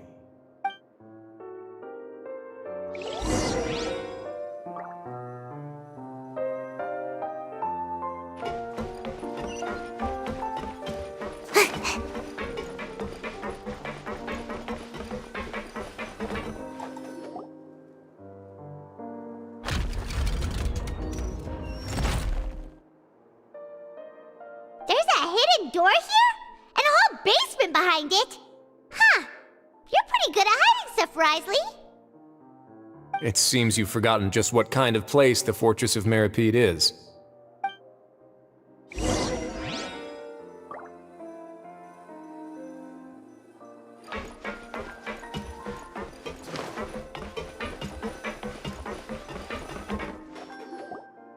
Stand on the central plate. Wait, is there a secret mechanism or... Whoa!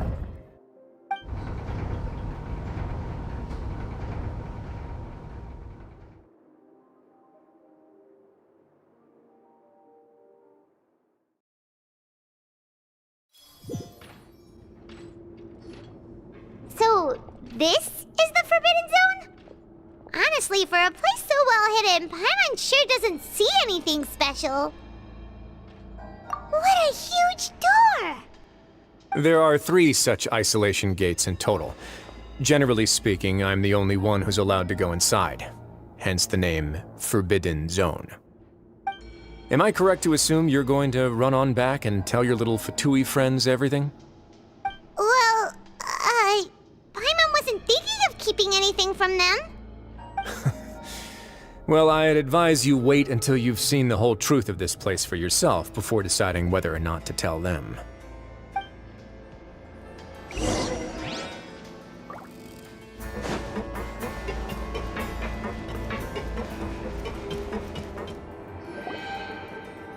Huh. So there's a switch on the side. Stand back.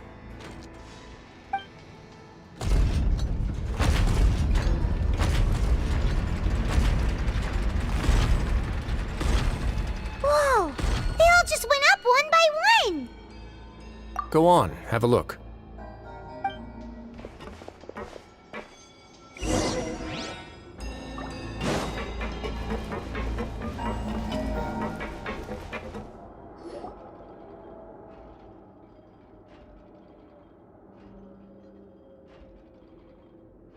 I've been interested in what lies beyond that gate ever since I assumed leadership of the Fortress of Meripede. Of course, it would be unwise to recklessly open it, but it'd also be risky and negligent to simply ignore any potential danger that could be behind it. The readings on that dashboard have not budged since the day when I first laid eyes on this place. But over the past year, the needle has crept upwards from its original position, likely because some parameter it's been tracking has changed, if only infinitesimally. Normally, I would have ignored it, but I happened to have some free time when I noticed it, so I investigated. Any guesses what the reading could be tracking? Very reasonable guesses. I've considered both of those as well. Unfortunately, our dashboard is tracking something less ordinary. The temperature should vary with weather and climate changes, so for something that rarely shifts, the water pressure is more likely. We ran a few tests to increase the pressure from the outside, but the readings didn't change at all. Later on, a few more possibilities occurred to me, such as a potential connection with the primordial sea. I began to make a few preparations based on that hypothesis. Over the past few days, the needle has moved again. With that, and the symptoms that Fremine displayed after leaving the fortress, I can now confidently conclude that the readings represent the concentration of primordial seawater in the seawater nearby. The concentration of primordial seawater? But we're already under the sea! And that is precisely the problem. We're at the bottom of the sea, and now we're surrounded by toxic seawater. Somehow, primordial seawater got mixed in, and the concentration is steadily rising. Yes, that's very likely. But forget about the two of us! Not even Novelette knows where the primordial sea could be, much less where we could find and plug a leak. Oh. Oh! Seems like you've figured it out. I believe the primordial sea lies directly beneath this sluice gate. For some reason, the primordial seawater levels have risen significantly, and it's now very close to us. The indicators are now red. Although the gate still stands, some primordial seawater has already leaked out and mixed into the sea around us. If this continues, soon it will no longer be able to hold back the primordial sea at all. Yeah, you know what the legends say. If this place falls, then everyone in Fontaine will be turned into puddles in the span of a night. But that's just too weird!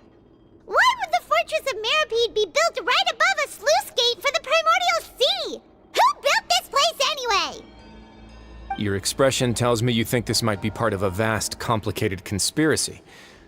To be honest, you might find the actual answer may be exceedingly boring. It's just that the secret of the Forbidden Zone had been long forgotten by the nation before I rediscovered it with my research. There's no single founder of the Fortress of Meripede in any traditional sense. What we know about its history has been left to us by the people who used to live here. When the previous Hydro Archon Egeria ruled the land, all convicted criminals from Fontaine were exiled. The people drove the criminals away like a wolf pack chasing away the banished. The criminals received no sympathy of any kind from the people.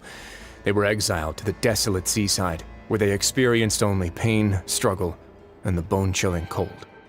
Some of them began to repent and prayed to the Hydro Archon, asking if there was still anything they could do. The Hydro Archon took pity on them and said, "You may go guard my secret, deep underneath the waves." And so, leaning on the power of the Hydro Archon, they gathered underneath the sea and began to build a fortress. They became a community down there in the deeps, and over the years helped it to grow. As the number of exiles increased, more and more people joined the community. When the first group of exiles died, they left the yet unfinished fortress to their successors. The Hydro Archon continued to lend her support, allowing the fortress and what it stood for to continue growing ever larger. Before long, this dark underwater fortress became the sinner's only home. And with that, the people here stopped referring to the fortress as a prison. They saw themselves as repenting sinners who would regain their freedom once they had sufficiently redeemed themselves. But as time went on, people also realized that the fortress was a lonely place. Once they had gotten used to life here, they could no longer feel comfortable living in the overworld. Once they had finished serving their sentences, some people left and some others chose to stay. They'd find some idle position and let their withered souls fade away with the ancient secrets of the past. After many, many centuries, few people still remember the reason for the fortress's founding. Now they just see it as an integral pillar of Fontainian society, as the place where criminals deserve to be sent. Now and again, researchers manage to break one law or another and live out their days in the fortress. I learned all this from an elderly historian. Everyone else just thought he'd made it all up. But now you know every part of that history is true. Indeed. It's just as the prophecy says. If this gate fails, then everyone will be dissolved into the sea. To be frank, not really. But sadly, that hasn't stopped this prophecy from proving all too accurate. Prophecies are troublesome things. Just hearing one will create the first wave of panic. Seeing signs of it will bring about the second, and actually witnessing it in real time, the third. Let's go somewhere else. I want to show you something.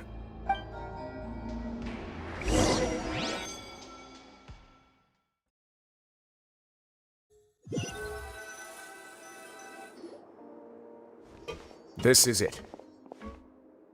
Your Grace, perfect timing. The results from our last round of experiments have... Wait, Jurier, he's not alone! Huh? Lorvine and Jurier? No need to panic, you two. I've already told them about our plan. What? After you warned us not to tell a single soul about any of this? I'm skeptical as well. Are you sure they are trustworthy? The results speak for themselves, don't they? These two may already know more than you could ever imagine. All right then, if Your Grace insists. They seem harmless enough, so I'll trust them for now. Well, how about some reintroductions? This is Jurier, one of the highest-ranked researchers from the Fontaine Research Institute. He used to work under Edwin. I trust that you've heard of Edwin? Good. Saves me a bit of time explaining. Edwin's main areas of research were archeum and gravimeters. As his assistant, Jurier is quite familiar with them as well. I hired him to be my technical consultant. You want to blow up the Fortress of Meripede? Ah, what a lovely idea. I'm already imagining it in my head. Gotta admit, I'm tempted as well. Guys, focus! Focus! That taskmaster over there is Miss Lorvine, and is also one of my technical consultants. While Jurier used to be Edwin's assistant, she used to be Jurier's assistant. Ooh, are they together? See, everyone keeps asking this question. Are you too sure you're not a couple and just using your work as a convenient cover? Your Grace, I am not in a relationship with this man. If I dated her, I'd officially be madder than Edwin. Jeez, forget I said anything then. Follow me. Whoa! There's another door that goes right up! Your constant amazement makes it seem like the fortress can do anything. But Paimon really thinks everything's super cool!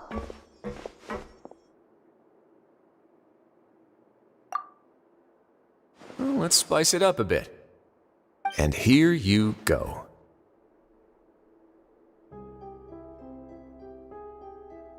What a huge ship? This is also a production zone that Paimon's never seen before. What's going on?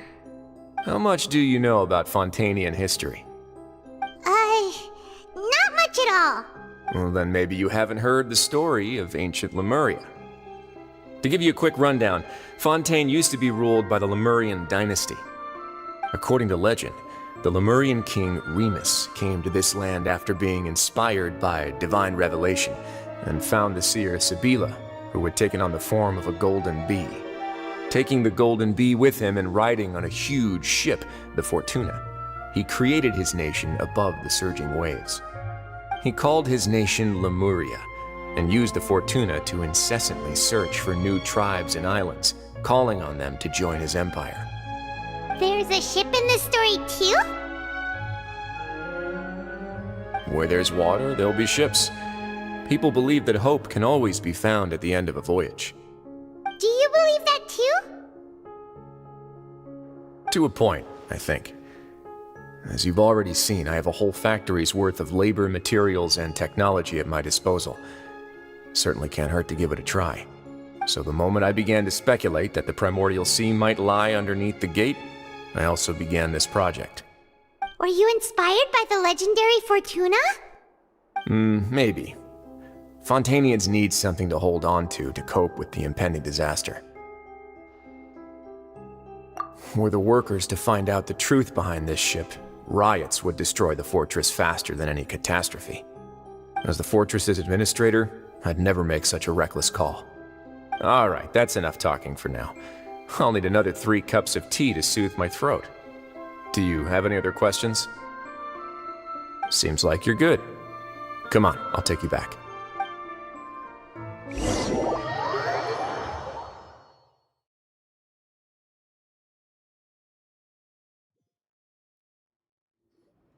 I'll leave you here for now. Oh, thank you so much. No worries. But don't forget, it's up to you whether or not you want to share what you just saw. What you do from here on out will likely affect those 3 as well.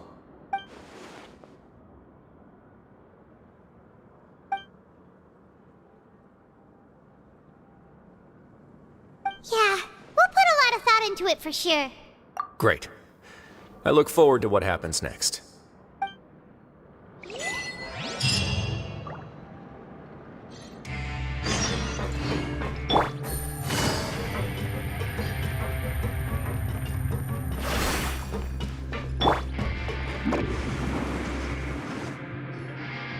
We're back! Welcome back. Do you want a cup of tea? How can you be so much like Risley, always drinking tea? Huh.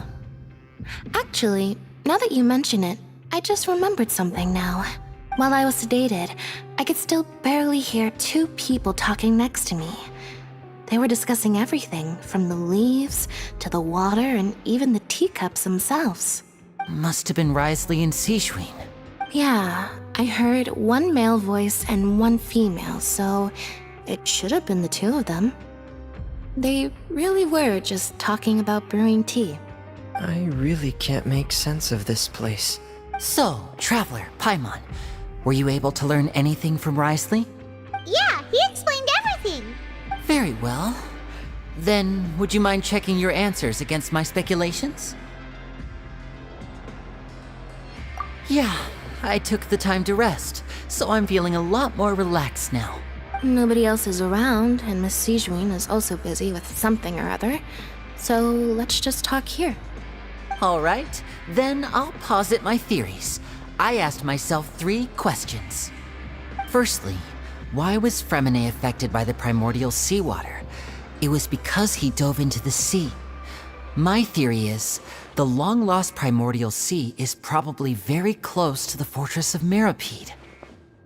Ooh, he's good. He got that right on the first try. That's our Lenny. Secondly, Wriothesley's attitude changed dramatically during the course of our stay here. He ignored us completely at first, then suddenly roadblocked us. Why? I spent quite a long time thinking about this. If he has been monitoring the Fatui since the very beginning, he probably ignored us at first because he was hoping we could find Master Child for him. What's more, the Fortress of Meripede is not part of Fontaine's court system, nor does it report to Udex Nervulet. Wriothesley is basically the king of a no-man's land. As long as the fortress doesn't do anything about Master Child's disappearance, Father can use it to pressure the Fontaine authorities. And while the 2 factions are pitted against each other, Wriothesley will be free to move between the parties of interest. If I had to guess, he probably has something that he's working on himself. It's likely related to the secret of the infirmary, but I just can't think of what it could be. You're super smart. Thanks so much. Then finally, there's the last question. If Wriothesley does have a plan, what could it be? All I know for now is that his plan probably has something to do with the changing nature of the seawater. He's even gotten Cloran to help him out. That can't be the full extent of what he's doing. There's probably a secret passageway behind the block in the infirmary, and there's something big in the fortress that most people here never get to see. He has a bargaining chip, and it could be important enough for Father to deal with him directly. I don't have enough information, so I have no idea what his chip might be. But let me guess. You have the last piece of the puzzle.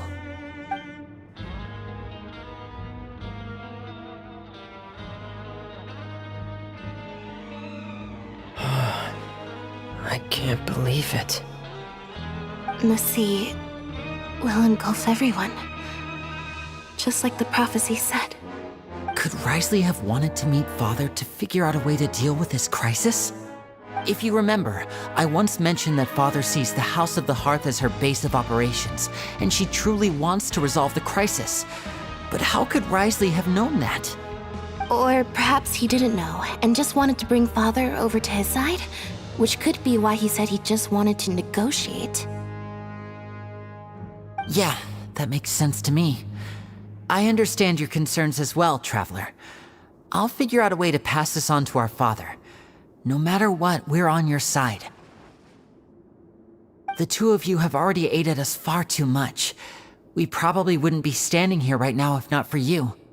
If you ever need anything else going forward, please come to the House of the Hearth at any time. Though you may not share the sentiment, after all that we've gone through together, the 3 of us basically see you as family now. You have my gratitude. Thank you for protecting Lenny when it really mattered. And thank you for sharing the secrets of the fortress with us. We didn't think you were going to do it. Why are you being so formal all of a sudden? Given your strength, you might not need our help at all. But if you are ever in danger, we will try our best to protect you. Aww, the sound of that makes Paimon feel all warm and safe inside.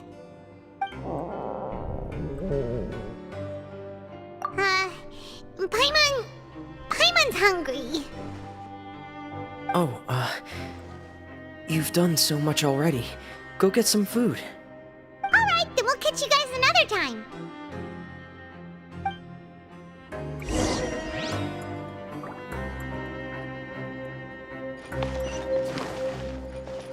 Make my escape.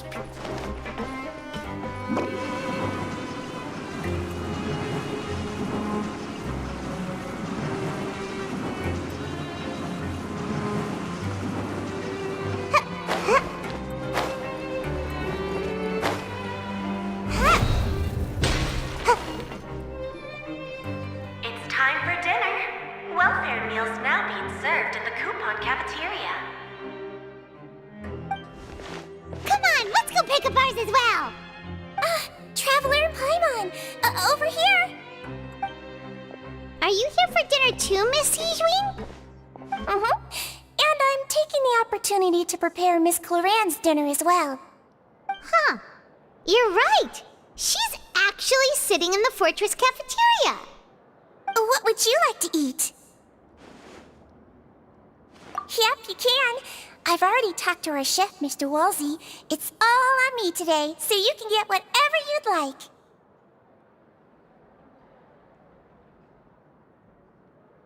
Me too! Don't forget Paimon! No problem. Just leave it to me.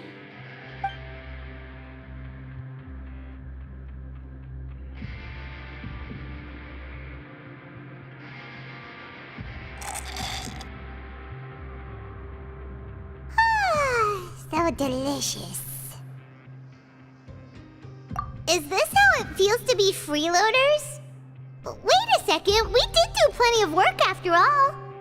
Feeling full yet? How's the food? Delicious.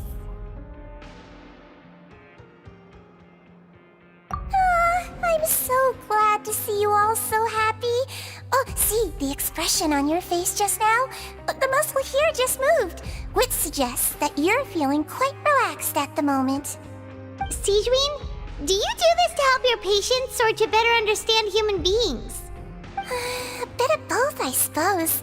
I'm a Melazine, which means I'm very different from human beings. I must know what you're thinking if I want to take good care of you. You're really good at taking care of people. Even though you're so short, you still talk and act like an older sister. Really? You're reminded of an older sister? That's great to hear. Oh, and what did you mean back in Risley's office? When you said that you were protecting Linny and his siblings as well? Oh, that. I just asked His Grace to look out for those children, especially that diver boy. I was getting a bit worried after hearing that something was wrong with the water. Thankfully, Clorand is very strong and managed to save him in the nick of time. His Grace also sealed the pipes after Clorand left, to make sure that Linny wouldn't impulsively chase after his brother. Although the path was blocked, we still stationed some guards there to stop anyone from approaching. They were instructed to only open the door once Miss Clorand had returned. Oh, and I was keeping an eye on Mr. Linny as well. We had to press him, but we couldn't allow him to be in any real danger. You were all super considerate and really thought everything through. It's just what we do down here at the fortress. At least this has been His Grace's style for as long as he's been the leader. Oh, I really wish Monsieur Nervula would come down here more often too. I feel like he'd like it here, with all the darkness and chaos.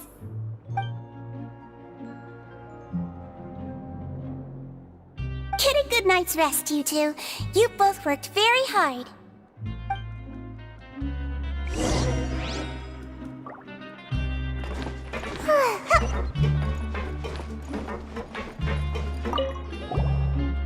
Clorand! Ah, it's you two. How's dinner? It's all right. Miss Siege... So we heard that Risley invited you to come down to help, and you saved Fremonade too! You sure work super fast! Oh, it was child's play.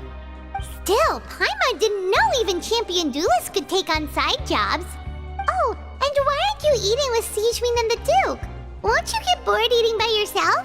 Miss Sijween was with you, and the Duke has business of his own. Actually, didn't Navia say that you went out for dinner with her as well? Yeah. First time in a long time. First time in a long time? So you mean you've gone out to dinner with her in the past? In the past, yes. You seem to be enjoying yourselves here. Things will be getting messy at the fortress soon. Don't run around unnecessarily.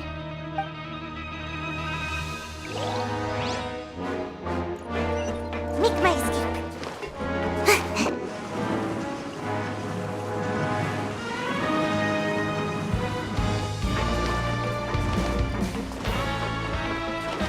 Make my escape.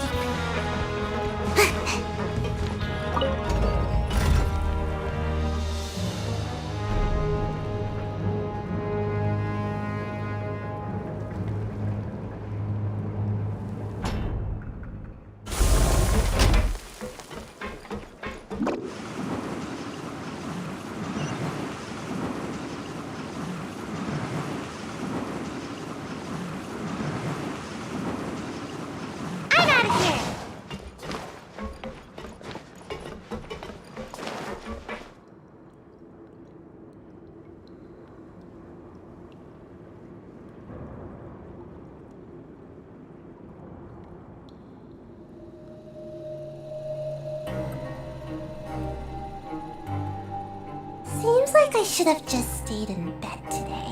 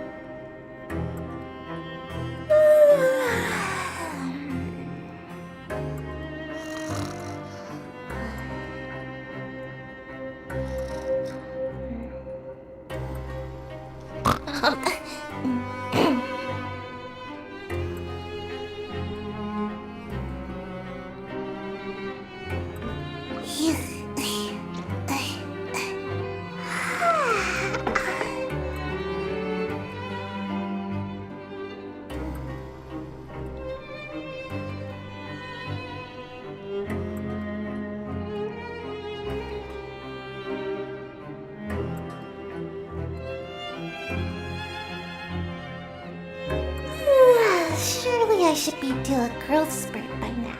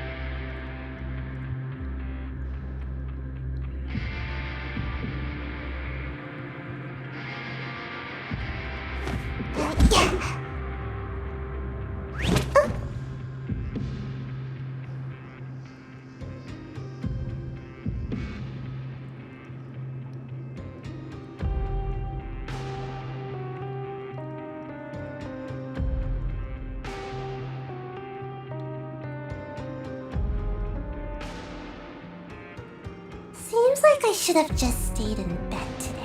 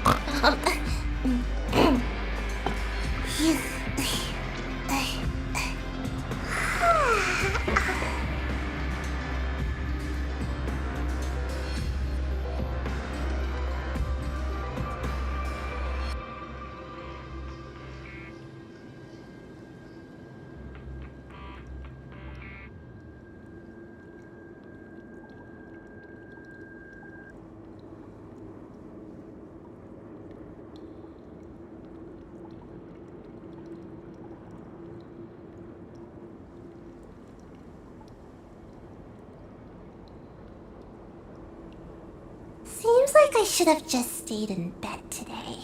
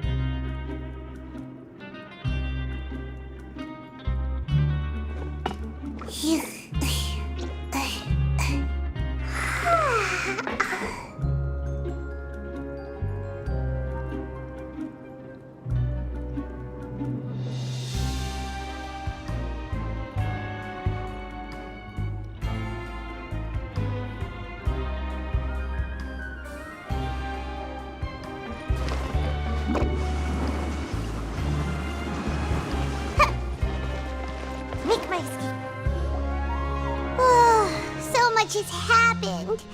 Paimon just feels absolutely exhausted now that she's finally relaxed. Paimon's super sleepy. Are you sleepy too?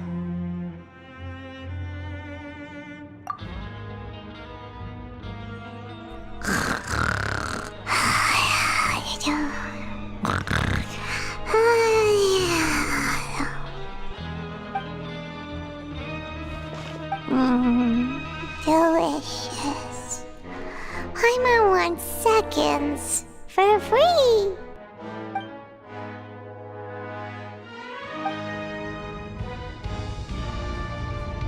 Out of my way! Get out of my way! What happened? Why is everyone running?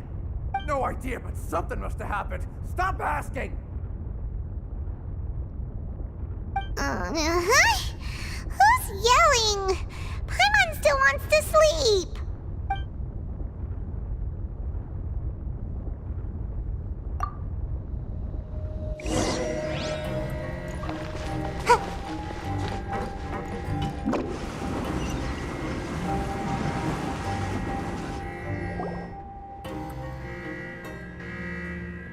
What happened? Why is everyone running around? Hey, what are you doing? No time to explain, mate. Goodbye. Hey, wait! What's wrong with these people? They won't even talk to us. They're here! Yeah, there you are! Oh, thank goodness! Quisto and Laveroon, do you know what happened here? We came here especially to inform you. Something seems to have gone terribly wrong just now. His Grace is telling everyone to evacuate and get out of here. Laveroon was saying you two are new here and you don't have many friends, so you might slip through the cracks. Haven't you heard all the stories like that? An evacuation is successfully completed, yet you only find out once you do a head count that 1 or 2 people are missing. Wait, weren't you the one who brought that up? Why is it suddenly my idea? Hey, shut up! Okay, whatever. The point is, you should come with us. Yeah, he said to get as far away as possible, upwards and outwards. Oh no, it can't be that thing! Whoa, wait, what? What? Hey, where are you going? We have to go find the Duke! You two just go and get out! Go on without us! Hey, hey! Be careful! Attention! Please evacuate upwards and outwards, upwards and outwards. If you're already at the topmost layer, then try to move as far outwards as possible.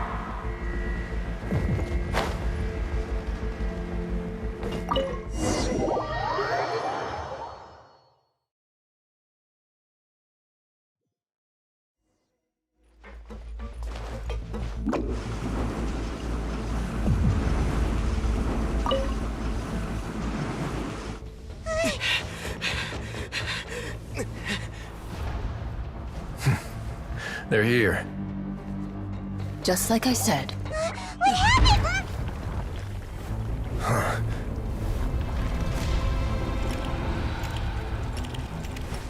You're just in time. But be ready to run.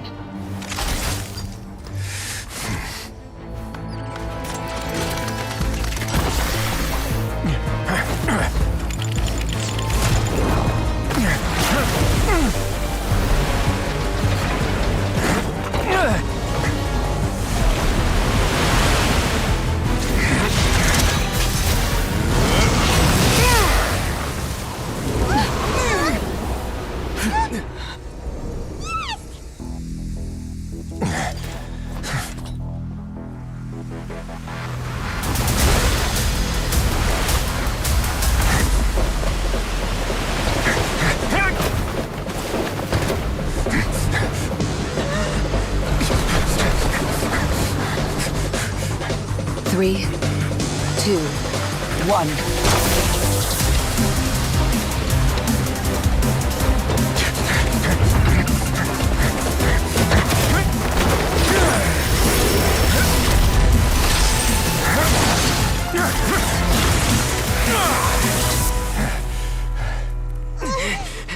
This won't hold it for long.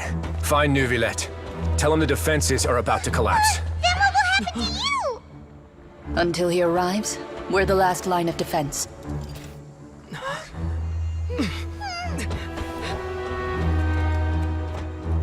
The gate. How long do you think it'll hold? That depends on us.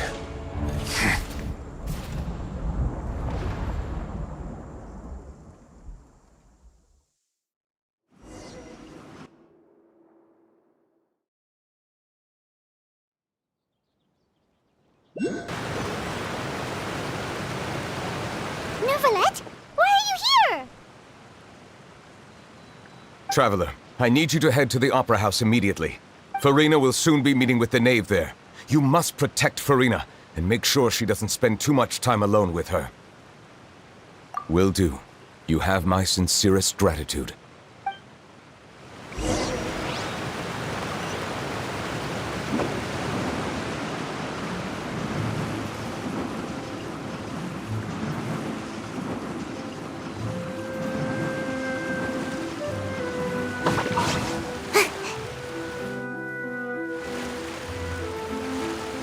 Look!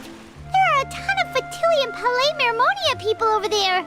The knave is probably here already. We need to hurry! Are you two the traveler in Paimon? Monsieur Neuvillette has left instructions. Please follow me. Though I'm sure he's already explained, this should be a mostly cordial conversation, unlikely to give rise to violence. But it would be most appreciated if you could protect Lady Farina to the best of your abilities.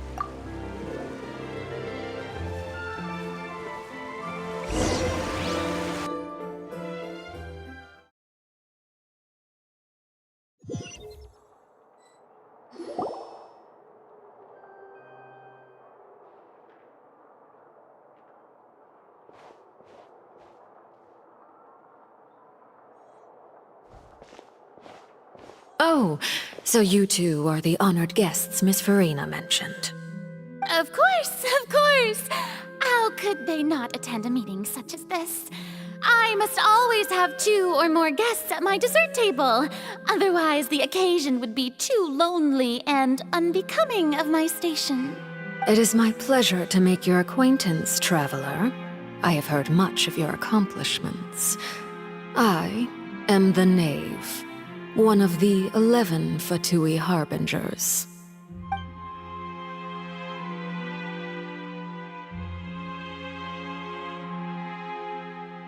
I've already prepared seats for you. Come, sit beside me. Perhaps you two are unaware of how Miss Farina and I do things. You see, we actually recently agreed to get together for tea when we had the time. See this? This is a limited type of confectionery that Miss Farina simply adores. There are only 16 slices sold every day. Here, why don't you and Paimon have a taste?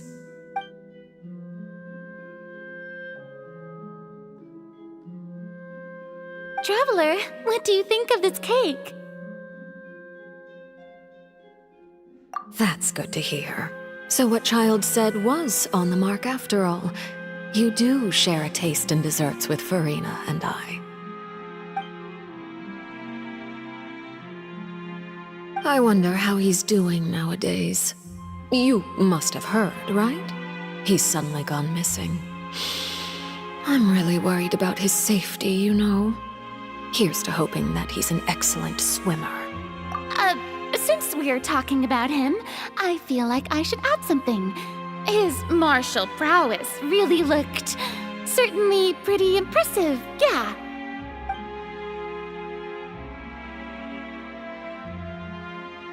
Oh, so you're also familiar with his aptitude for fighting, Miss Farina. Oh, right. I almost forgot. Child was subdued by Iudex Neuvillette right in front of you. Against ordinary people, my colleague would never be on the back foot. But alas, he just never imagined he'd run into such a person. I must express my admiration for Monsieur Neuvillette. Coming from you, that's not surprising at all. But I thought you would be happier to hear the news. Of course, but it's still a bit of a shame. You see, I would have been far happier had I received this news somewhat earlier. As you well know, a long time has passed since Child disappeared.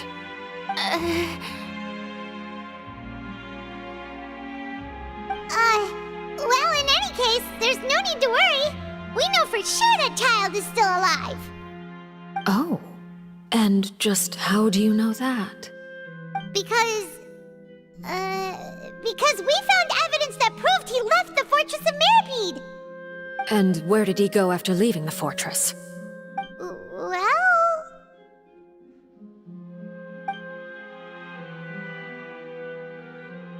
The Fortress of Mirapede lies deep beneath the waves. Unless he pranced right out of the main gate, he must have had to swim for it. Do you have any proof that he surfaced safely? Ah, that is good news at least. His sister Tonya sent a letter to Fontaine not too long ago.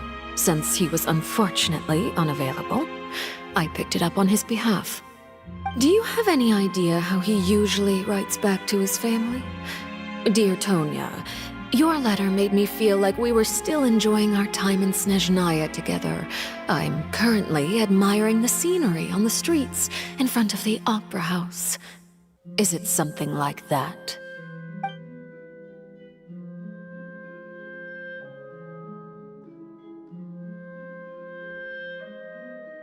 All letters tend to follow the same few formats anyway, right? As long as the contents are accurate, it doesn't matter so much how it's written or how it's worded.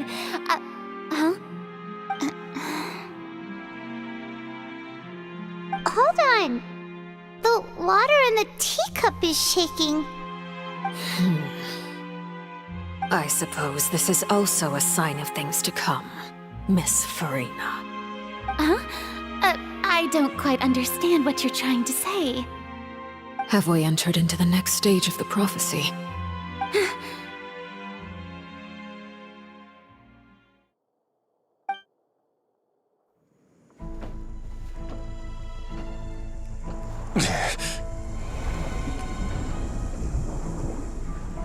My thanks to you both. I will take it from here.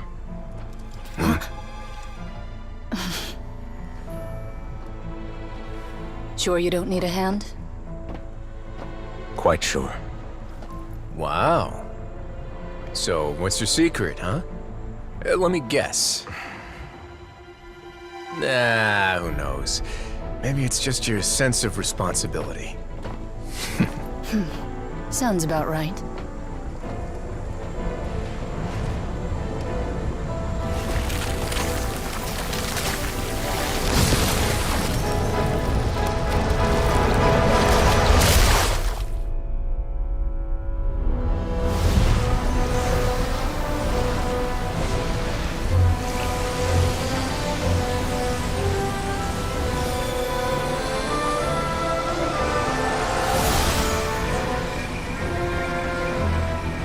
A day may come when the prophecy is fulfilled, and the waters burst forth. But it is not this day! This ancient power could easily obliterate an entire race. A tsunami of fury would unleash endless catastrophe.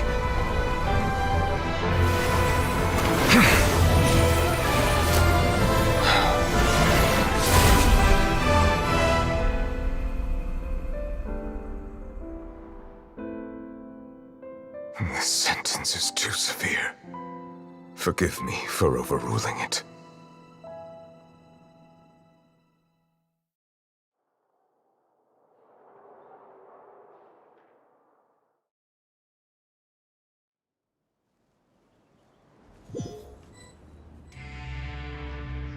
All right.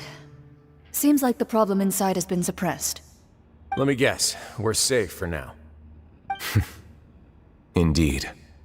But only for now. I win this bet. You owe me a present. Very well. It was indeed just as you said. You made a bet? We made a bet on the size of your entourage. Cloran thought you wouldn't come down by yourself. I figured you would have at least brought a few people along for appearance's sake. It appears I underestimated just how confidential the mission was. Shouldn't you have gotten used to confidential missions by now? That's just how the courts operate. So what gift must the loser give?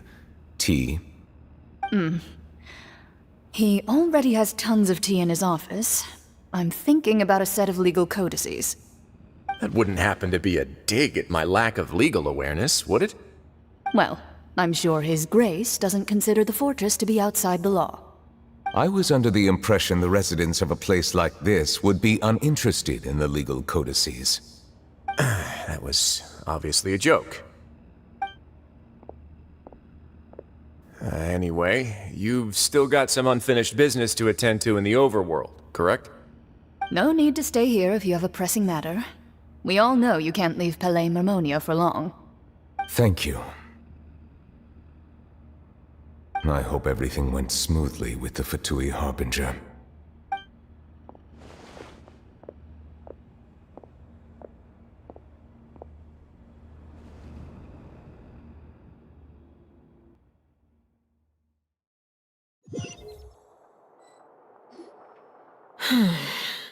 I must say, we've spent long enough playing house.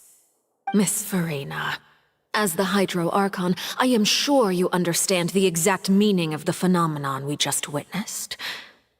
Or should I say, that's what I originally thought. But looking at your expression, was I wrong? And you haven't a clue? What are you trying to say? At this point, I don't think there's any more need to speak as diplomatic representatives. Allow me to speak to you now as just a Fontanian. You know the prophecy by heart, and also that every part of it is being proven true. Yet, here you are relaxing, drinking tea, and eating desserts as if it's all nothing more than a few stray bugs in your garden. Do you really think that's acceptable? The prophecy's hanging above our necks like a guillotine. Every faction is looking for a way to either avert the disaster or save their own. Even the orphans of the House of the Hearth have devoted everything to saving their homeland. But you? It beggars belief just how nonchalant and carefree you have been. From the very beginning, you, the god Focalor, you have utterly failed to take action. You're wrong. I've never ignored the prophecy, nor have I just been passing the time in self-indulgence. Retract your accusation and stop doubting the wisdom of the gods with such absurd conjectures! I am not alone in my doubts, you know. All the children of Fontaine may be harboring the exact same thoughts right now. Oh, great Hydro Archon. How are you going to save them? Save us? How are the people you've sworn to protect supposed to survive in a land that will soon disappear beneath the waves? I have my ways, and I've been working on them for all this time. Even if you look down upon me, you have no right to judge me. Fontaine will be saved. Even if I still cannot see the true future right now, as long as I continue on as I am, I will be able to hold my head up high!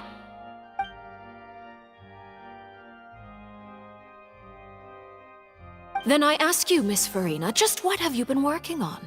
Where can we see it, and what is it doing to help?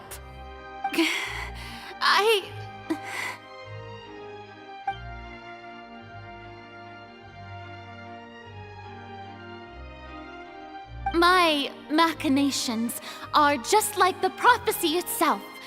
They will only reveal themselves at the fated time. It is just that beings like yourselves are unable to perceive them as of yet. I see. As a god, the proof of your labor always lies beyond prying mortal eyes. Allow me to be so bold as to ask another way. Would it be possible for you to tell us the parts of your plan that are not confidential? Such as your emergency response plan for the impending disaster? An an emergency response plan? Oh, that look in your eyes. Have you not even prepared one of those? The emergency response plan is also strictly confidential. Then allow me to jog your memory. Miss Farina, what is the purpose of your Oratrice Mécanique d'Analyse Cardinal? And what do you plan to do with the massive amounts of indemnitium that has accumulated over the years? The Oratrice? It's just like it appears to be.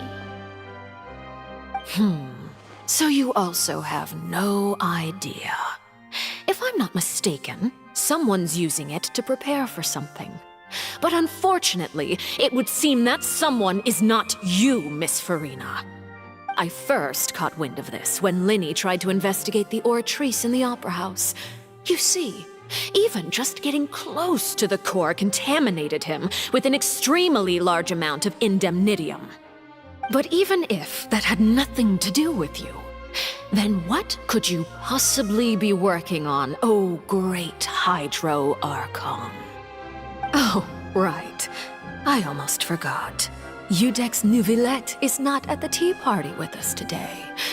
Miss Farina, I suppose you must have ordered him away to take care of some troublesome business. Yeah, yes, that's exactly right.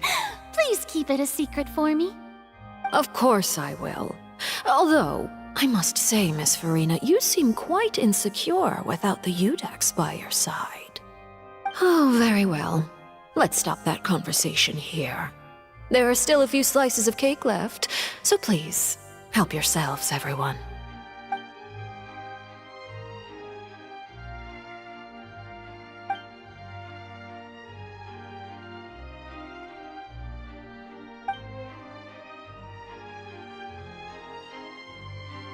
Traveler, I heard that you were recently commissioned to handle a few matters on behalf of the Udex. Why don't you take an extra slice of cake? Those who work hard deserve gratitude and praise. You too, Paimon. Thank you. Paimon will take you up on that offer.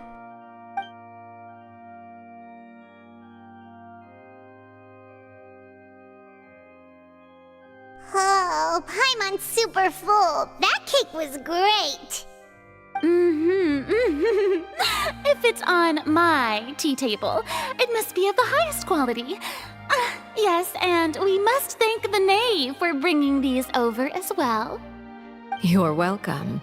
I'm sure the cake also felt greatly honored to be featured at Miss Farina's table. And I was merely catering to Miss Farina's tastes, seeking a chance to chat over tea. It is getting late. Why don't we call it a day?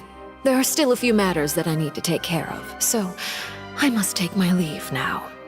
Very well. We'll end it here. Mind seeing me off, Traveler? We could use the opportunity to discuss Child before I must be on my way. Paimon's coming too!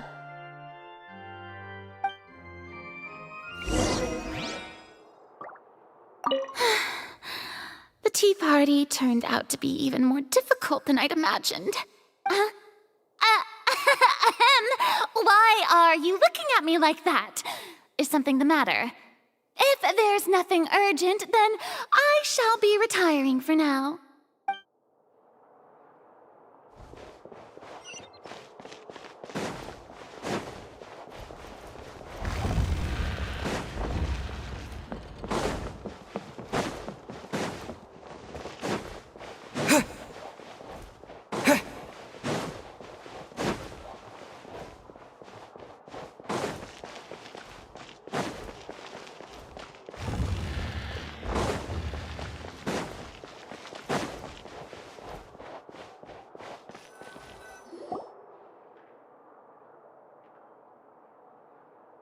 I'm glad that you were willing to come with me. Of course, Child was just an excuse. I have no interest in your dealings with him. That's what Paimon thought. You lent your aid to the children of the House of the Hearth. As their father, I would like to express my gratitude. Do I look like an irresponsible father to you? The House of the Hearth is very important to me. You should know that I care deeply about my children. That was all. Formal topics should be discussed in formal settings, and informal topics in informal settings. I know you just returned from the fortress of Meripede. Relax. I have no intention of trying to get anything out of you. Linny, Lynette, and Fremine are still there, and I trust their judgment and abilities. They've all been working very hard and have always done all they can to fight back against anyone who tried to stop them, especially Linny. You mean Wriothesley. He's a tricky one to deal with. It's unfortunate that Linny's so eager to prove himself that he can't learn to rely on others, including me.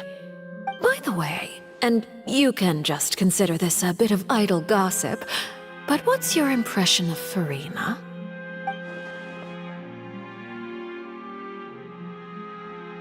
You are outside of our disputes, and the freest person in all of Fontaine, able to move around most easily. Allow me to share my perspective with you. And that's everything that happened during the trial. Master Child was declared guilty and immediately transported to the Fortress of Meripede. Didn't he say he was coming here on vacation? Does he not feel an ounce of shame for all the trouble he has caused?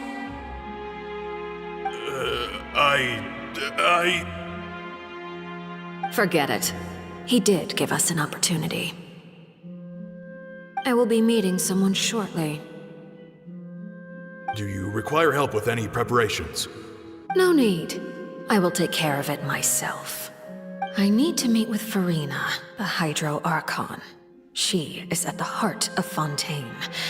But what's fascinating about her is that she often seems more like a celebrity than a working Archon. Oh? Come over here, you little critter, you! You dare to run from me? Stop right this instant! My goal is just to discover the location of the Gnosis. But I didn't expect the chance to approach Furina to be handed to me on a silver platter. This is so easy, it's actually making me a bit suspicious. Anything left unguarded is usually just bait. But no one will blame someone for taking the bait. After all, from the moment it was attached to the hook, the bait is meant to be sacrificed. It's just as I guessed in the second before I struck. The Hydronosis is not currently held by the Archon. In fact, this Archon doesn't seem like a god at all. And I sense that she's under some kind of curse. Who are you? And what are you trying to do? Please don't kill me! I'm begging you, please! The fear in her pupils is genuine, so perhaps she's not bait after all. Either way, targeting her has lost all meaning. I left the scene with ease. Nobody came looking for me, and nobody could serve as a witness to my near assassination of Focalor. I suspect even Furina dares not mention this incident to anyone. Not long after, my informants confirmed what I had guessed. After returning to her quarters, Furina quietly cried alone. She was so scared that she could not sleep that night, nor could she even bring herself to eat her cake. There's no doubt that there's something wrong with her. I began to entertain the possibility that she is not the true Hydro Archon. Perhaps Eudex Neuvillette is actually the genuine article. I have to find the Gnosis. If the Neuvillette hypothesis is correct, he is probably in possession of it.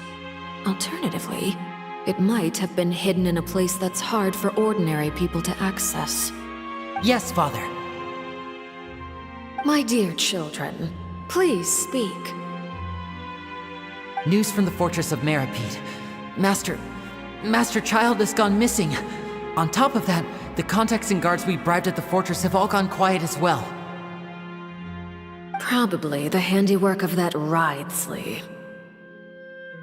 I'm afraid so. This is a good opportunity. The value of a harbinger is much higher than most would imagine.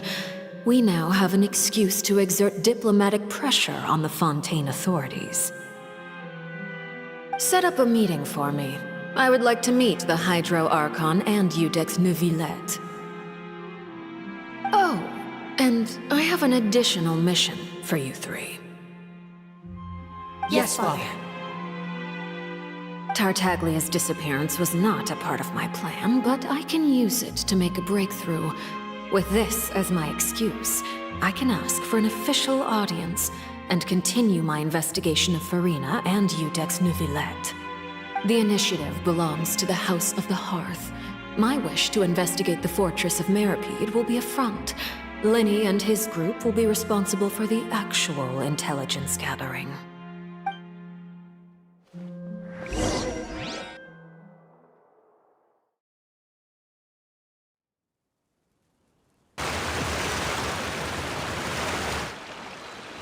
You should know the rest. Lenny's group is quite close to you, so they wouldn't have hidden anything from you. You attacked the Hydro Archon? It wouldn't mean anything, even if you shouted it from the rooftops. After all, even Farina herself is still pretending that nothing of that sort ever happened. Alright then. I've now had 2 chances to enjoy tea with Farina. I have to say, the leadership of Fontaine is even more inscrutable than I had imagined. I once surmised that Iudex Neuvillette must be the Hydro Archon, but now, that doesn't seem right to me either. I am a servant of Her Majesty the Tsaritsa. Over my years of service, I've learned how a real Archon conducts and carries themselves. Whether Iudex Neuvillette or Farina, neither fits the bill. It's hard to imagine either of them as the Archon. Of course, that is all just how I feel. Gut feelings often do not require justification. It is, however, quite amusing to me that after all my years working in intelligence gathering, I've come to realize I am at a complete loss regarding the identity of the god of the land of my birth. Don't you think Fontaine is quite intriguing? A catastrophe looms, yet many secrets have yet to rise to the surface. It looks like Fontainians will have no choice but to save themselves. Ultimately, though, one must survive in order to do anything else. Should the need arise, I would be happy to cooperate with you. You don't need to commit to anything right now, of course. I have a feeling that the situation will continue to evolve, and as your name is often connected with noble deeds, I'm sure we will work together someday. He certainly returned quickly. You must want to catch up with each other, so I'll leave you to him.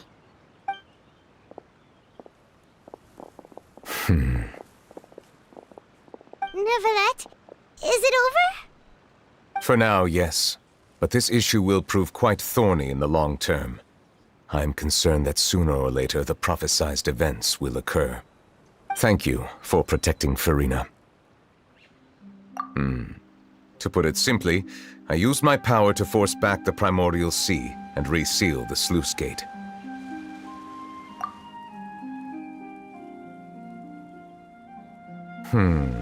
So as expected, the Knave has turned up the pressure on Farina. She's trying to feel her out, though I'm still unsure as to her motives. Permission granted.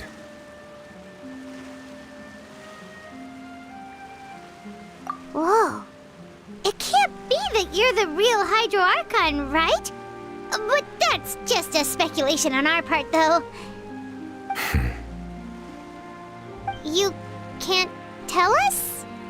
Then that's okay. We can talk about something else. We won't try to force you. You guys in Fontaine are super strange.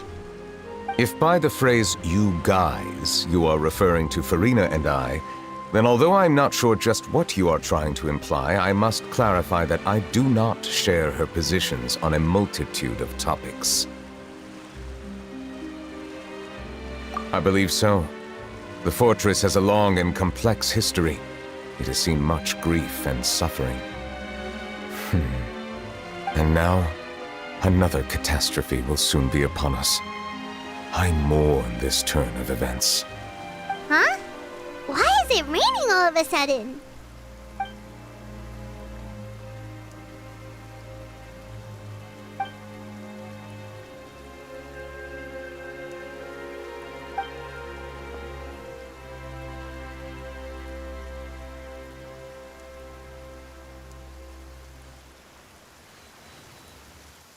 You may be closer to the truth than you think. Oh? And what are you thinking? The dragon of...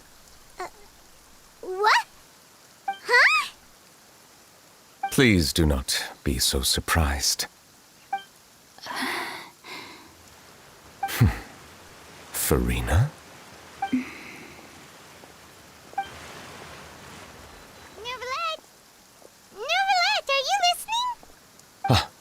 My apologies. We were just guessing randomly. We didn't guess right, did we? You're not actually the dragon sovereign of water, right? Well, if you don't want to confirm or deny... You guessed correctly. I sincerely hope you'll be able to keep this a secret for me. Right, of course. We'll definitely help you keep it a secret. There's still something Paimon wants to ask you, though. Please, go ahead. Well, if you are the dragon sovereign of water, and you were able to force back the primordial sea from the fortress, then since Fontaine's prophecy is all about seawater, couldn't you just use your power to solve the crisis?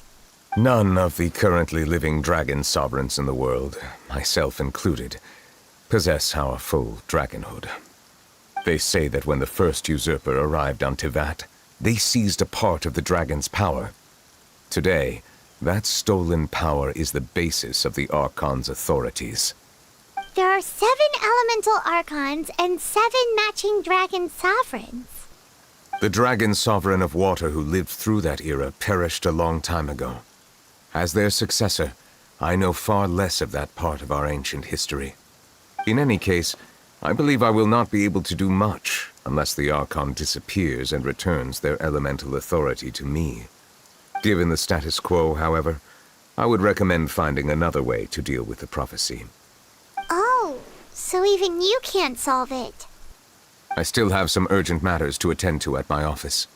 If you have any more questions regarding ancient history, you are welcome to discuss them with me at a later time. Please go right ahead. There's a place that Paimon wants to go too. Traveler, why don't we pay another visit to the Fortress of Meripede? Paimon is a little worried. We'll see you another time. Take care.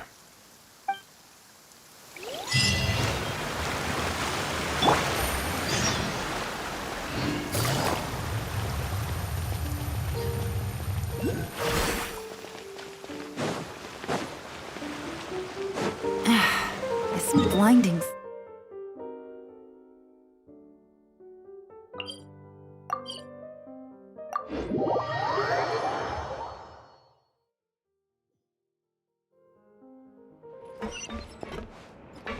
Take it easy.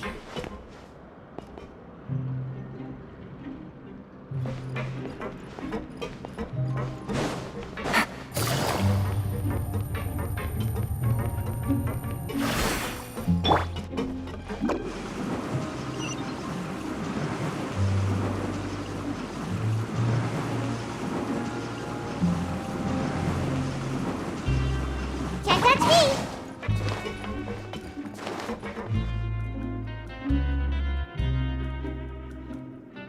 Now guess, what suit will this next card be? A bare-teeth cat? Well, well, look who it is. Traveler, Paimon.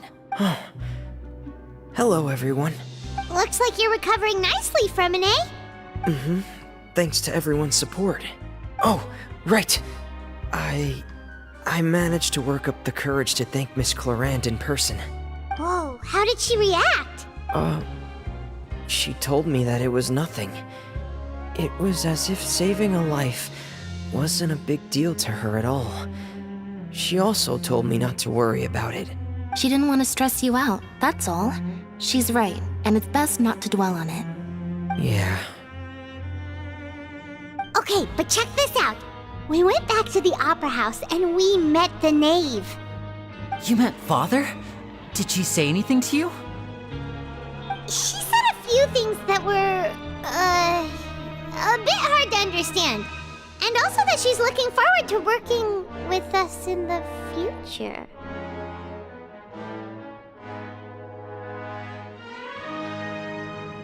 Her attitude towards you is even better than what we'd imagined. That's fantastic. You should believe her. She has her own way of doing things, and she'll do everything in her power to help those she considers close, which now might also include you. Mm-hmm. Father is very capable, and also trustworthy. Oh, Paimon just remembered that she thought Linny was a bit too proud as well. She said that you should learn how to rely on others sometimes. Got it. Huh. That does sound like something that Father would say. Hey! Are you going to stay here for the next few days? Looks like it, yeah. Excellent. I will host a tea party. For real? Then Paimon wants another serving of cake. Another implies that you were already served some delicious cake while you were up there. How lovely. Well, next time, you're going to have tea and snacks with us.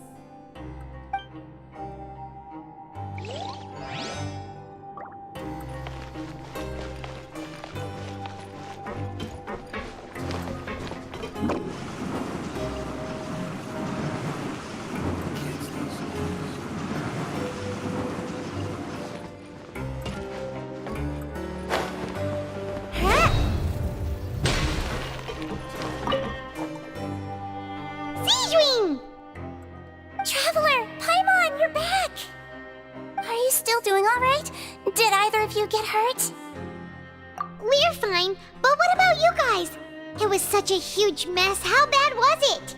A few people sustained superficial injuries, but that's about the extent of the damage. Monsieur Nervulette paid us a visit. It was all thanks to him that we managed to suppress the crisis for the time being. Oh, of course, we must also thank you for the help you provided. How did Nervulette know that he was needed here? Well, Monsieur Nervulette has strong resonance with the hydro element.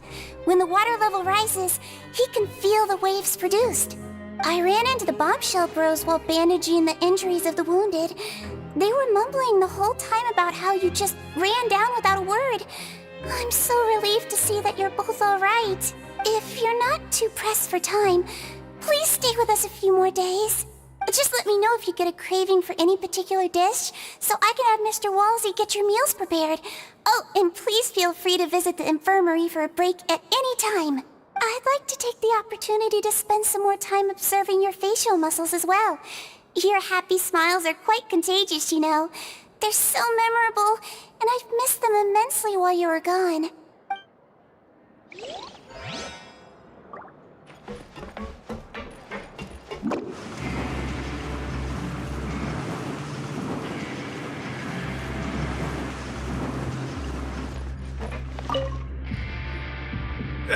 You guys are back? Crystal! Macaroon! You guys didn't get caught and thrown back down here, right? Huh? No, not at all. And here I thought you'd managed to escape from jail during all the commotion. I'd held you up as legendary jailbreakers, but now you're telling me you just never left? We're sorry, but we just had some business to take care of. All right. There's no need to get caught up in the details. We're just relieved to see you. He was super worried about you, you know. Hey, it wasn't just me. Weren't you super worried as well? Something like that, yeah. I was also transferred to work in the kitchen a few days ago. I can still hear Quisto mumbling to the carrots. Are those two all right? Do you think they made it out alive? Whenever he'd say that, I'd tell him I'm sure they're fine. Wherever they are, they're kicking back with drinks in hand, enjoying the lovely scenery. Hey, there's nothing wrong with worrying about your prison pals, is there? I mean, considering how they always love listening to all my gossip. These two, they sure are a lot warmer and friendlier than when Paimon first met them. Oh, well, if you say so. I'll be watching you to make sure you finish every last bite.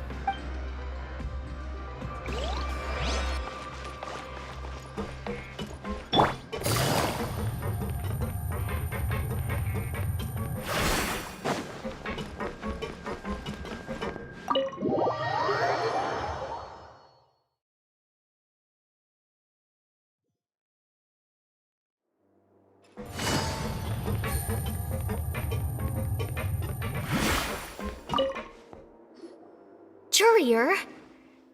Miss Sijween told me you still haven't eaten. Yeah, I was working on something, so I forgot. That's no excuse for... Huh? It's you two. Courier, Lurvine, we're back! Hello there. It's been quite the mess here recently. How have you been? And you? Are you still taking the secret passageway from the infirmary to work on the ship? Yep. That is still top secret, though, so don't say a word to anyone. It can be a bit annoying when there are lots of people in the infirmary, but I still prefer taking that route over the one from the Duke's office. I mean, the infirmary does make it easier for you to slack off. Oh yeah? Then why are you also here so much? You two really are just using your jobs as a cover for your relationship, aren't you? Not at all!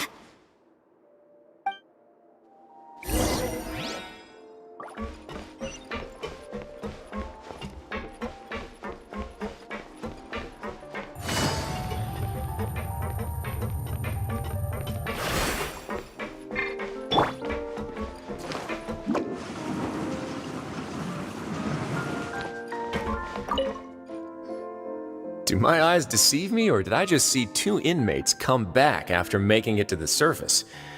Some strange winds blowing of late. We wanted to see how the fortress is doing. Is everything still alright? We're fine, for the most part. Neuvillette came down and took care of the worst of it. If that's the case, why don't you just ask him to stay here? Oh, yeah, what a brilliant plan. Let's go convince the Udex himself to exchange the Courts of Fontaine for a puddle of water in the middle of nowhere.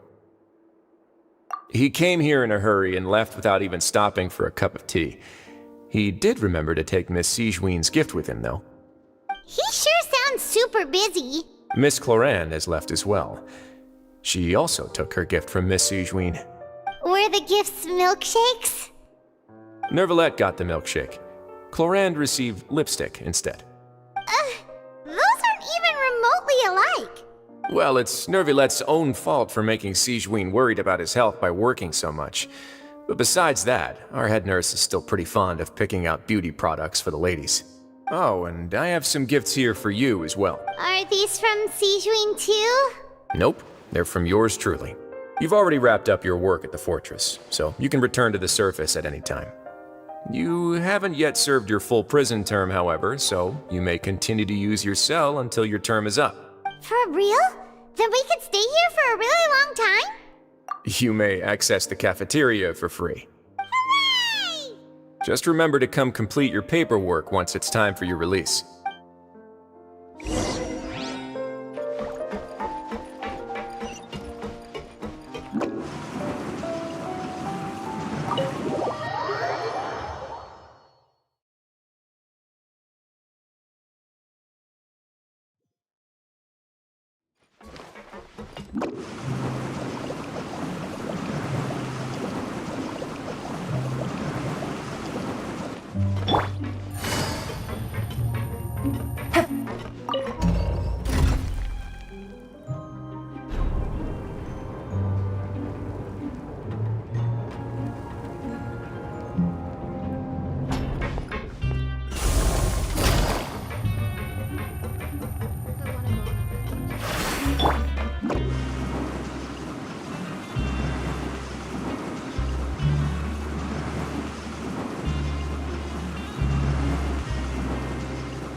And away I go! We're back in our cell again. We're no longer prisoners though, so it really doesn't feel the same. Being free sure feels pretty special now. Huh? How did you know? Hey, that's not true! Alright. Okay, Paimon just wanted to say that we really are an amazing duo after all. It's like we've now gone to so many places together and become friends with so many people. We've never stopped traveling or stopped meeting new friends. There are so many bad things in the world, and we're just two people, but we've still been solving problems no matter where we go. Isn't that pretty cool? You're counting Paimon today? Aren't you the only adventurer here? Then let's ask Catherine to give Paimon an adventurer handbook as well. Paimon will also be be an adventurer from today forward! Just our thoughts making Paimon giddy. Paimon's gonna crash, so you sleep soon too. The last time we fell asleep here, we woke up to a whole mess outside ourselves. The primordial seawater nearly rose up. That was so scary. We should be safe now, right? Alright then, good night to you, traveler.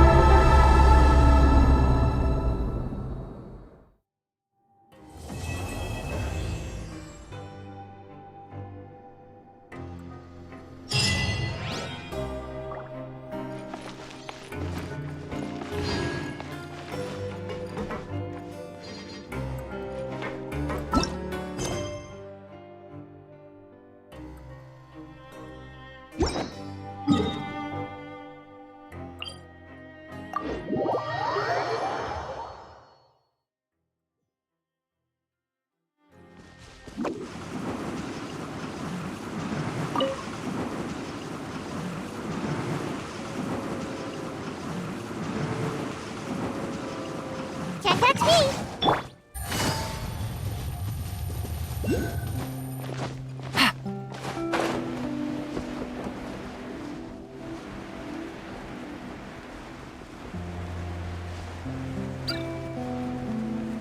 Take it easy.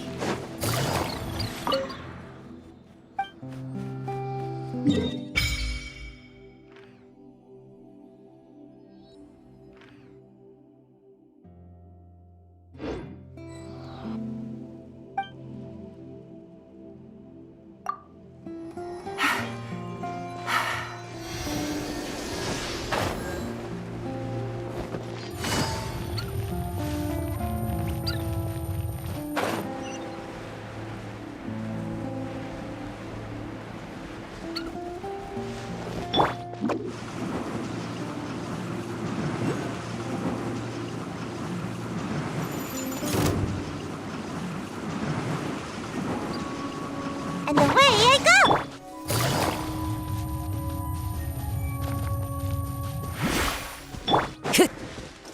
The wind knows me.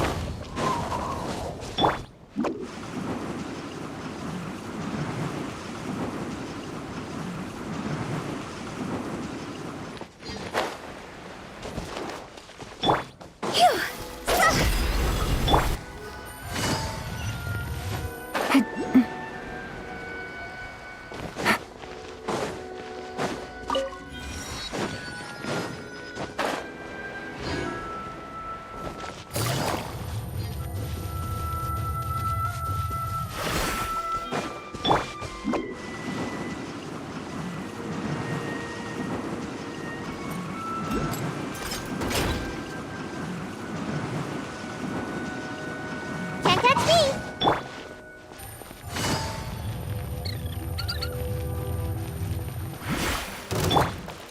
Make my escape.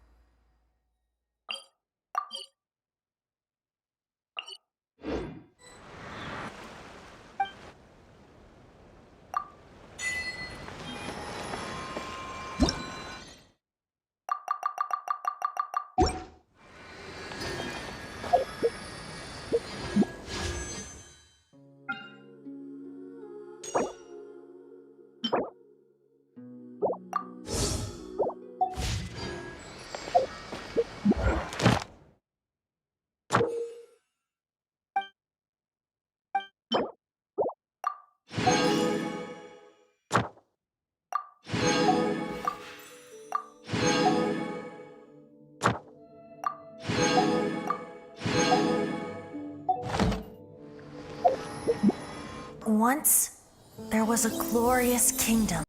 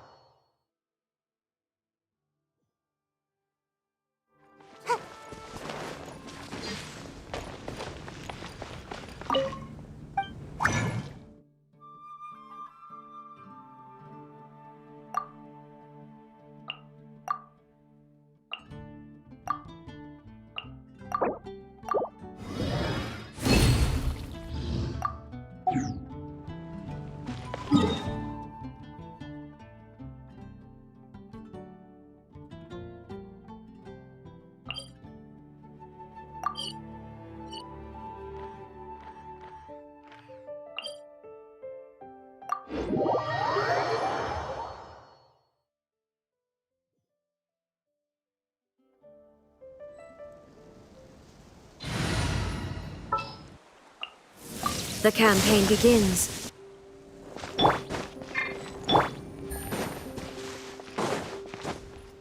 Take it easy.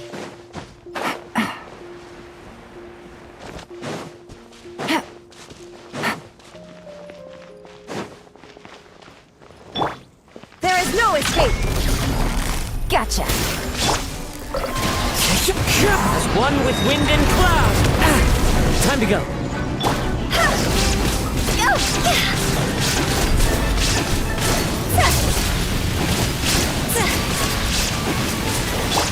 Here comes the catch! Torn to oblivion!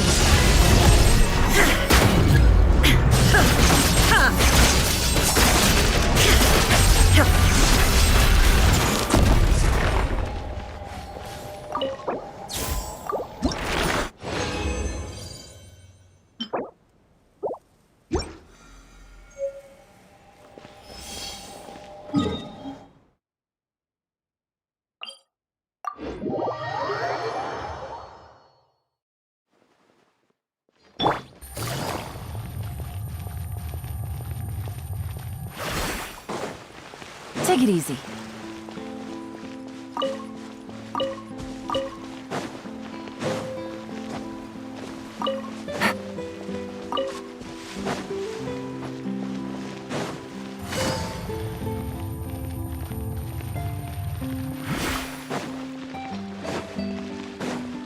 Take it easy.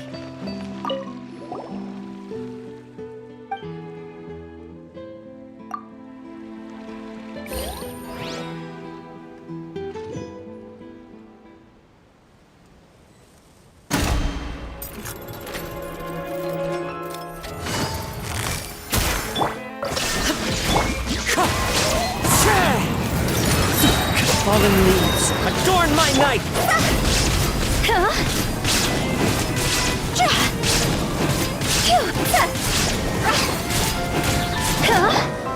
Inazuma shines eternal!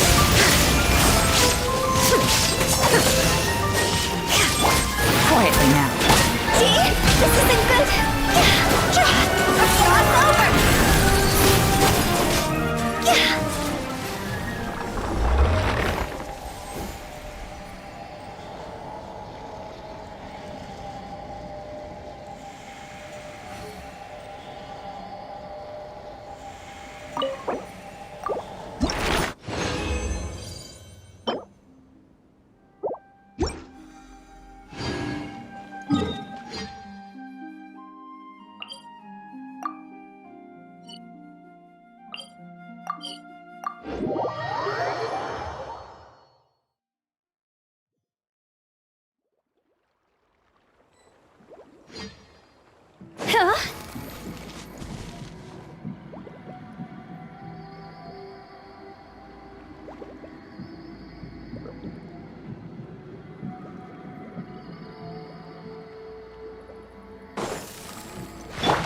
Illusion shattered! Busted!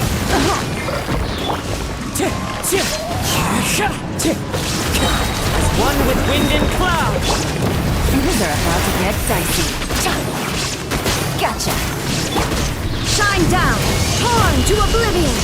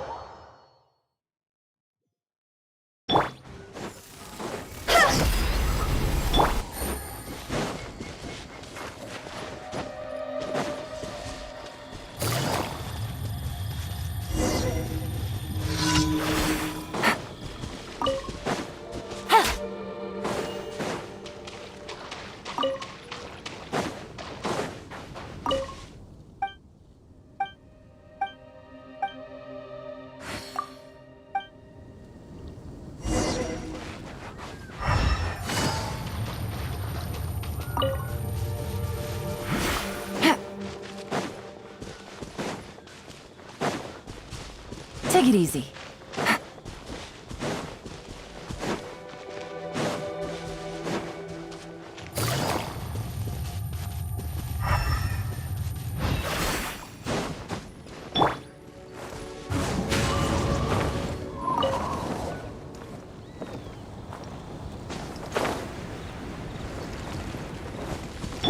There is no escape! Quiet now.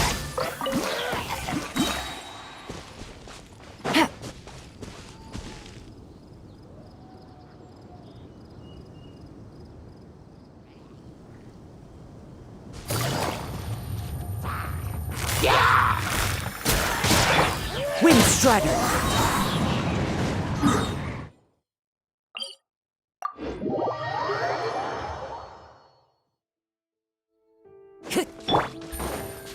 Take it easy. Take it easy.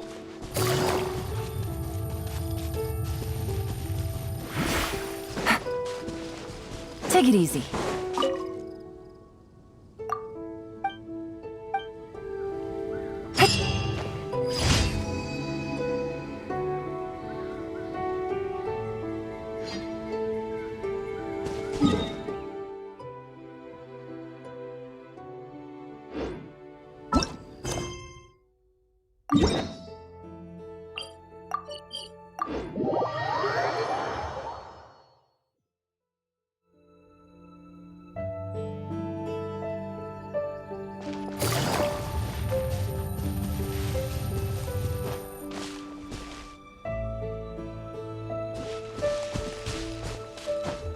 Yeah. Hit.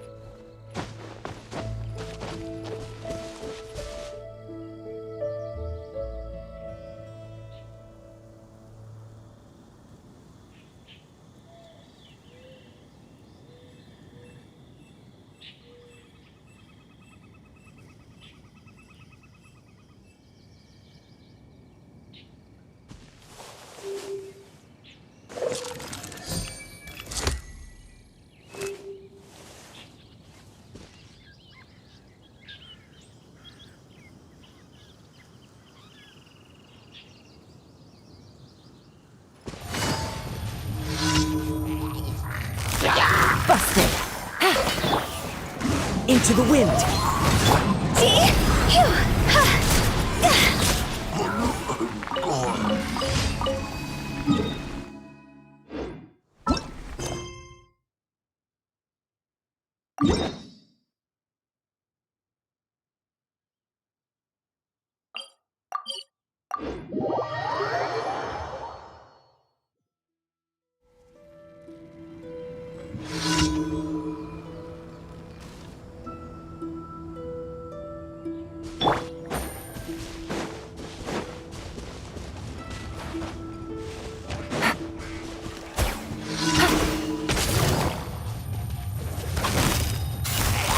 Quietly now. Game's up. Fun's over.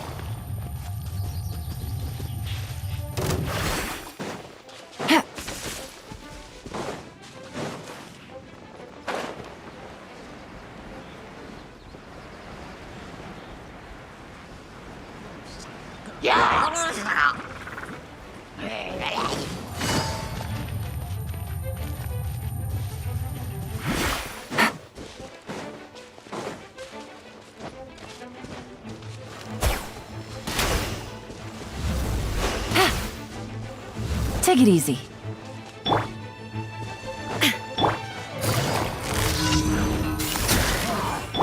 Illusion shattered!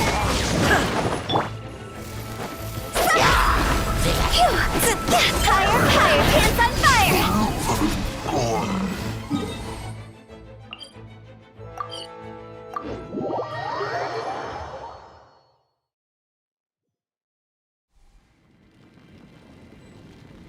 Go!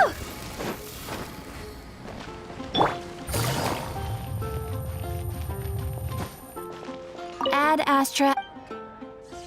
Thank you for completing.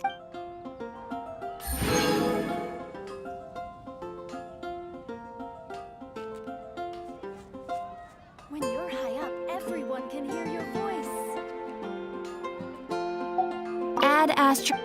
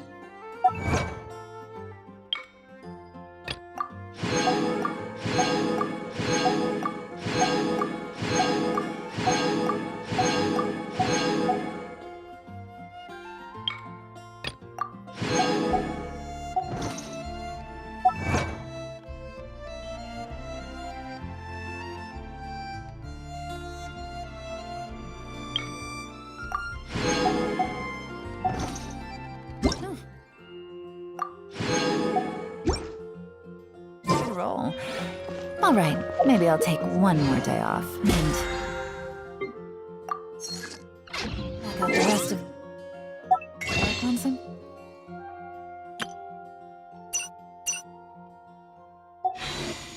feeling up to it.